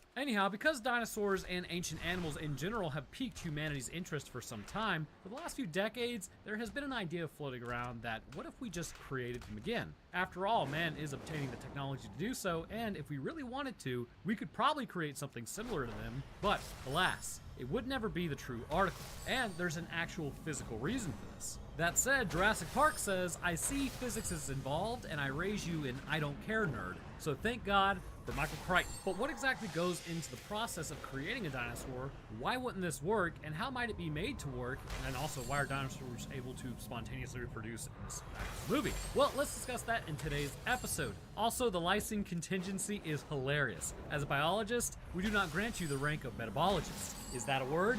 Probably, I don't know. Well, first, this episode is sponsored by Factor. It's summertime, and it's supposed to be 98 degrees on Saturday, and where I live, that means it's officially too hot to cook in the South. But I don't want to just go and get fast food. I want to maintain my healthy goals and continue the path to shreddedness. With Factor's fresh, never frozen meals that take 2 minutes to heat up in the microwave, I can do just that. Factor offers meals like double protein for bulking, which I need to do here come October, or maybe you're just looking to drop some unwanted extra energy storage. With their calorie smart meals at 550 calories or less, you can do that as well. Plus, considering there are over 34 meals of chef-prepared, dietitian-approved weekly meals featuring premium ingredients like broccolini, leeks, truffle butter, and asparagus. The meals are absolutely delicious. And now Factor is even offering breakfast options such as a delicious apple cinnamon pancakes, bacon and cheddar egg bits, and potato, bacon, and egg breakfast skillets. So here's the thing, I actually order Factor every week. I was hooked after doing an integration with them like back some fat in American January, I believe trying it to was. eat And since then, I've How about lost you just around 20 eat pounds less? of fat, but unlikely around 15 pounds of lean muscle. And I'll tell you, the meals are actually really good and a great way to manage your calories. Stop through the stuffing day food while down your getting fat enough mouth. protein. Helps me feel more energized. It really and helps, focused, guys. because what you put into your body actually does matter. So if that sounds like something you would like to do, like taking a step towards being healthy and all that, start with your diet first. Heading to Factor75.com and using code ROANOKE50, you can get 50% off your first Factor box. Alright, let's get back to it. So just in time for the literal last day of Dinosaur Month, you should know by now my timing is always impeccable. Ask any woman that I never asked out, and then realize 4.9 years later that they made a pass at me. Prior to meeting my wife, of course, but moving on. Also, there is zero chance this won't be completely obliterated by copyright in about 3 days. Send a prayer to the editor, and good luck watching this before YouTube destroys it. So, we're just gonna go ahead and start. We open up our story with probably a summary that isn't really necessary, but it doesn't matter because it's fun and I get to make jokes throughout. Plus, I can add in more context in the science portions. That's the literal reason I'm here on this platform. There's always somebody who's really angry that I'm covering a summary and adding science to it. It's so weird. Anyways, we really open up our story to a bunch of trees moving and an Aussie ready to go. As they bring in a cage, they are moving the creature inside to its new home. A small cage, it then rees at them. The men link up to the holding area, as apparently those green lights mean that really nothing is going on because there are no locks engaged to this thing. They send one guy known as the gatekeeper to open the cage, which, why wouldn't you just use the pulley system? That's beyond me. But if we did that, how would he get eaten? Also, why is there not just like a backstop to this cage so that the thing couldn't push the cage away from the pin? Stop asking questions, you huge dork. Gatekeeper gets pulled in as the Aussie extraordinaire holds onto the arm, yelling, "Shoot-ah!" OSHA isn't going to be happy about this one. We now meet T-Rex Snack, and he's here to inspect the island for safety to settle a $20 million lawsuit. As he walks into the mine, they found some amber containing a mosquito which houses the dinosaur DNA. Meanwhile, over an archaeology dig site in Snakeland, Montana, they're scanning the area for any bones that might be contained in the ground. They find a velociraptor skeleton, putting it at 6 feet high and 9 feet long, which I hate to break the immersion here, but apparently raptors did not get that large. What? Even I think it was the Utah raptor didn't get that large. Again, immersion destroyed. Then for some reason, a pre-adult has shown up on site as Dr. Grant goes to horrify the youngling about raptors pack hunting. As they walk up a hill, a helicopter arrives. As Dr. Grant heads inside his trailer, Hammond then shows up popping the champagne. He invites them to Dinosaur Island for a fun-filled time and definitely not running and screaming. Hammond then makes an offer to get them to go by funding their dig site for another 3 years if they sign off on his park. I mean, how much could it possibly cost to keep a bunch of archaeologists employed? Always Dig one up retard. bones in the middle of nowhere? Can't be that much, right? But then we jump over to another guy. It is all set up all the time. We meet Dennis, aka the worst overlander you're ever going to meet. He's meeting up with Dodson. We got a Dodson here. He's there to pay Dennis for viable embryos. We know at this point, being in the far-flung future, literally 30 years from when this movie was made, that his company is trying to use them for military purposes. But let's pretend that stupid idea doesn't exist and go back to they just kind of want to open a competing park. Flying to the island, we now meet Dr. Ian Malcolm. He's a chaotician. What is that, you're asking? It's like a mathematician that's an even bigger nerd, if you can believe it. A charismatic nerd, though. Have I modeled my entire life after Ian Malcolm? It appears so. Taking off in Jeeps, only because the 3rd gen Toyota 4Runner didn't exist yet, they take off onto the island before stopping, and we get our first look. It's a Brachiosaurus. I'm pretty sure. I should have believed in myself. I looked it up and I was pretty much right. But this thing would absolutely step on you if you get close. Everyone always thinks herbivores are friendly, but again, an elephant will fling you if you get close. Herbivores might be actually more aggressive than carnivores because they have to deal with carnivores. And then we look out over the nice friendly dinosaurs all moving in herds with somewhere a T-Rex clocked in at 32 miles per hour. Heading to the main building, I wonder if like some sort of crazy fight will take place here. I guess we'll just have to find out. We move into the theater room where Hammond talking to Hammond about cloning is taking place. Now there are a few problems we'll say here. Here's the short and sweet of it. Mosquito bite dinosaur, mosquito fly I forgot ray, the blades. mosquito land in amber, mosquito Again. fossilized with in body. Dino DNA found later. Why use many word when few word do trick? So we come to our first scientific inconsistency. First off, I love Jurassic Park. It might literally be why I'm here today with my degree. The other 80% of that equation is going to be the flood from Halo. That's right, literally what inspired my entire microbiology career was Jurassic Park and Halo.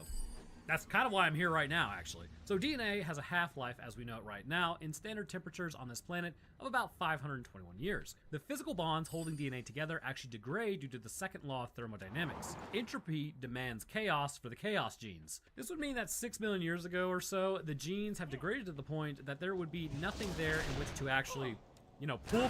It being over 65 million years later, there would literally be zero information to tell you what the DNA of the dinosaurs were. Now, this is apparently gone around by filling in the gaps with other close relatives, or in general, using frog DNA. But there would be no viable sequences left. All would have completely melted away to the point that there would be no base to actually work from. Also, wouldn't it make more sense to use avian DNA as dinosaurs would then turn into birds? Also another fun fact, did you know that there is a push to eradicate mosquitoes? There's obviously some controversy surrounding this because they are somewhat pollinators and do provide food to some animals, but studies are being done to determine what sort of impact wiping these bloodsuckers off the face of the earth will do, more so considering the massive amount of diseases they spread. Could be worth it, but the moral implications of annihilating a species on the purpose of just because we can is a little bit of an interesting thought experiment. It's something that humans try on small scales, but we never really tried on a planetary scale. Not good. Anyways, I get it, they cause disease, but I don't think we should be annihilating species on purpose. We just do it on accident all the time. Now, something to note about the dino DNA of the mosquito is that if it was preserved in absolutely freezing temperatures, the DNA may survive longer because there's less energy in the system, causing entropy, but even still, 65 million years is a long time for DNA just to sit there and not break apart. So we now start the next part of the tour, nerds behind some glass. Dr. Grant asks a very interesting question. How do you interrupt cellular mitosis? Well, Dr. Grant, I'm here to tell you. Disrupting transcription factors, which are switches for genes to turn them off and on, likely oncogenes and tumor suppression genes, are both going to be switched off and on respectively, preventing the cell from entering mitosis. Though the point is to grow a dinosaur, so why would you want to disrupt the mitosis? I believe this question was just asked because it sounded scientific. Heading into the clean lab with outside clothing contaminating the entire area, we head over to the eggs. A raptor bursts forth, immediately imprinting on Hammond as he's the first thing it sees. Dr. Malcolm then brings up them breeding in the wild as Dr. Wu says, oh, They can't breed in the wild because all the animals in Jurassic Park are female. Why is this and how is it possible? Well, we will discuss that in a little bit. I assure you it is interesting. They were engineered to be only females, but I want you to remember this statement, however. We control their chromosomes. We just administer the right hormone during development to make it male. All animals are female at first. Malcolm then goes on to say that life won't be contained. Life finds a way. Over at the raptor pen, it's now lunchtime. And much like humans, they love steak. We aren't so different after all, you and I. They lower the cow in and the thing is immediately shreked. Bob the Aussie, or Robert the Aussie if you really want to call him that, shows up saying that they should all be destroyed. They can run at 50 to 60 miles per hour and can jump ridiculously high. But the worst is, it's a learning movie. It's a problem-solving animal. Malcolm talks about the implications of doing this and how it's really not a good thing. You packaged it and slapped it on a plastic lunchbox, which back in the 90s, young Roanoke had this plastic lunchbox. I really do kind of wonder what happened to that thing. He goes on to drop one line that I think we should all be looking at currently in life. We were so preoccupied with whether we could, we didn't stop to think if we should. But you know what this movie has been missing the whole time? Pre-adults thrown on a dinosaur island. So let the tour begin. Ah, gross. They're in 1992 Ford Explorer XLTs. Again, the only reason Forerunners were not used in this is because second-gen Forerunners had a head gasket issue. Think of what could have been if this movie came out in 1996. I mean, you ain't getting stuck on a log having to get out and get blasted in the eye by a dinosaur is all I'm saying. If you had a third-gen Forerunners. So there are no drivers and it's on tracks, and get this, it has a CD-ROM.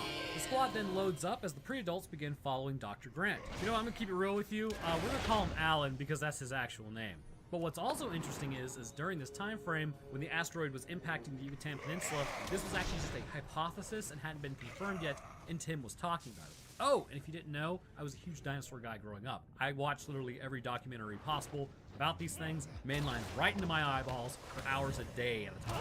So while they're getting ready for the tour, a tropical storm is heading in, which apparently was a shock to everyone for some reason, because those just form within minutes. But they decide to go ahead with the tour anyhow. As they pull up to the first exhibit, the Dilophosaurus is nowhere to be seen, much like how Dennis won't be seeing anything soon enough as well. As they move along, they now approach the T-Rex area, of which there's nothing to see. I mean, it looks pretty, I suppose. A goat thing comes up and just sort of hangs out, and T-Rex doesn't want to be fed, he wants to hunt. And now the rain moves in. Malcolm launches into the concept of chaos, hitting on Ellie, as Alan then spots the Jeep in the distance stop. The Jeep in its natural habitat, stopped and waiting. More than likely broken down. Anyways, Alan gets out of the vehicle as Malcolm then talks to himself, heading into the wilderness, literally right next to the T-Rex bin. Couldn't be me. They approached a sick Triceratops. He got into some pretty plants, but they're actually poisonous. They tranked her because she's feeling a little woozy. Ellie then finds the plant, West Indian lilac. It's toxic, but they know the animals don't eat them. Yes. And I base this hypothesis on absolutely nothing. Tell that to my bonsai tree that actually wasn't eaten by my cat, who's a carnivore, yet for some reason is a huge dork who eats plants. Also, the boat leaves in a few minutes, not good. Taking a look at one big pile of poop, Ellie checks it out to determine what the dinosaurs have actually been eating as Dennis executes some sort of function. The storm is now moving in as well, and Dennis now realizes he needs a GTFO. Dennis starts sweating, asking if anybody wants a soda. Definitely not looking sketch at all.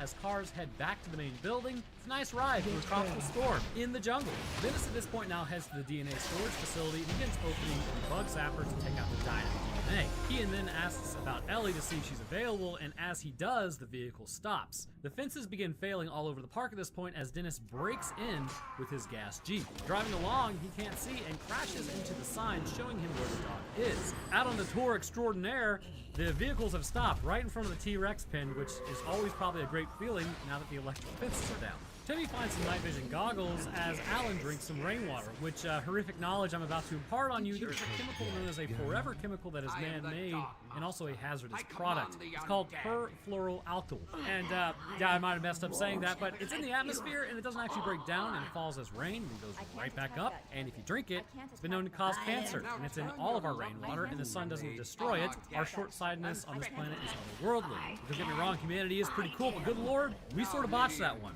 So don't drink the rainwater. Activated carbon or reverse osmosis membranes will remove perfluoroalkyl, so at least there's that. Well, we're really gonna have to do something about that crap in the atmosphere at some point around here. As Timmy looks around, the ground begins shaking, and we all know what's about to go down. It's time. The lawyer thinks his power turning back on. Yeah, man, that usually vibrates the ground. That's probably it. So Timmy looks out and sees that the goat is gone as a nice, literal clean cut of goat leg lands on the roof. The T-Rex then uses his tiny arms to test the fence, which is off. The lawyer freaks out and makes a run for the bathroom. It's at this point the T-Rex breaks through the fence because why would you have redundancies to contain this thing? Also, fun fact, the artificial rain that was being created while filming this scene caused the T-Rex to become so heavy due to its skin being absorbent foam that they almost had to stop filming entirely, and in some cases had to let it dry out first before starting again. So Lex does just the galaxy brain thing and tries to signal to Alan about the giant lizard walking around, making the T-Rex now very interested in them. Window tint would have solved this whole problem. It begins to tackle the pre-adults as Alan and Ian realize they probably should do something, which is a tough choice. When I was a kid, I was like, oh, they're adults. Of course they'll do something. Now as an adult, I'm like, ooh, yeah, that would not be fun to be eaten by that thing. Assuming that the T-Rex's sight is based on movement, though, he throws the flare, but for some reason, as the T-Rex goes to chase it, Ian gets out and does the same thing, except while running, so he's moving. Also, the lawyer is actually using the bathroom. Truly, if you gotta go moment. Running to the bathrooms, Ian gets knocked out, but the lawyer is completely exposed. Had he just sat there, he might have survived, but alas, he's turned into T-Rex food rather quickly. Back at the car, Grant tries to pull the pre-adults out as the T-Rex then returns. Using the vehicle as cover, it's going after Tim, who's still kind of under the vehicle. Alan and Lex then descend as the car gets pushed over the edge. Back at headquarters, they realize Dennis turned everything off as Hammond sends Robert to go pick up his grand younglings. While that's going on, Dennis should have probably practiced his overlanding skills a little harder. Then again, he's in a Jeep, so it's not surprising that he would get stuck. Plus, those are literal road tires. Why you would have those on an island where they're expected to go off-roading is beyond me. They really didn't prepare for this. As he hooks up to a tree, we see one of the dinosaurs trying to figure out if he's made out of food or not. It begins to square up, opening its frills and blasting him in the eyes, phrasing. As he goes to get into the truck, he can't see, and there's another one in there as the Barbasol can is then lost forever.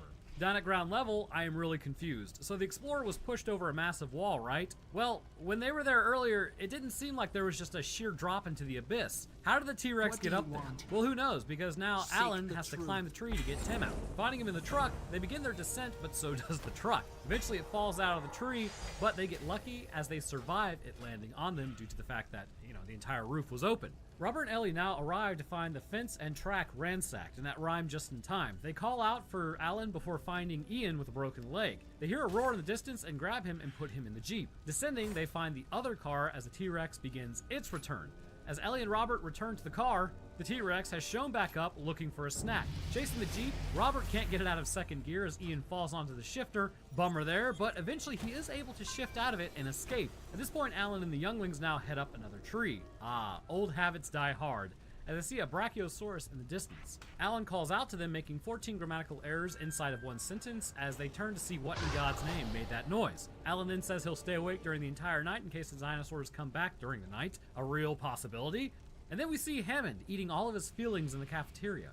There's this absolutely bizarre scene where we realize Ellie's arm is like 6 feet long as she reaches over somehow and grabs like a spoon of ice cream, and it's nowhere near her. But back in the jungle, well, Alan fell asleep. As he we see a Brachiosaurus. Tim says, oh, it's friendly, but you know what? I've seen a horse eat a chicken before, so who's to say this thing wouldn't do the same thing with humans? Walking along the forest floor, they jump a tree as Alan finds something rather disturbing. Eggs. But they weren't supposed to be breeding, so what happened? Going back to what Dr. Wu originally stated is an interesting piece of history because this was literally the scientific belief at that time that initially all animals were default female, but not in the way that you might think. Essentially, the idea was that tissues in the female duct, known as the Mullerian duct, this would become the ovaries, and if a hormone was administered known as an androgen at the correct time, this would result in the destruction of the female tissue and the formation of the male duct, known as the Wolffian duct.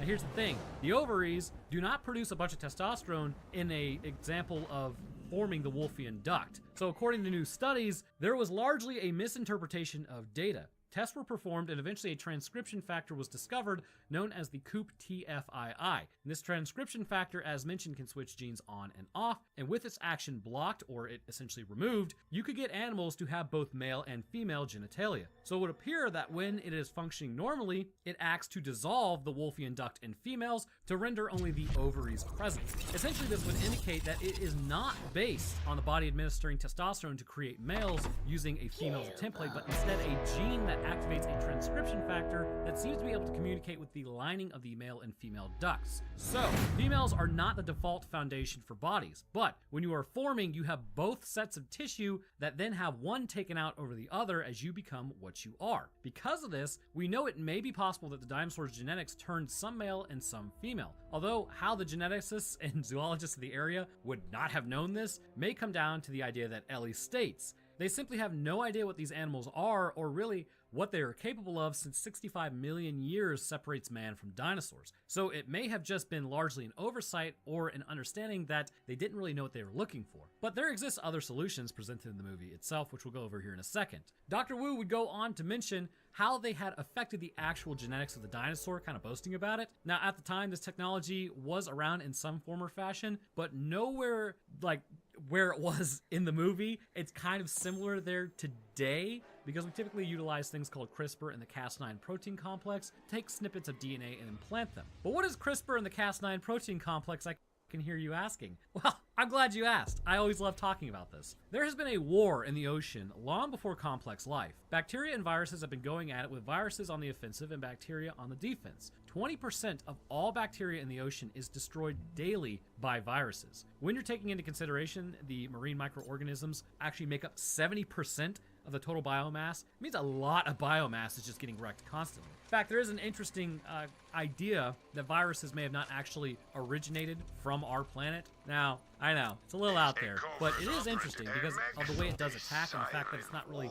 categorized as living depending on which biologist you ask. It's just kind of an interesting concept, but it doesn't really have anything to do with this. But bacteria essentially isn't just going to take this attack lying down. Eventually, bacteria would evolve away with the constant attacks from viruses and have to deal with them. Cas9 protein complex will check the genetic information it finds in the bacteria to look for certain sequences. Hits, huh? I won't ask questions.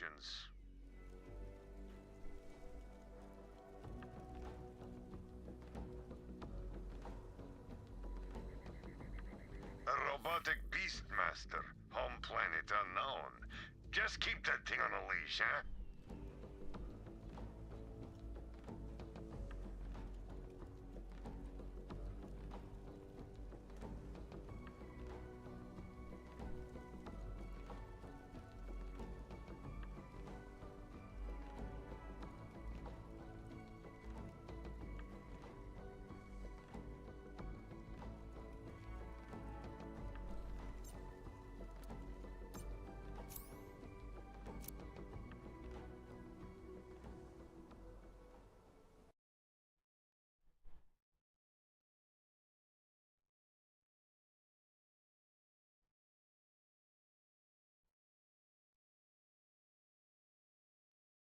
Give me a second.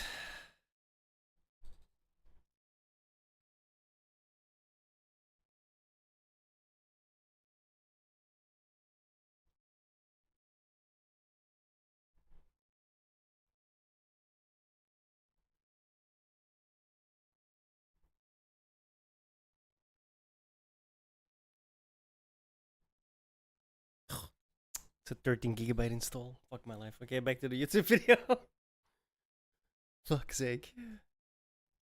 Upon finding a recognizable sequence that designates it as viral coding, it will then chop it up, which will destroy it, preventing the bacteria from exploding due to viral production. It's a pretty amazing mechanism. Well, when humans discovered this, actually fairly recently, we figured out pretty quickly it could be programmed. CRISPR itself stands for Clustered Regularly Interspace Short Palindromic Repeats. This is the antiviral mechanism's name. The Cas9 protein complex is what does the actual work. By using this protein complex, ironically delivering it through like a virus of sorts, we can engage more precisely in gene editing and potentially in the future may even be able to fix genetic issues that were once either only managed by medications or outright are just a death sentence, as well as removing latent viruses like herpes or HIV. I knew there was a massive sale like going that. on. It's got a lot of promise. But the issue that we are currently running into, which in the past few years I haven't really talked as much with my geneticist friend because he's typically a pretty busy person, but last we spoke, it appeared that when they corrected a gene, sometimes the body would go back and repair the gene to the damaged version. Now, this is also interesting because it seems that apart from the standard repair functions of using DNA as a template,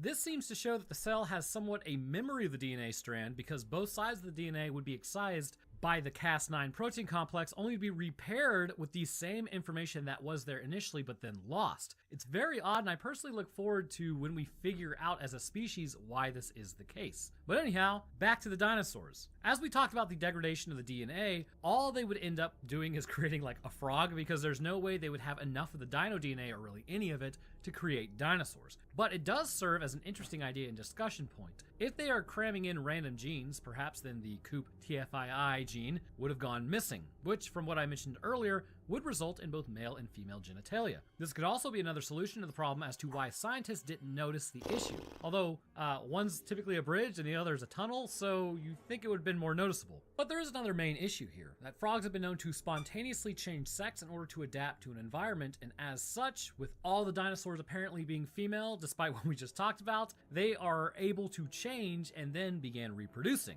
Moving over to the most iconic scene potentially ever made, Ian is laid out like one of your French girls with literally none of his buttons done, listening to the state of the park. Discussing shutting down the systems means they might come back on, or they might not at all, but if they do come back on, they are in startup mode. But again, this could be like a huge problem and just screw them all. Robert then asks about the lysine contingency, which, my god, is absolutely hilarious. And why is it hilarious? I can hear you not asking. Most of you probably know this, but strap in because let's talk about metabolisms and how they work, and why lysine is so important, and why this contingency should literally revoke Dr. Wu's license. So I'm about to ruin your life. Lysine is quite an integral piece of your metabolism, and without it, you will absolutely eat dirt and go 6 feet under. Lysine is important to helping your body absorb calcium and is important to the formation of connective tissue such as collagen, which is the basis for helping form bones. There's some skin, actual and win right heart. now. It's fantastic. Once you become deficient of calcium, your body will start drawing calcium from your bones to help stabilize your meat suit, which will result in things like brittle bones and brittle nails. Brittle bones being the worst, obviously, because then they're easily broken. Without lysine, this degradation of the body will reach its ultimate culmination, which can result in things like low blood pressure, to arrhythmias beginning to form in the heart, and if not treated with proper medications,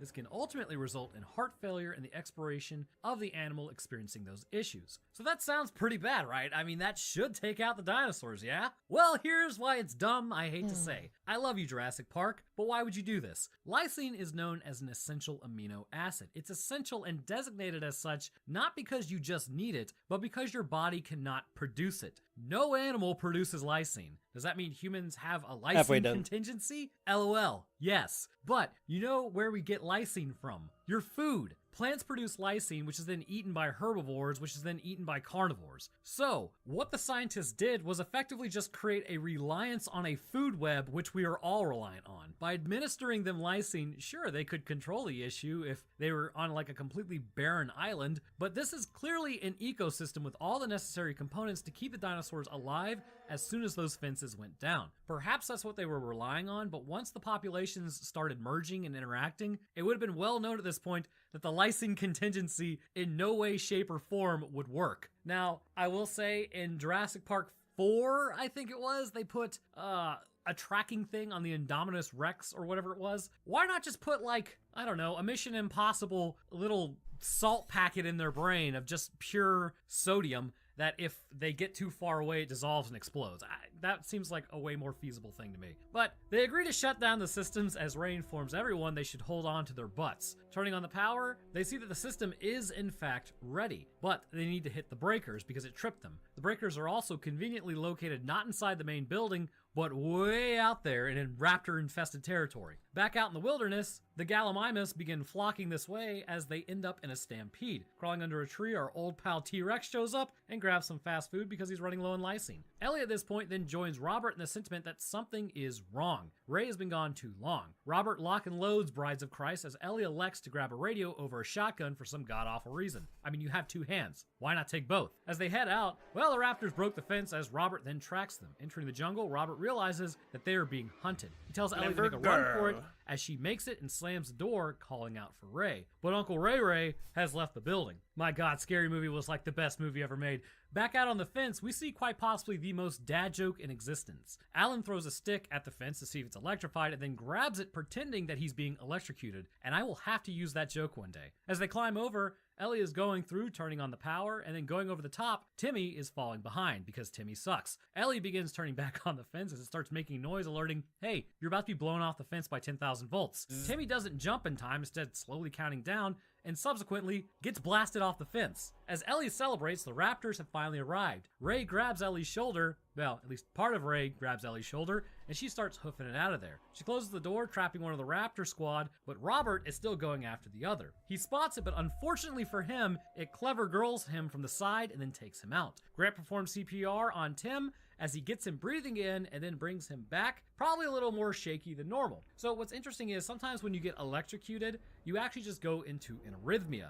And there is something known as the cardiac thump that should be used as only a last resort because it means that you've tried everything else and you're just gonna go caveman style on somebody's chest. Essentially, if you have a hit to your chest in between a heartbeat, it can knock it into an arrhythmia just simply because of the compressional wave that's generated from the hit. Now, the cardiac thump relies on the same principle. If you hit somebody hard enough in the chest during an arrhythmic event, it may restart their heart again back to its original functionality. But the problem is, it's very rare that this works, and whenever it has worked, there's like, I've heard 2 or 3 stories, and that's like it. I'm sure many people have tried it, and it just doesn't work, so don't rely on that. CPR is your best bet to kind of at least get the blood moving, because you're just literally squeezing the heart. But, you know, hey, if nothing else seems to work, punch them in the chest, about mid-sternum as hard as you can. Getting to the main bit. Hold up, but don't do that normally, especially if the paramedics arrive. And I'm not giving you medical advice.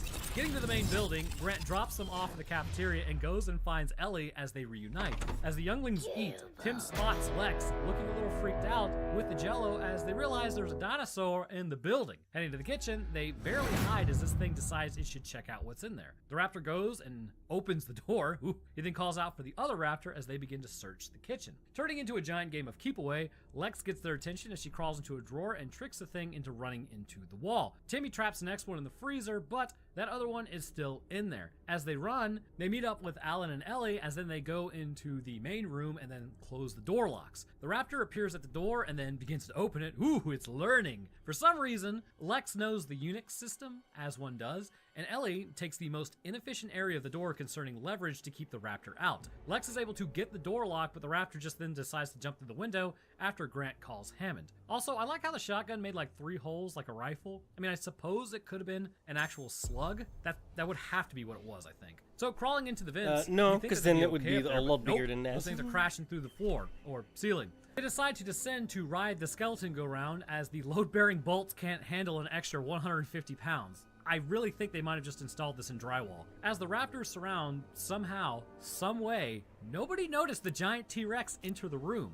It begins eating raptors because they're delicious. Alan then gets into the Jeep with Hammond and informs him that I will not be endorsing your park as they evacuate to the helicopters. With the super happy Dinosaur Island fun time at its conclusion, it looks like Alan is now good with having pre-adults, except having watched every single movie. When does this game have difficulties? What? As they fly off into the sunset, all's well that ends well. Unless someone, tries to decide to oh, I'm gonna bring dinosaurs to the mainland. But who would be stupid enough to do that? The dinosaur program in and of itself is a plan that in theory would work, but by attempting to put in contingencies that do not work because they make no sense to begin with, that would just create a food web that would keep all the dinosaurs alive and make it self-sufficient. So, you want to hear a story, huh?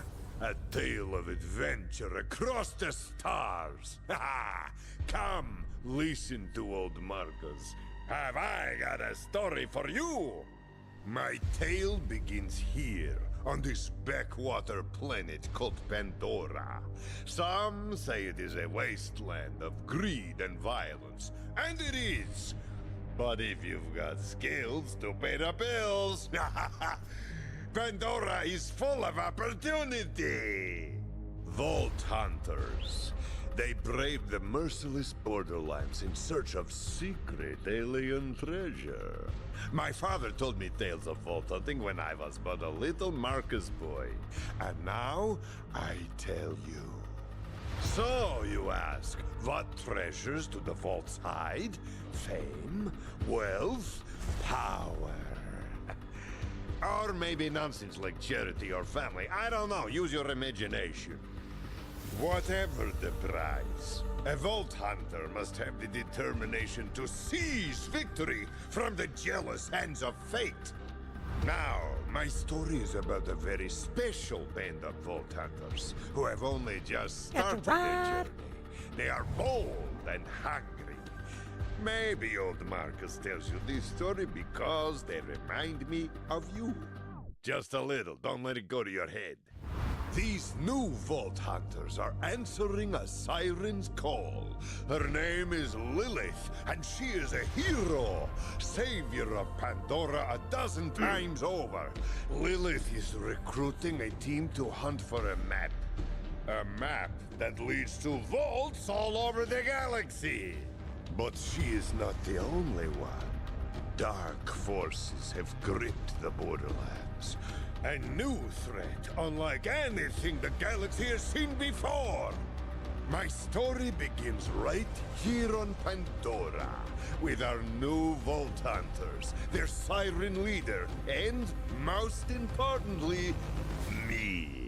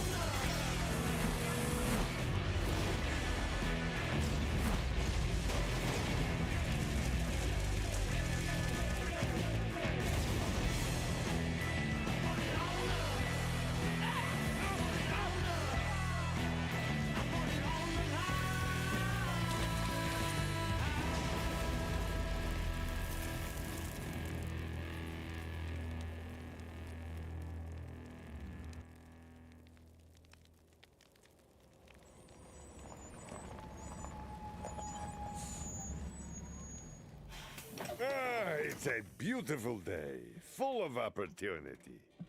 So, who's coming? A siren warrior from Partali. A siren warrior from Partali. A robotic I don't know. beastmaster. A covert operative returning home. A mech soldier. Yeah.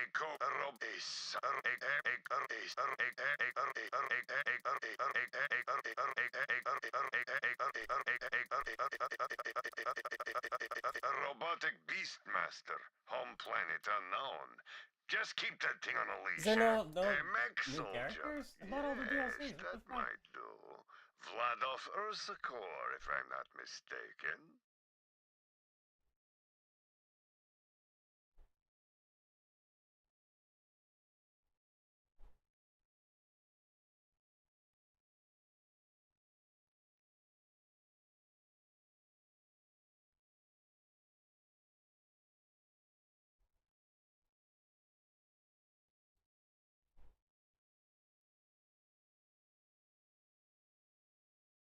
A siren warrior. A covert I gotta go back to the operative main menu. returning home. Retired from corporate hits, huh?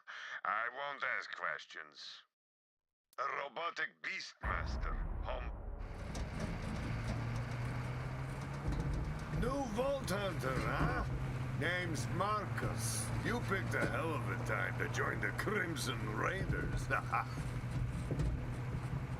to see someone survived the attack. I'm Lilith, commander of the Crimson Raiders.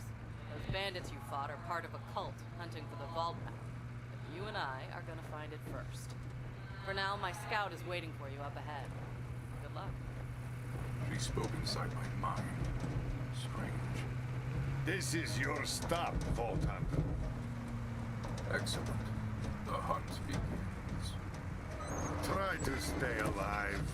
I'd hate to lose a new customer.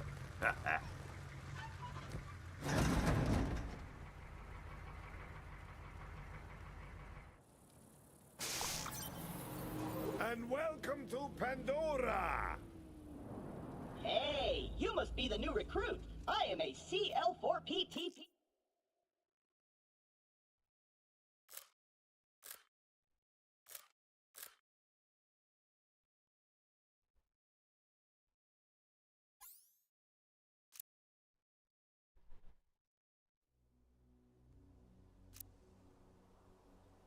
A robotic beastmaster. Home planet. A mech-soul. A covert operative.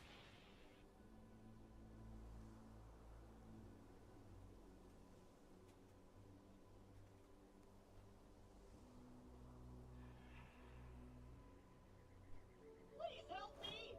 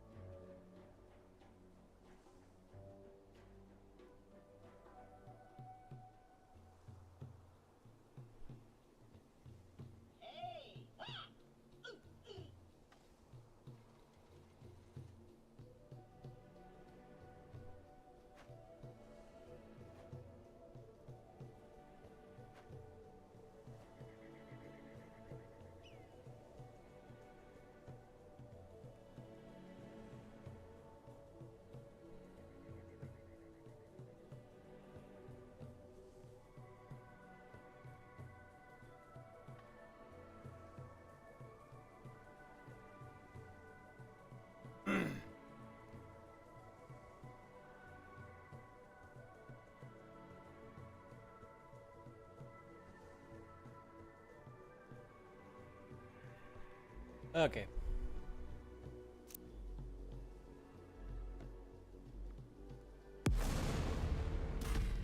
So, you want to hear a story, huh? No A thanks, you tale just of told it. adventure across the stars.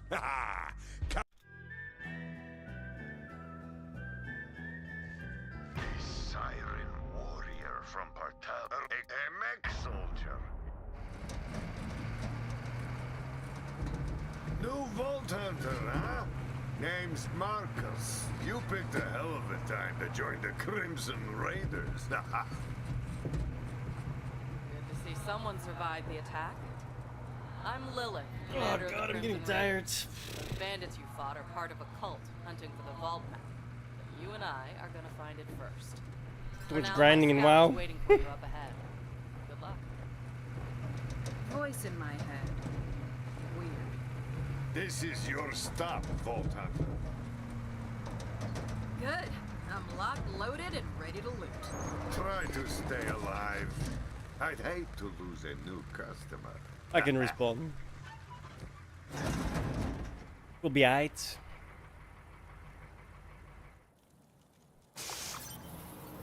And welcome to Pandora! Hey, you must be the new recruit. I am a CL4PTP steward bot, but you can just call me General Claptrap of the Crimson Raiders. What's your name? Mose, Gunner First Class, ex-Vladoff Mechanized Infantry. Thanks. I'll pre-order your tombstone just in case. Now, those jerks who tried to murder you are the Children of the Vault, a bandit cult who follow their creepy leaders with blind devotion. Which reminds me, if you're going to obey my every beck and call, you'll need an Echo device.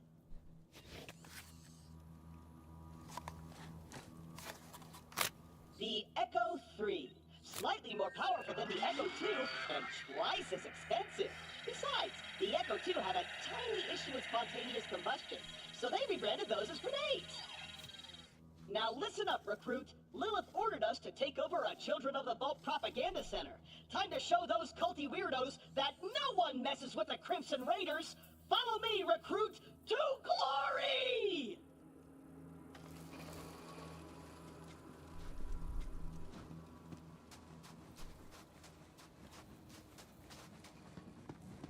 Gaze up late, you just log into Hunt.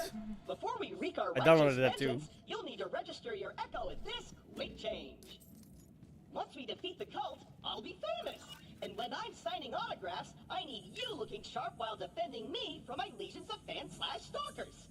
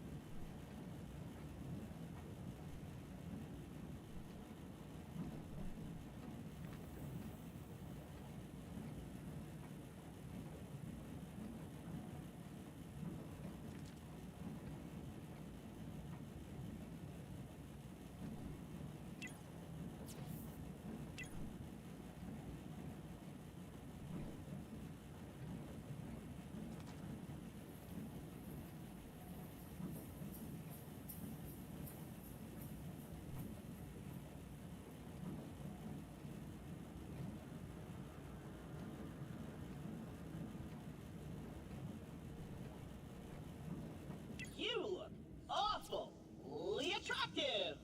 Satan.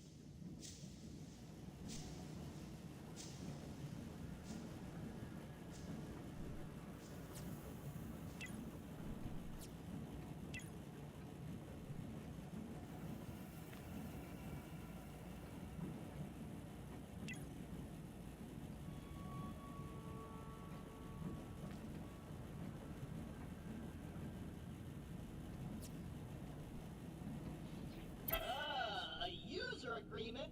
Boring. Agree, okay. Corporations have our best interests at heart. Except Dahl. And Hyperion. And never mind. The propaganda center I was gonna is read that, bro. this way. Bullshit. A locked gate? No! This can't be happening! The entire mission is ruined! Claptrap. Think! You're brave and powerful, and people always do what you tell them to. That's it! Recruit, get that gate open. That's an order from your superior officer. You did it! Best recruit ever! But don't get cocky.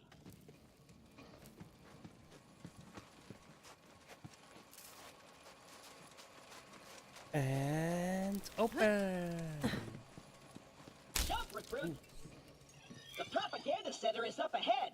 Those cultists have been killing Crimson Raiders left and right. They totally suck skag balls. But I've got a foolproof plan to kick their culty asses. I hit a weapons cache nearby. Stay quiet and follow my every move.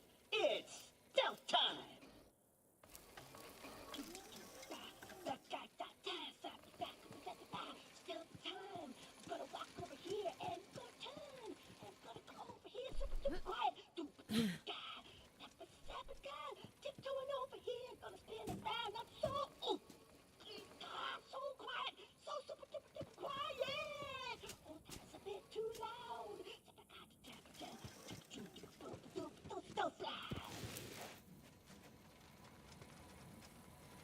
Perfect. Once we complete Fuck our off, mission, D. Lilith Don't has use. to promote me to Super General. Stand back!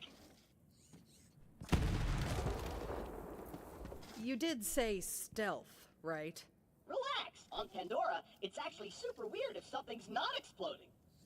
Now take your gun, recruit. You're gonna need it. These guns, like myself, aren't beholden to their primary function. I can dance and sing.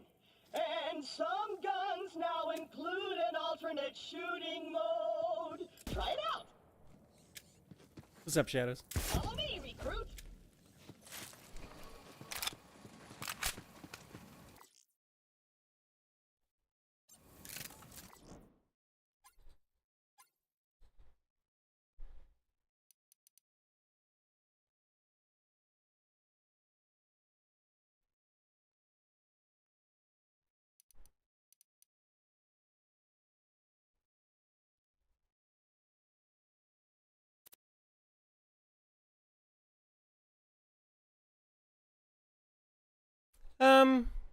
Yeah, it's not the best one, is it? That would be number 2.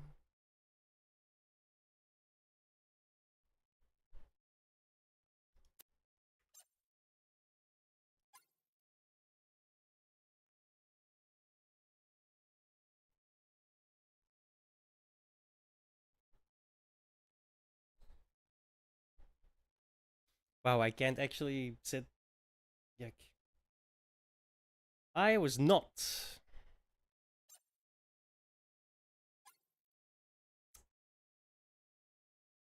There we go.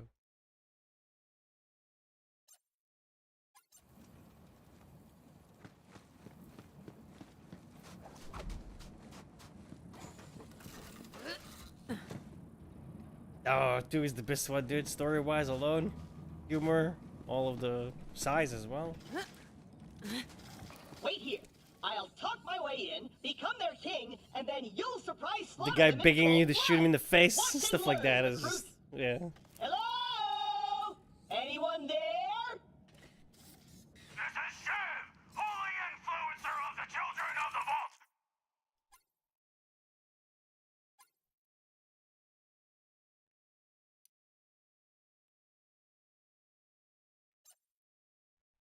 What do you want, Crapbot? Hello, bloodthirsty maniac. It is I, Claptrap, Slayer of the Destroyer, and Super General of the Crimson Raiders. We have you completely surrounded. Open the gates now, and perhaps I will be merciful. Yeah. Let me think about that. They might call themselves Children of the Vault, but they're still bandits, and bandits are incredibly stupid. Okay, we're going to surrender. Please don't kill us, Crapbot. That's what I thought. Open the doors immediately for your new king. Easy, easy. I'm coming out. Just wait right there. We did it! I did it! Another victory for the Crimson Raiders! Hey, I feel funny. What's happening to me?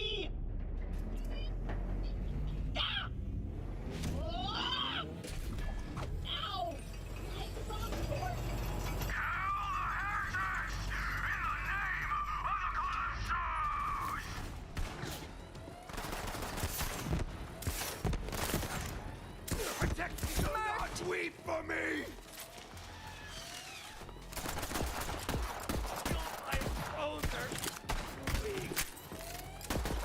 Probably had that coming. Let's get a little more intimate. Use this help! I need you alive to save me! Those thieves are... Protect me! This could Pretty save throat. your life! Then you owe me a life debt!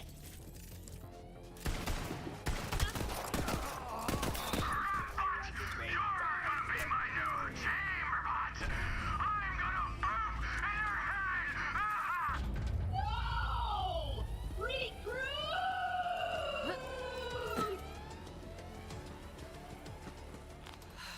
I know Claptrap can be a little claptrap, but he's still one of us. You're gonna have to save him. I'll be there soon.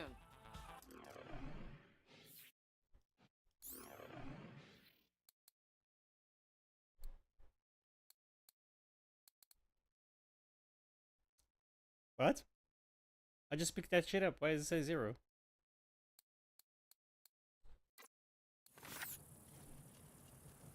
There's 2 guns that I picked up. What? The fuck?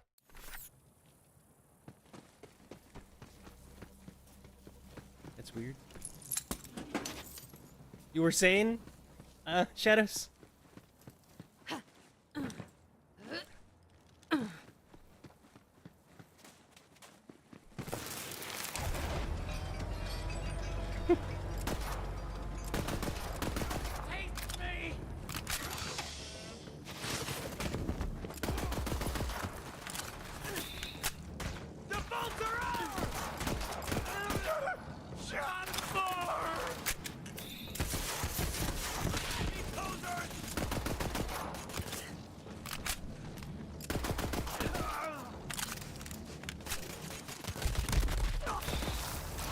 We don't have...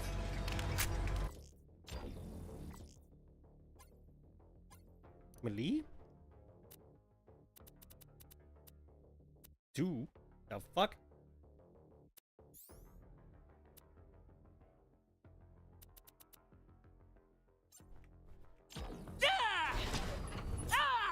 Recruit, there's no way your supple and delicate body can survive a showdown with Shiv unprotected! Look around for a shield!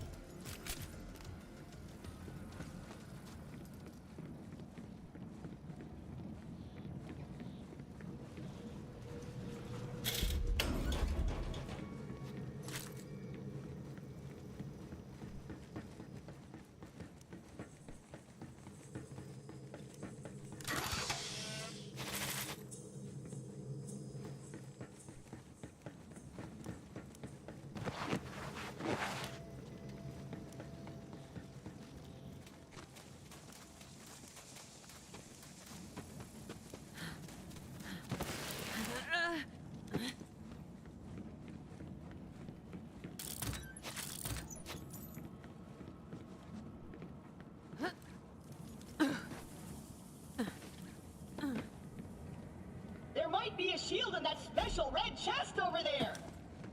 Just hang out.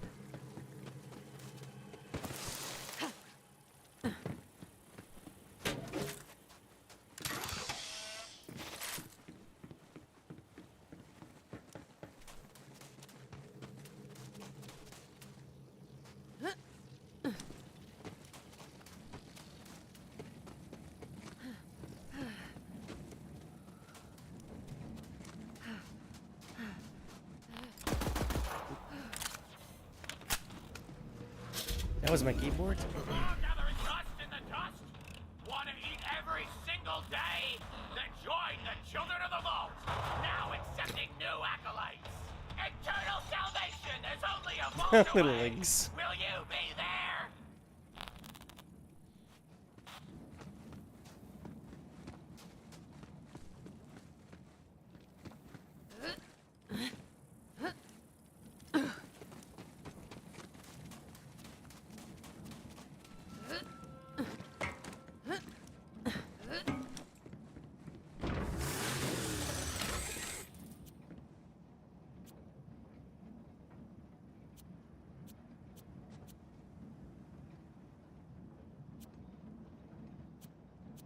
You got a shield! Now you're invincible! Not really, but it just might keep from killing you in one hit. Now let's get you in there, recruit! Hey, Shiv! All your dumb friends are dead! I challenge you to a trial by combat! But because I'm stuck to this magnet, my loyal champion shall vanquish you in my stead. Come on in, heretic! I haven't met my sacrifice quota for the day!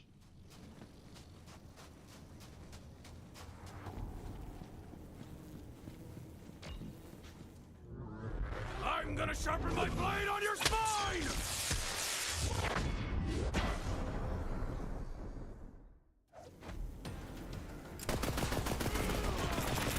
Just shut up and die already.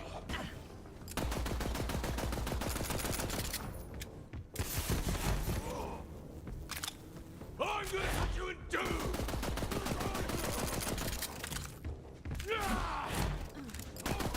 Taking care of business. For the good! It's a KIA. I'm the knife-wielding maniac. Super dead. Score one for the Crimson Raiders. You and I understand Contract now. secure the I area. didn't pick up the guns. I set up automatic sell. I assume that would be happening when I get to the fucking store, not immediately, right?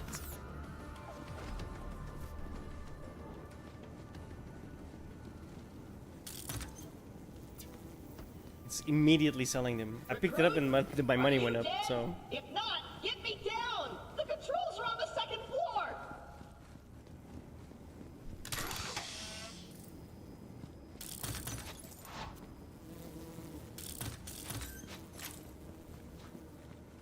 Yeah. Yeah, that's how that works.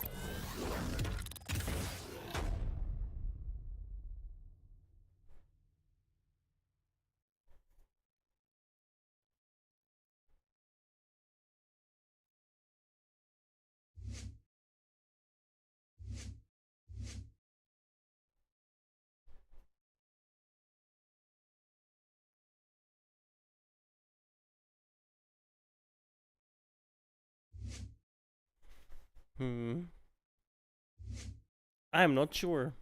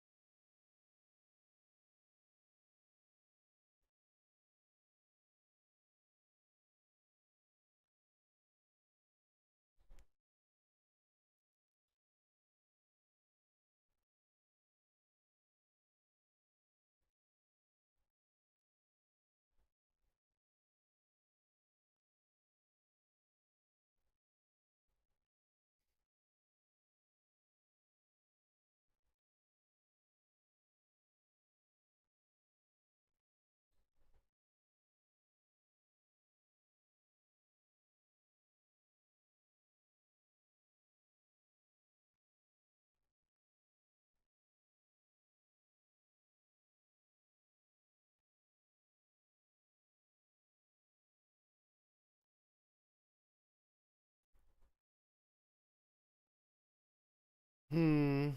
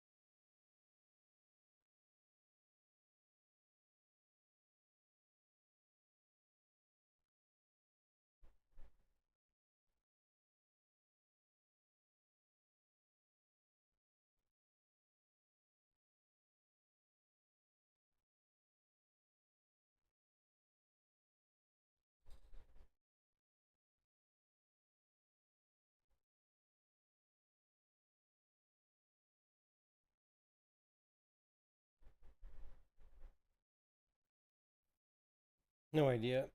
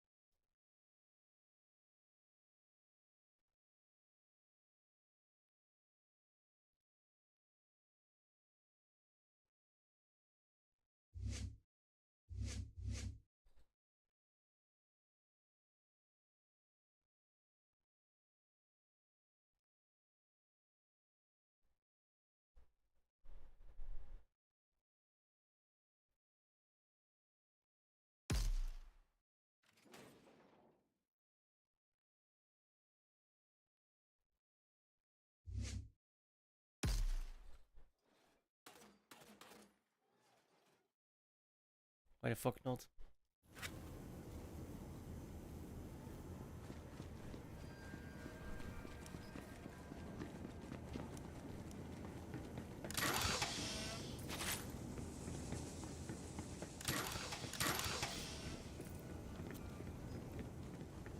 Hello, recruit? Did you abandon the Crimson Raiders? If not, find the magnet controls.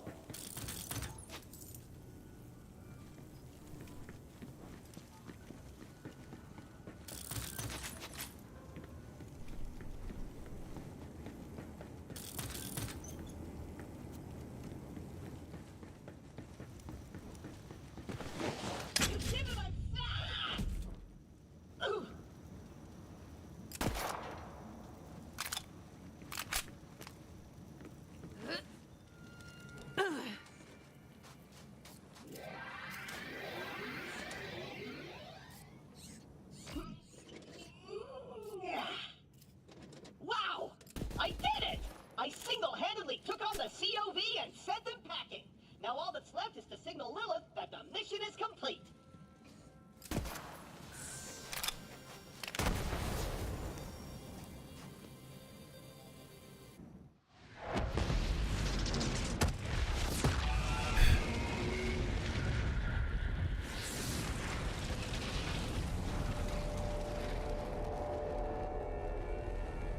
Sup?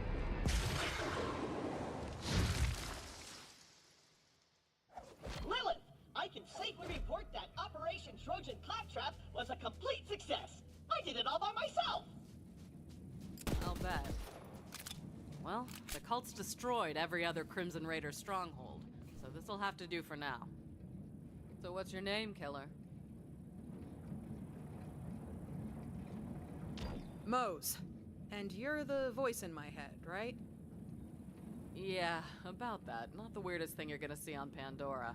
But seriously, thanks for answering my call. We might not have the numbers, but with a badass like you, we've got a fighting chance. Welcome to the Crimson Raiders. Pandora's a dangerous place. That grenade mod will come in handy. You should equip it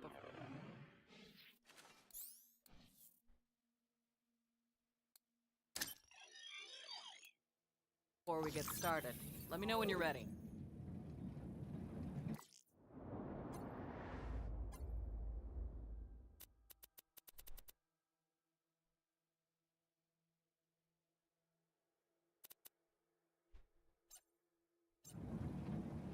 Ready to chuck some boom and frag some maniacs. All right. Hey, do you hear bloodthirsty screaming? More COV. Let's see what you got, recruit. There's too many of them! We're doomed! There's targets over here! It's the Firehawk! The God See? Queen wants her head! They call her the Firehawk, dude. The Roanoke guy. No, the Films Comics Explained. Like, did you even play the games, bro? Like, don't get me wrong. I agree with him. The movie's trash. But that part made sense. Rainfall!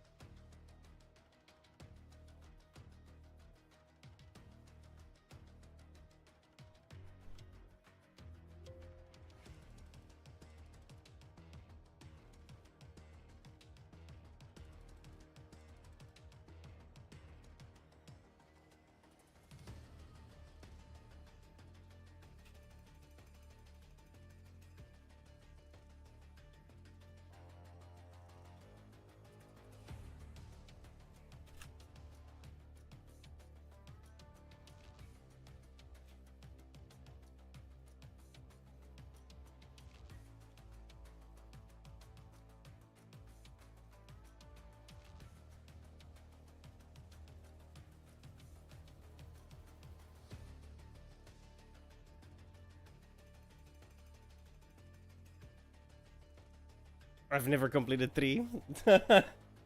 Ever.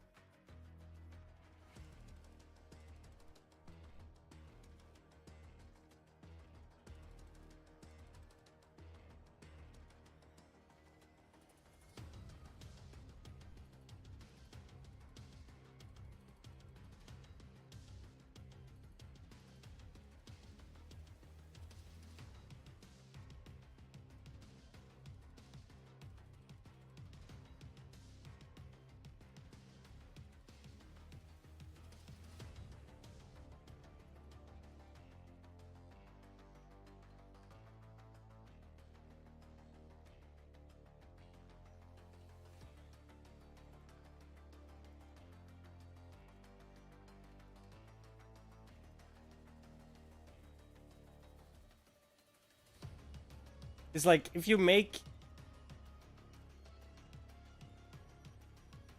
how do I put this? If you make a review on something, you should probably make sure that what you say is accurate, right?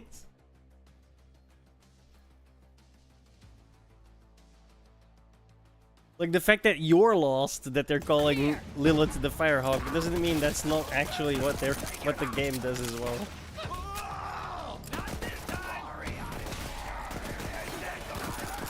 I agree with everything else though. The movie's garbage. So hot miss. Choke on this, bandit!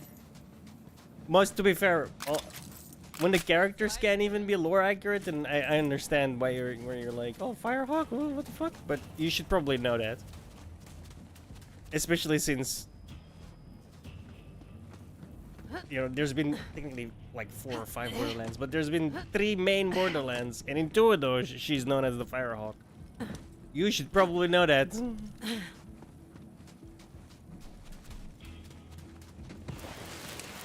If you're making a video about it and then complaining that they call her the Firehawk. Like, yikes. All right, we got a foothold. Maybe things are turning our way. Come on, killer, you're with me. Let me catch you up. Yes, ma'am. A while back, we found a map. Led to vaults all over the Borderlands. Dream come true, right? I didn't realize how big of a target it would make us. We got attacked and the map was lost. I've been looking for it ever since. This way. I was so focused on finding the map, I didn't notice that Pandora was changing. The bandit clans used to just murder each other. The movie, yeah. Now they're all under one banner. A cult.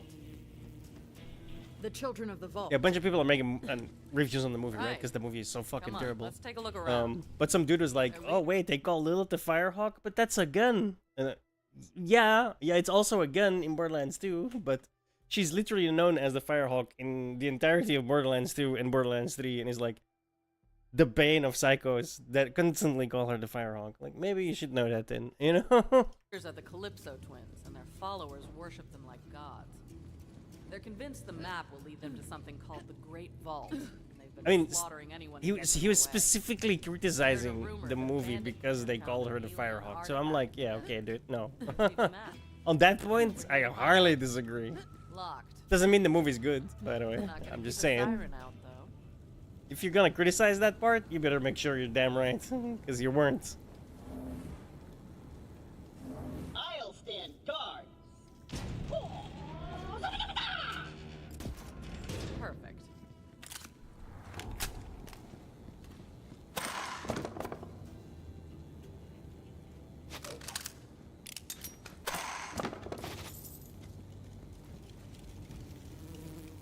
What do we have here? Yeah. Yeah, I agree 100%. Kevin Hart as Roland? What the fuck? That's like... Kate Blanchett was massively miscast as well? Not to mention... Lilith's like, what, 24? The map. 25? We have to Not beat 50? them to the Sun Smashers. I'll open the gate.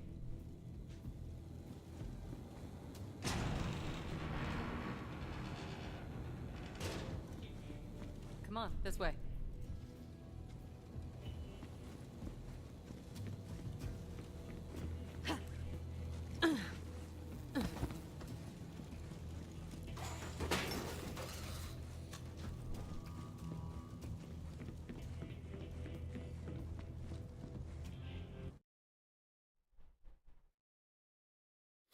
Catch a ride!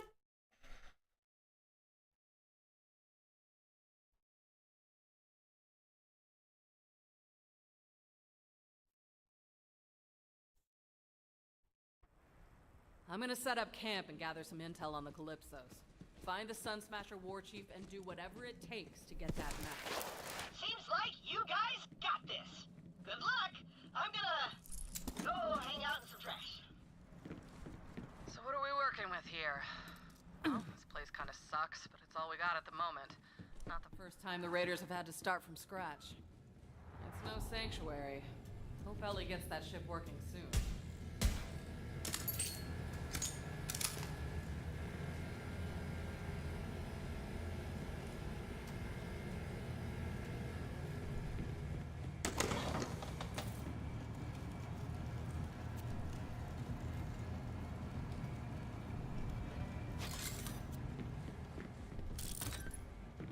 Have to make sure to hold it down when I want to equip something, otherwise I sell it immediately.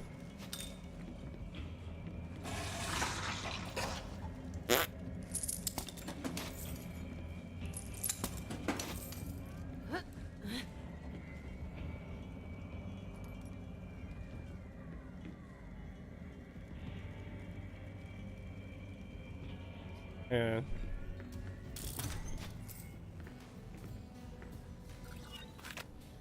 I hate to say it, but Soldier tell of that to fortune, Fallout. soldier Even of though I style. thought Fallout was garbage. Absolute fucking trash. Completely overwrote the canon. It was not lore accurate at all.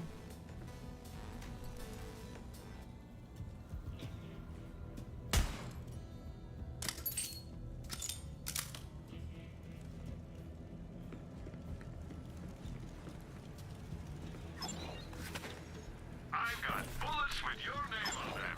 Well, wait, that came out wrong.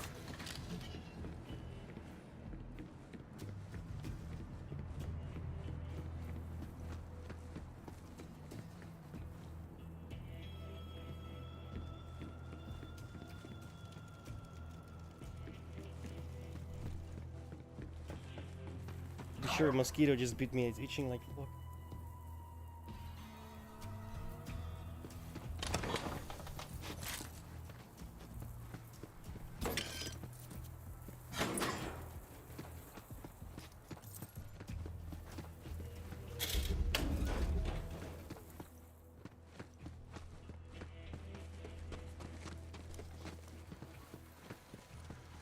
Hey there!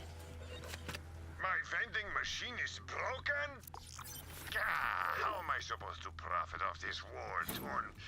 I mean, sell premium weapons to heroic vault hunters such as yourself?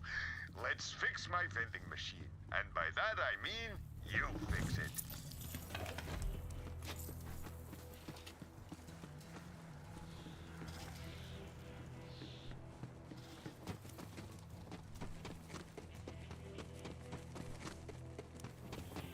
Damn psychos, always scavenging to make their buzz axes and meat bicycles.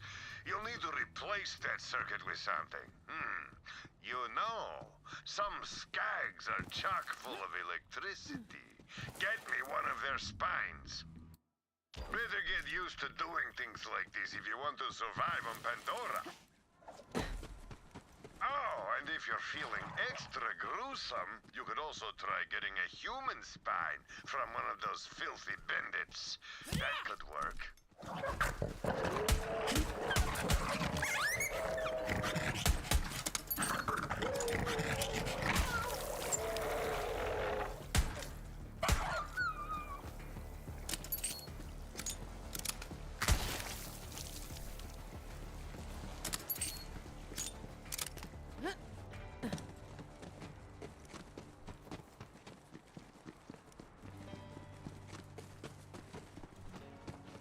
You're so screwed now!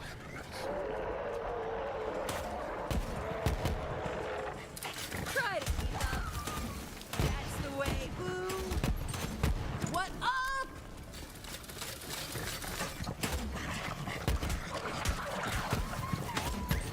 That's how we do. Nice. Things kinda cool. Here's one of those shock skags now. Get its spine.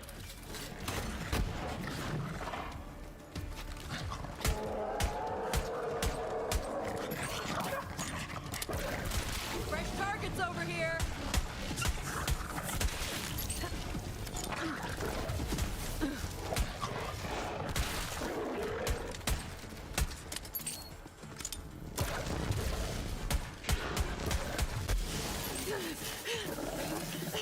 Go on, pick it up. Hope you don't mind handling viscera.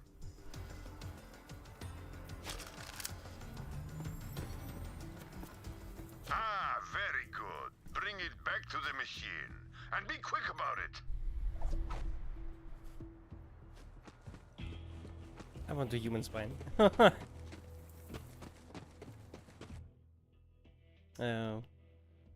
Maybe not. It's too far away. Because I'm lazy.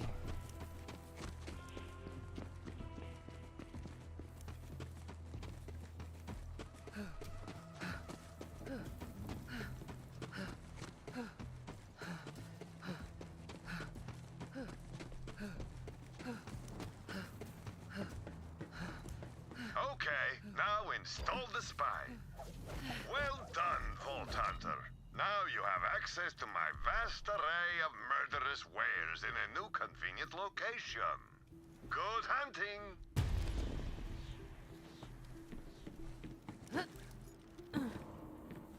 Oh. I wanna catch a ride! Rude.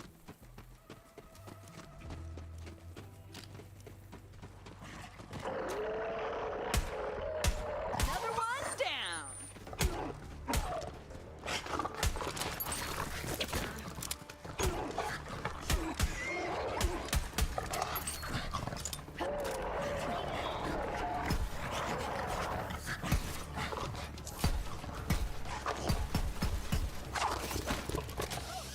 Okay, bye.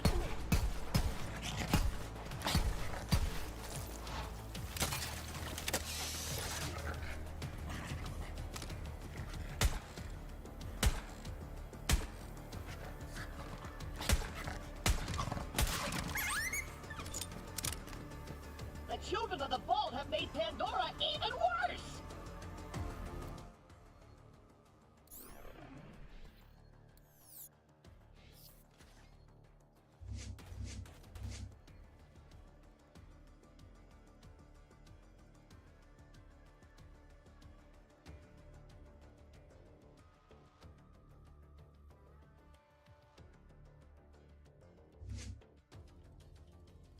Hmm.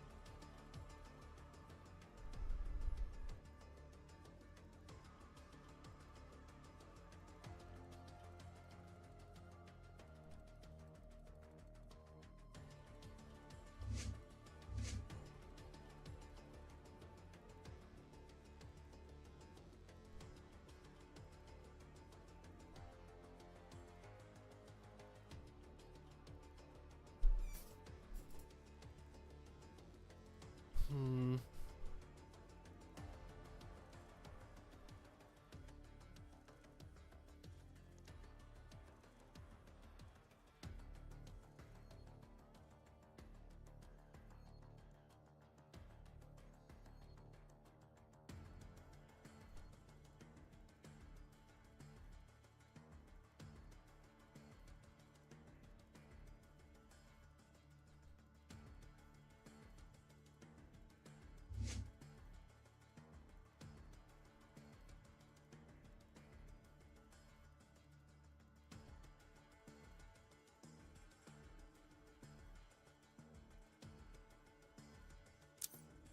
Take that first and then that, because I don't have anything that lights on fire now, but with this I will, so. Seems like the play here.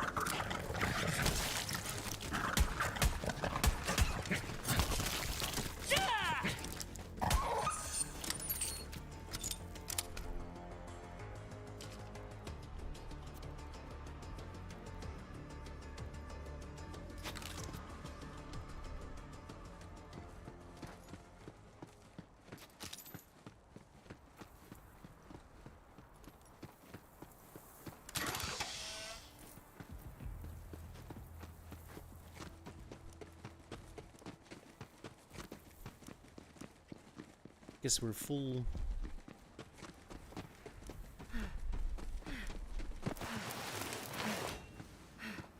Damn it.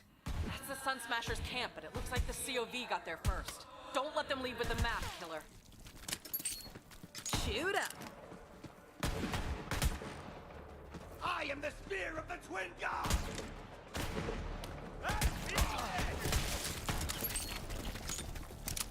What was the B? X? Over there. C? I can't remember what the fucking F? Time for a scrap.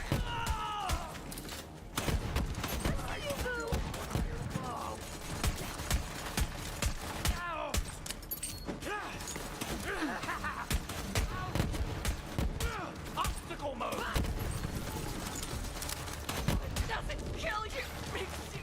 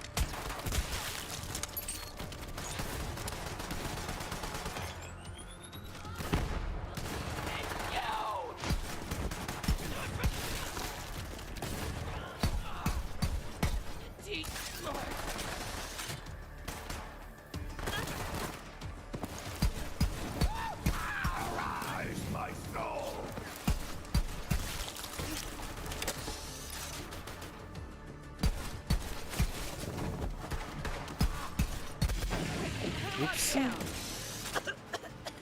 didn't expect it to blow up immediately. I should have, because I'm using a shotgun. That wasn't smart. It's fine. It's Borderlands, to be expected. Totally canon. Oh my god. Where'd you come from?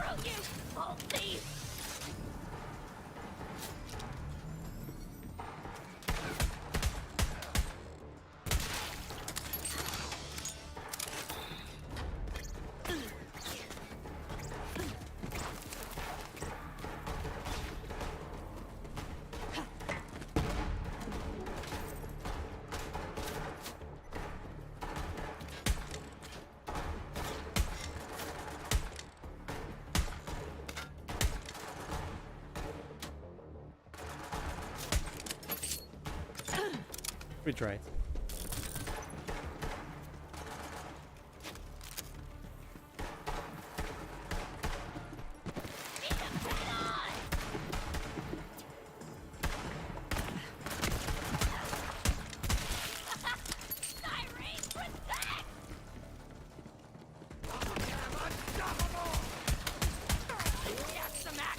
And boom goes the dynamite.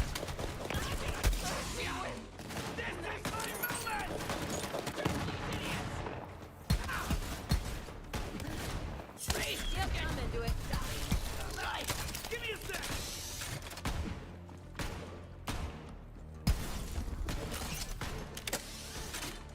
Hello? Somebody help me! I would prefer not to die like this! Save me! I'm invincible! That was a lie.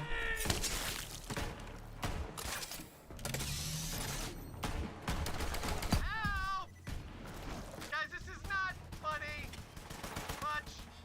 Cast out the heretic! You do! Vulture!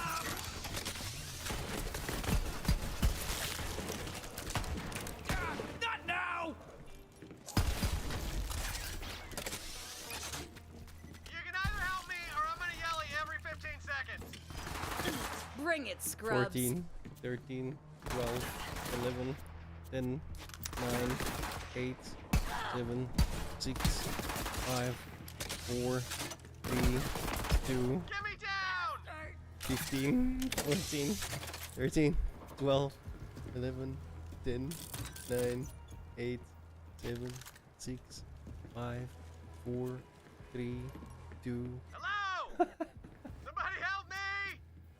I would prefer not It is to die every like 15 this. seconds. That's kind of Okay, funny. this is an excellent prank. We've all had a great time, except for me. Please get me down. Please. Hello! Somebody help me! I would prefer not to die like this. Help!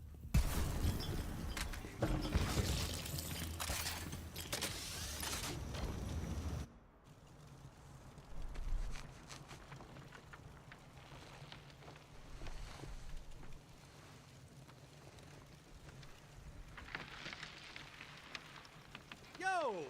Little help?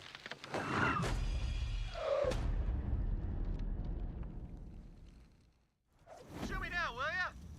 I like to hang, but not like this. Not like this!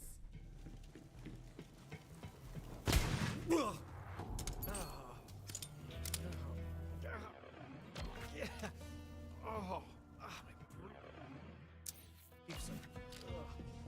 Oh, hey, yeah.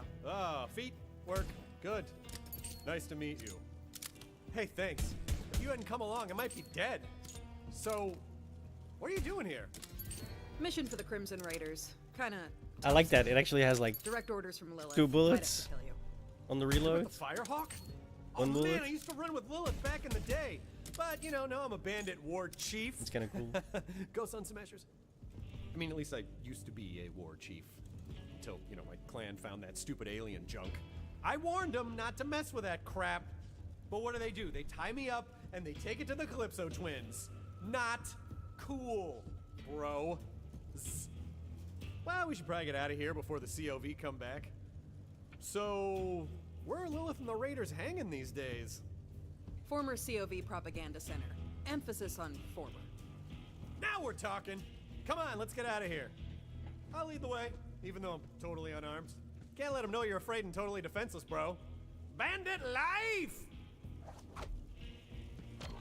So, you took over that COV Propaganda Center all by your little self? You know it, Tidy Whitey. I am impressed. Oh man, the Children of the Vault totally trashed my camp! Like, that is not where that bloody skull should be! It is completely ruining the vibe! Oh, I know a shortcut! This way!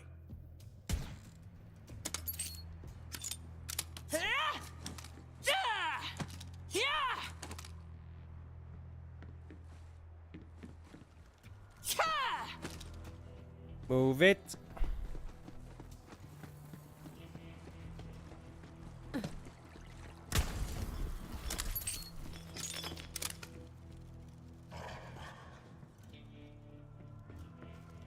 Ugh, Skag Central, am I right? You know, I'm gonna let you take care of him. Only thing I'm packing right now is not something I'm gonna use on a Skag.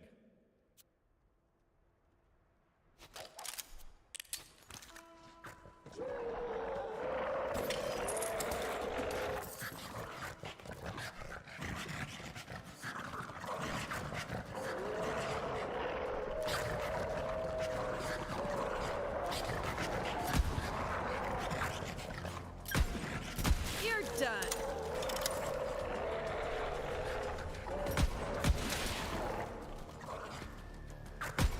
Way to take out that shiv jerk.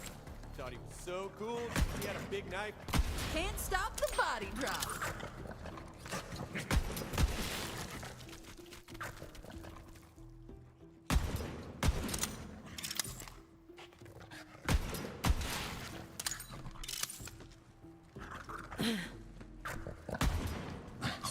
Well, can't break that. Yeah!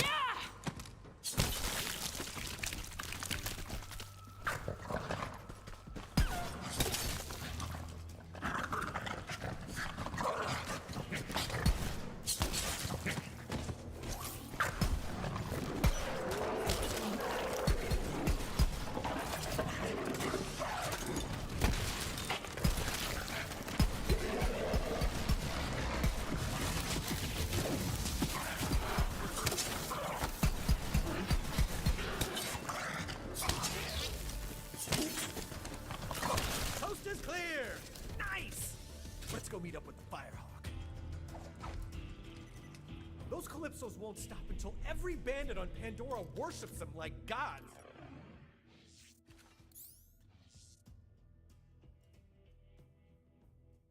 I mean, bandits don't need gods.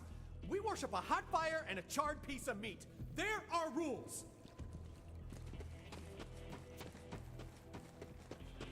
I'm sure Lilith will be glad to see me. We're tight, bro. Super tight. Like, bro tight. It's a thing.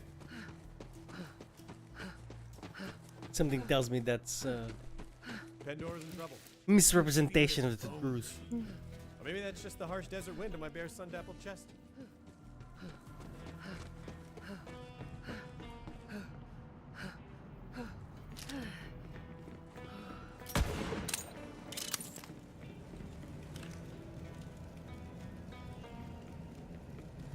Oh, sweet digs. Fortified, well ventilated. You know, throw some bloody skulls up on the walls. You got yourself a nice, cozy place here, friend. Vaughn?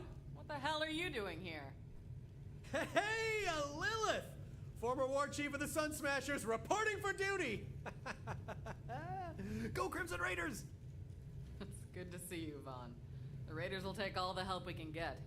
So, Vault Hunter, did you find the map? Did we find a map? Didn't find the map, so I Nope. brought a bandit instead. Map? If you're talking about that alien junk, my clan is bringing it to the Calypso twins as an offering. They're heading to the Holy Broadcast Center. It's where the Calypsos host murder sermons to amp up their followers. Can't let the Calypsos get that map. The Holy Broadcast Center is a long ride. Vault Hunter, you're gonna need some wheels. My friend Ellie runs the Catch a Ride. Go introduce yourself. Catch a She'll hook you Ride. up.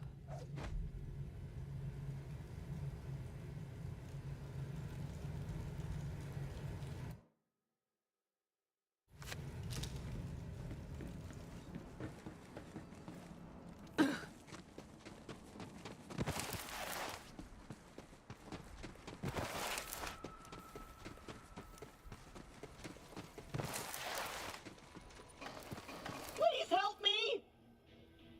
Recruit, you have to help me! I lost my antenna! Will you stop crying if I say I'll help? Yes! I'm gonna be bigger and badder than ever! But this is an important flash decision. Bring me replacement antenna options, recruit! Options, I say! Go for it! Even though finding me a new antenna is vitally important, you can do this mission on the side. And you'll probably want to get a vehicle for this one. Vaughn, what the hell? I don't like You Ellie. knew I've been looking for that map. Why didn't Scooter you was bring it better. to me? Scooter? Scooter? Scooter? Okay, I see what happened here. Let me explain. I let the map slip into the hands of culty psychopaths, and now the whole galaxy's in danger. Yeah, that's what I was saying. Okay, same page. You know what this calls for? Apology push-ups. You don't have to...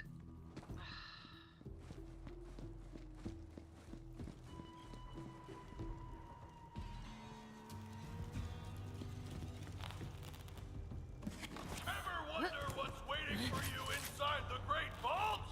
Could it be a cajillion dollars? Or a lifetime supply of mysterious bloody meat? Or the death car of your dreams? Filled with meat, and money, and guns. There's only one way to find out, so ask yourself this. When we open the Great Vault, will you be there?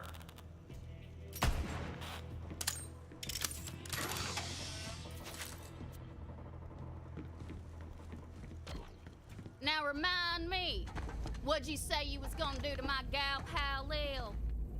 God Queen Tyreen will drink soup from the skull of the great heretic! Ah!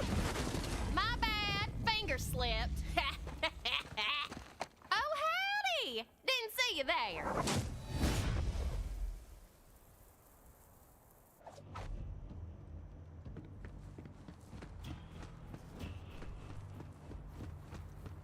I heard y'all were in the neighborhood.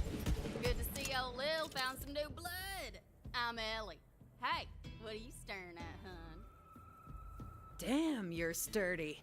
It'd take an army to knock you down. Ain't you a heartbreaker? Lil said you was looking for a vehicle. Damn cultist stole all mine. Mind stealing me one back? Then I'll set you up with a catch-a-ride.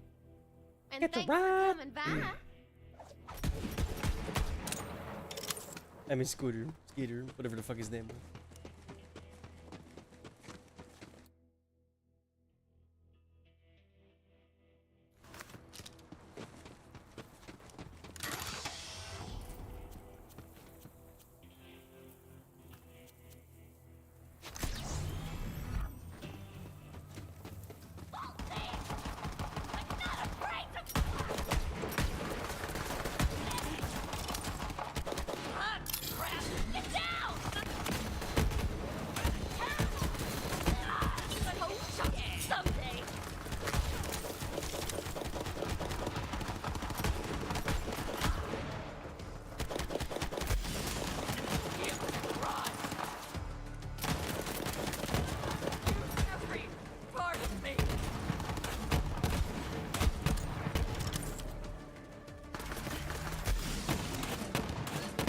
Hell yeah, Cub, let's go!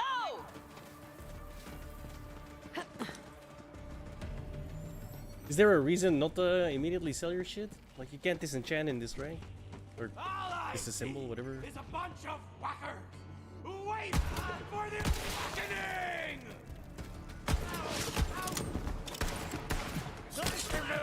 Tell me about this guy! Oh, look! Dead meat. Now, I never had trouble grabbing bandit attention.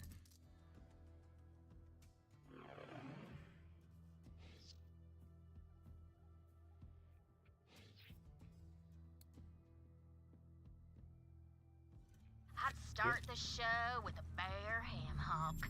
Then they'd get the bare knuckle encore. Bam!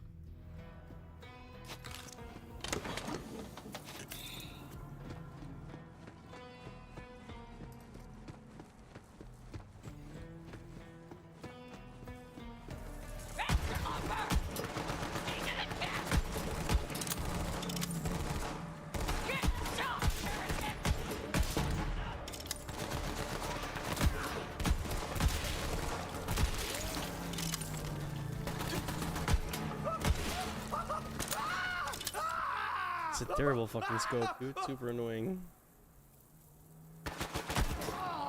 You're gonna die! The chili recipe dies with me!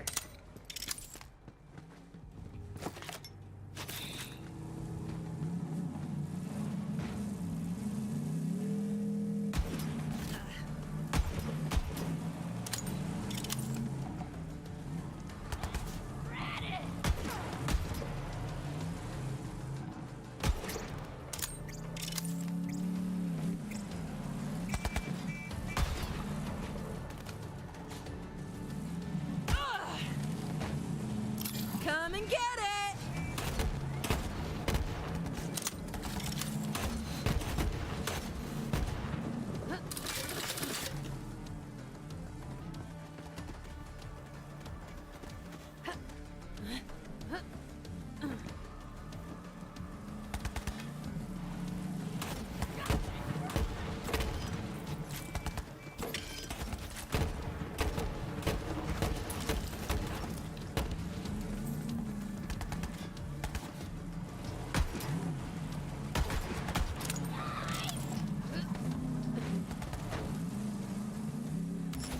No, no, no! You can't do this to me!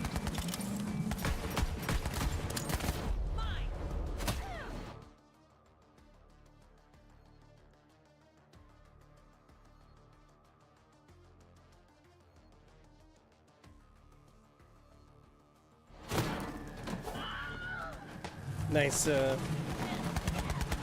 helmet scream. Wilhelm scream, sorry. Recruit, you're near a dead claptrap unit. Those are all over. I'm the last of my product line. I need you to salvage their parts so I can build a new friend.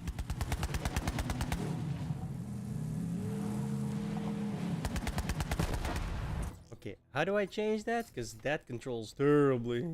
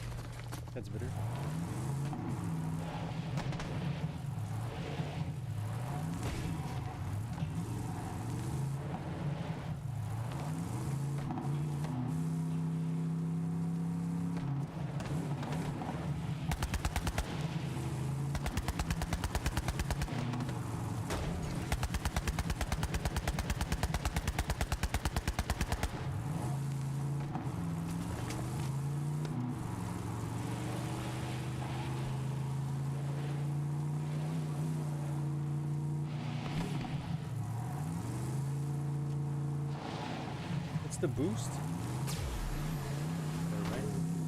Whoa! Just park your car there, hun.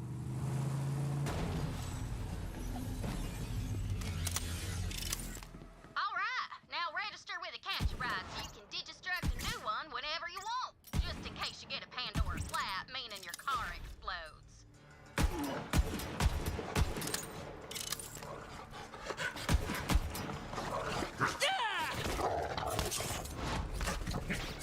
Get good or get dead, scrub.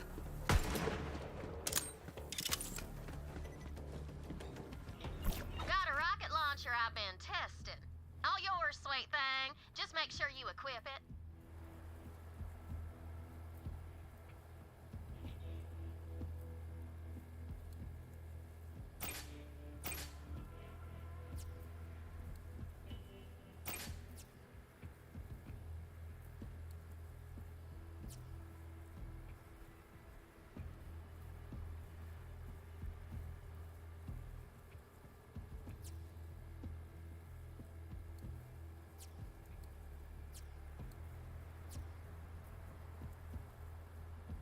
We got riders for gutters. Get you one.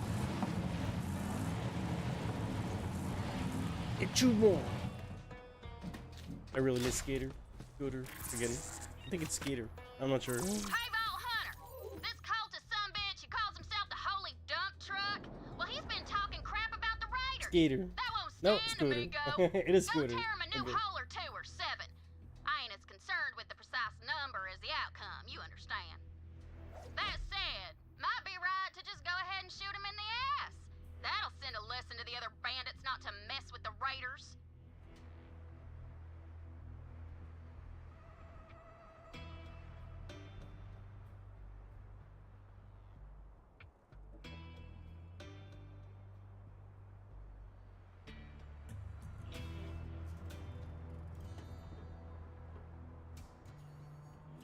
So dumb, man. They killed him. They killed him off in like a different fucking game as well, like in like a Telltale game. This terrible fucking writing.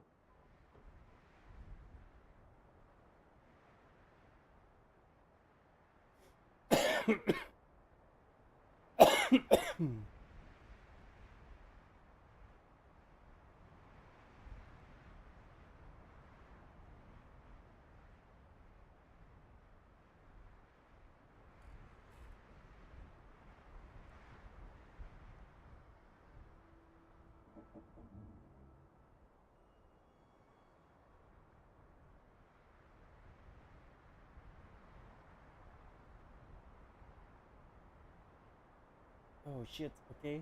That just got really dark. Let me check something. Oh wow, okay, the guy died in real life.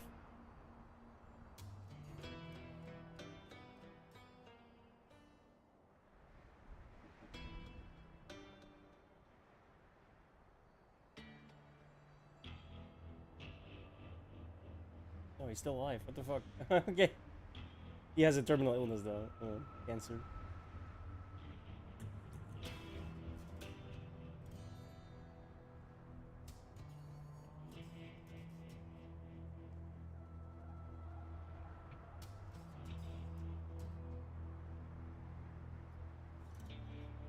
Oh no, it's multiple sclerosis. Jesus.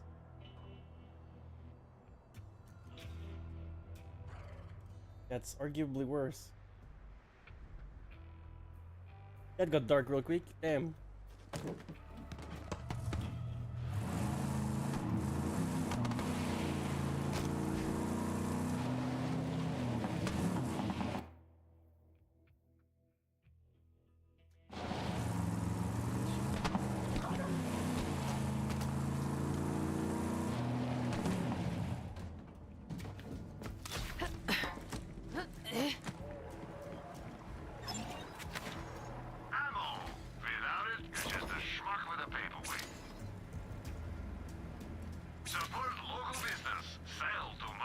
A schmuck with a paperweight. I just realized what he said. Yeah, that's pretty good. Happy to help. Hey, bro. Vaughn, know anything about these COV statues? Ugh, the children of the vault have been leaving these suck-butt COV statues all over the place. You know what? We're gonna stick it to those wannabe gods and make our own idols. In my image. Yeah, good idea. From chiseled jaw to legendary calves. First off, go find all my wanted posters. P.S. I am very wanted. If we're gonna pull this off, we're gonna need those pictures of me to feed into the 3D scanner thing. Then we can start printing out the statues that look like me instead. That'll really tick off the Calypsos. I didn't go from a Hyperion accountant to bandit war chief just to follow orders again. But, you know, after I refused to join that stupid cult, Tyrene Calypso put a bounty on my sculpted ass. And the rest of me too. But I'm still alive, baby! And I'm still shaking it, bro! I'm not ignoring him. He's still talking. So that road will Oh shit. I'm just not listening. right to the Holy Broadcast Center. Watch out for those so-called twin gods. From what I hear, Tyrene Calypso's the star of the show. Her brother Troy runs the cult's propaganda. P.S. They both suck. Just saying.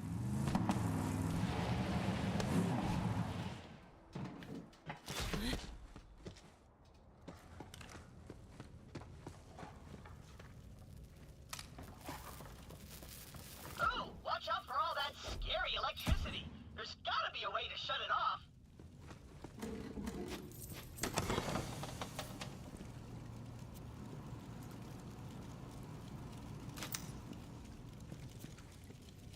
Ooh, a spork might look nice.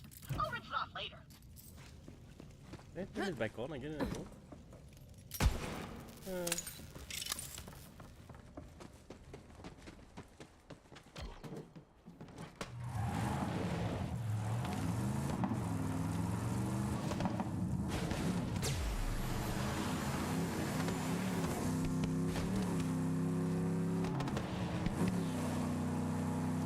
Dump trucks in the neighborhood. I can practically smell this sumbitch. Look around, VH. There must be something down there. See if you can open that floor door somehow.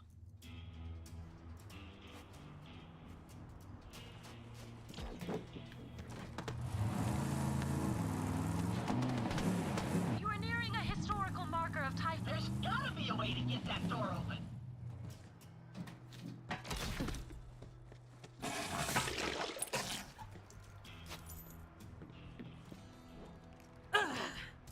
Maybe you can get up high and slam down on it. I was trying. Get real high and jump crouch to tap into your inner strength.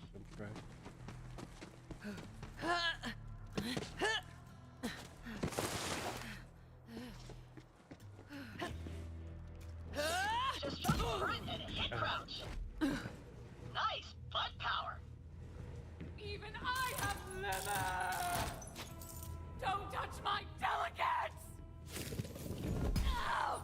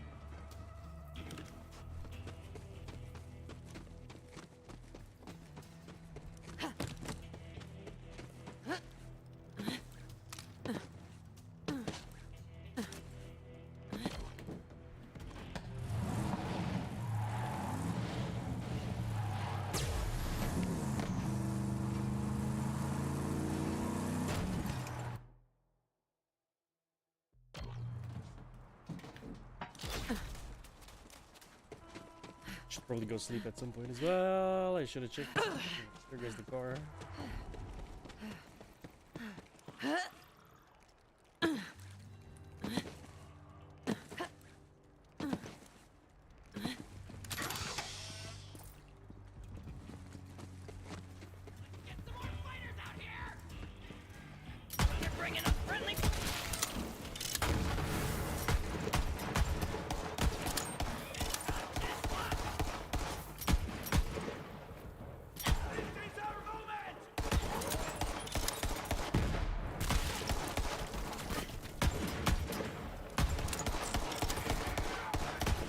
Seriously?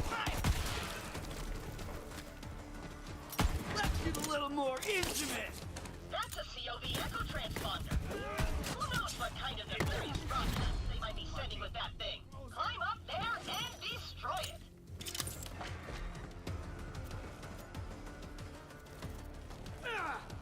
I'll show you the power of the twin gods! I'm gonna live forever! Go on, climb up there.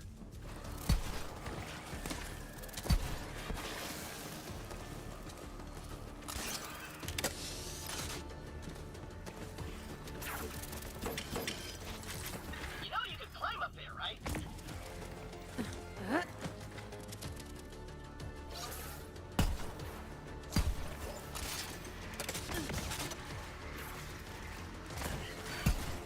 Bang!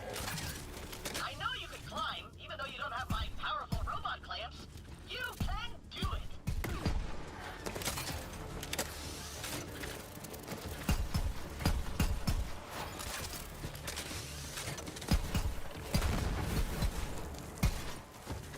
Jump at the edge of things and jump again. Oh my God. To it. We have to take you back to basic training.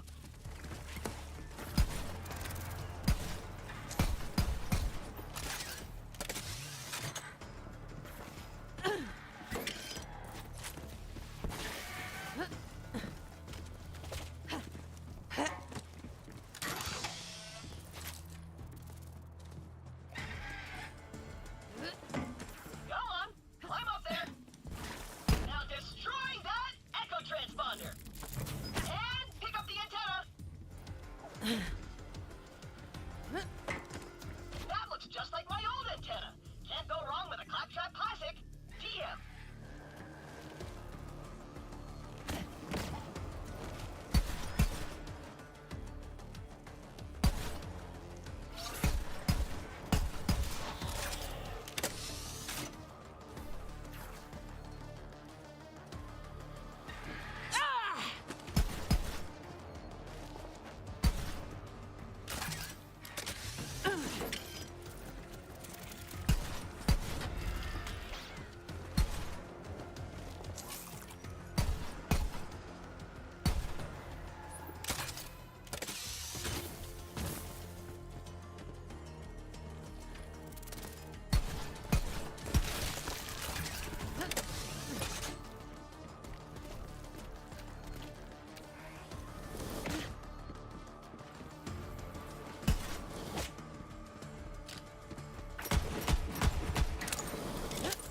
Claws out, Iron Cup! Hello? It's right there, bro. Oh my God.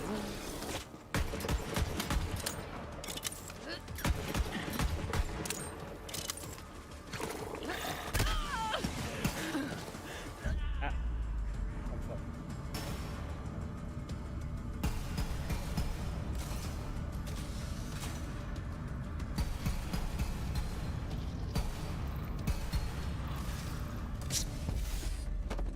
Rude.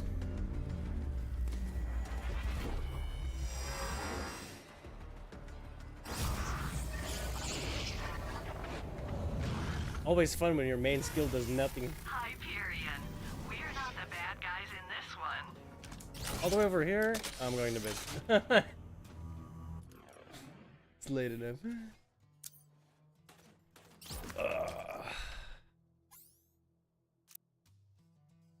3 in the morning. Fucking hell. Okay. GG. Thank you all so much for hanging out. I'll be back tomorrow.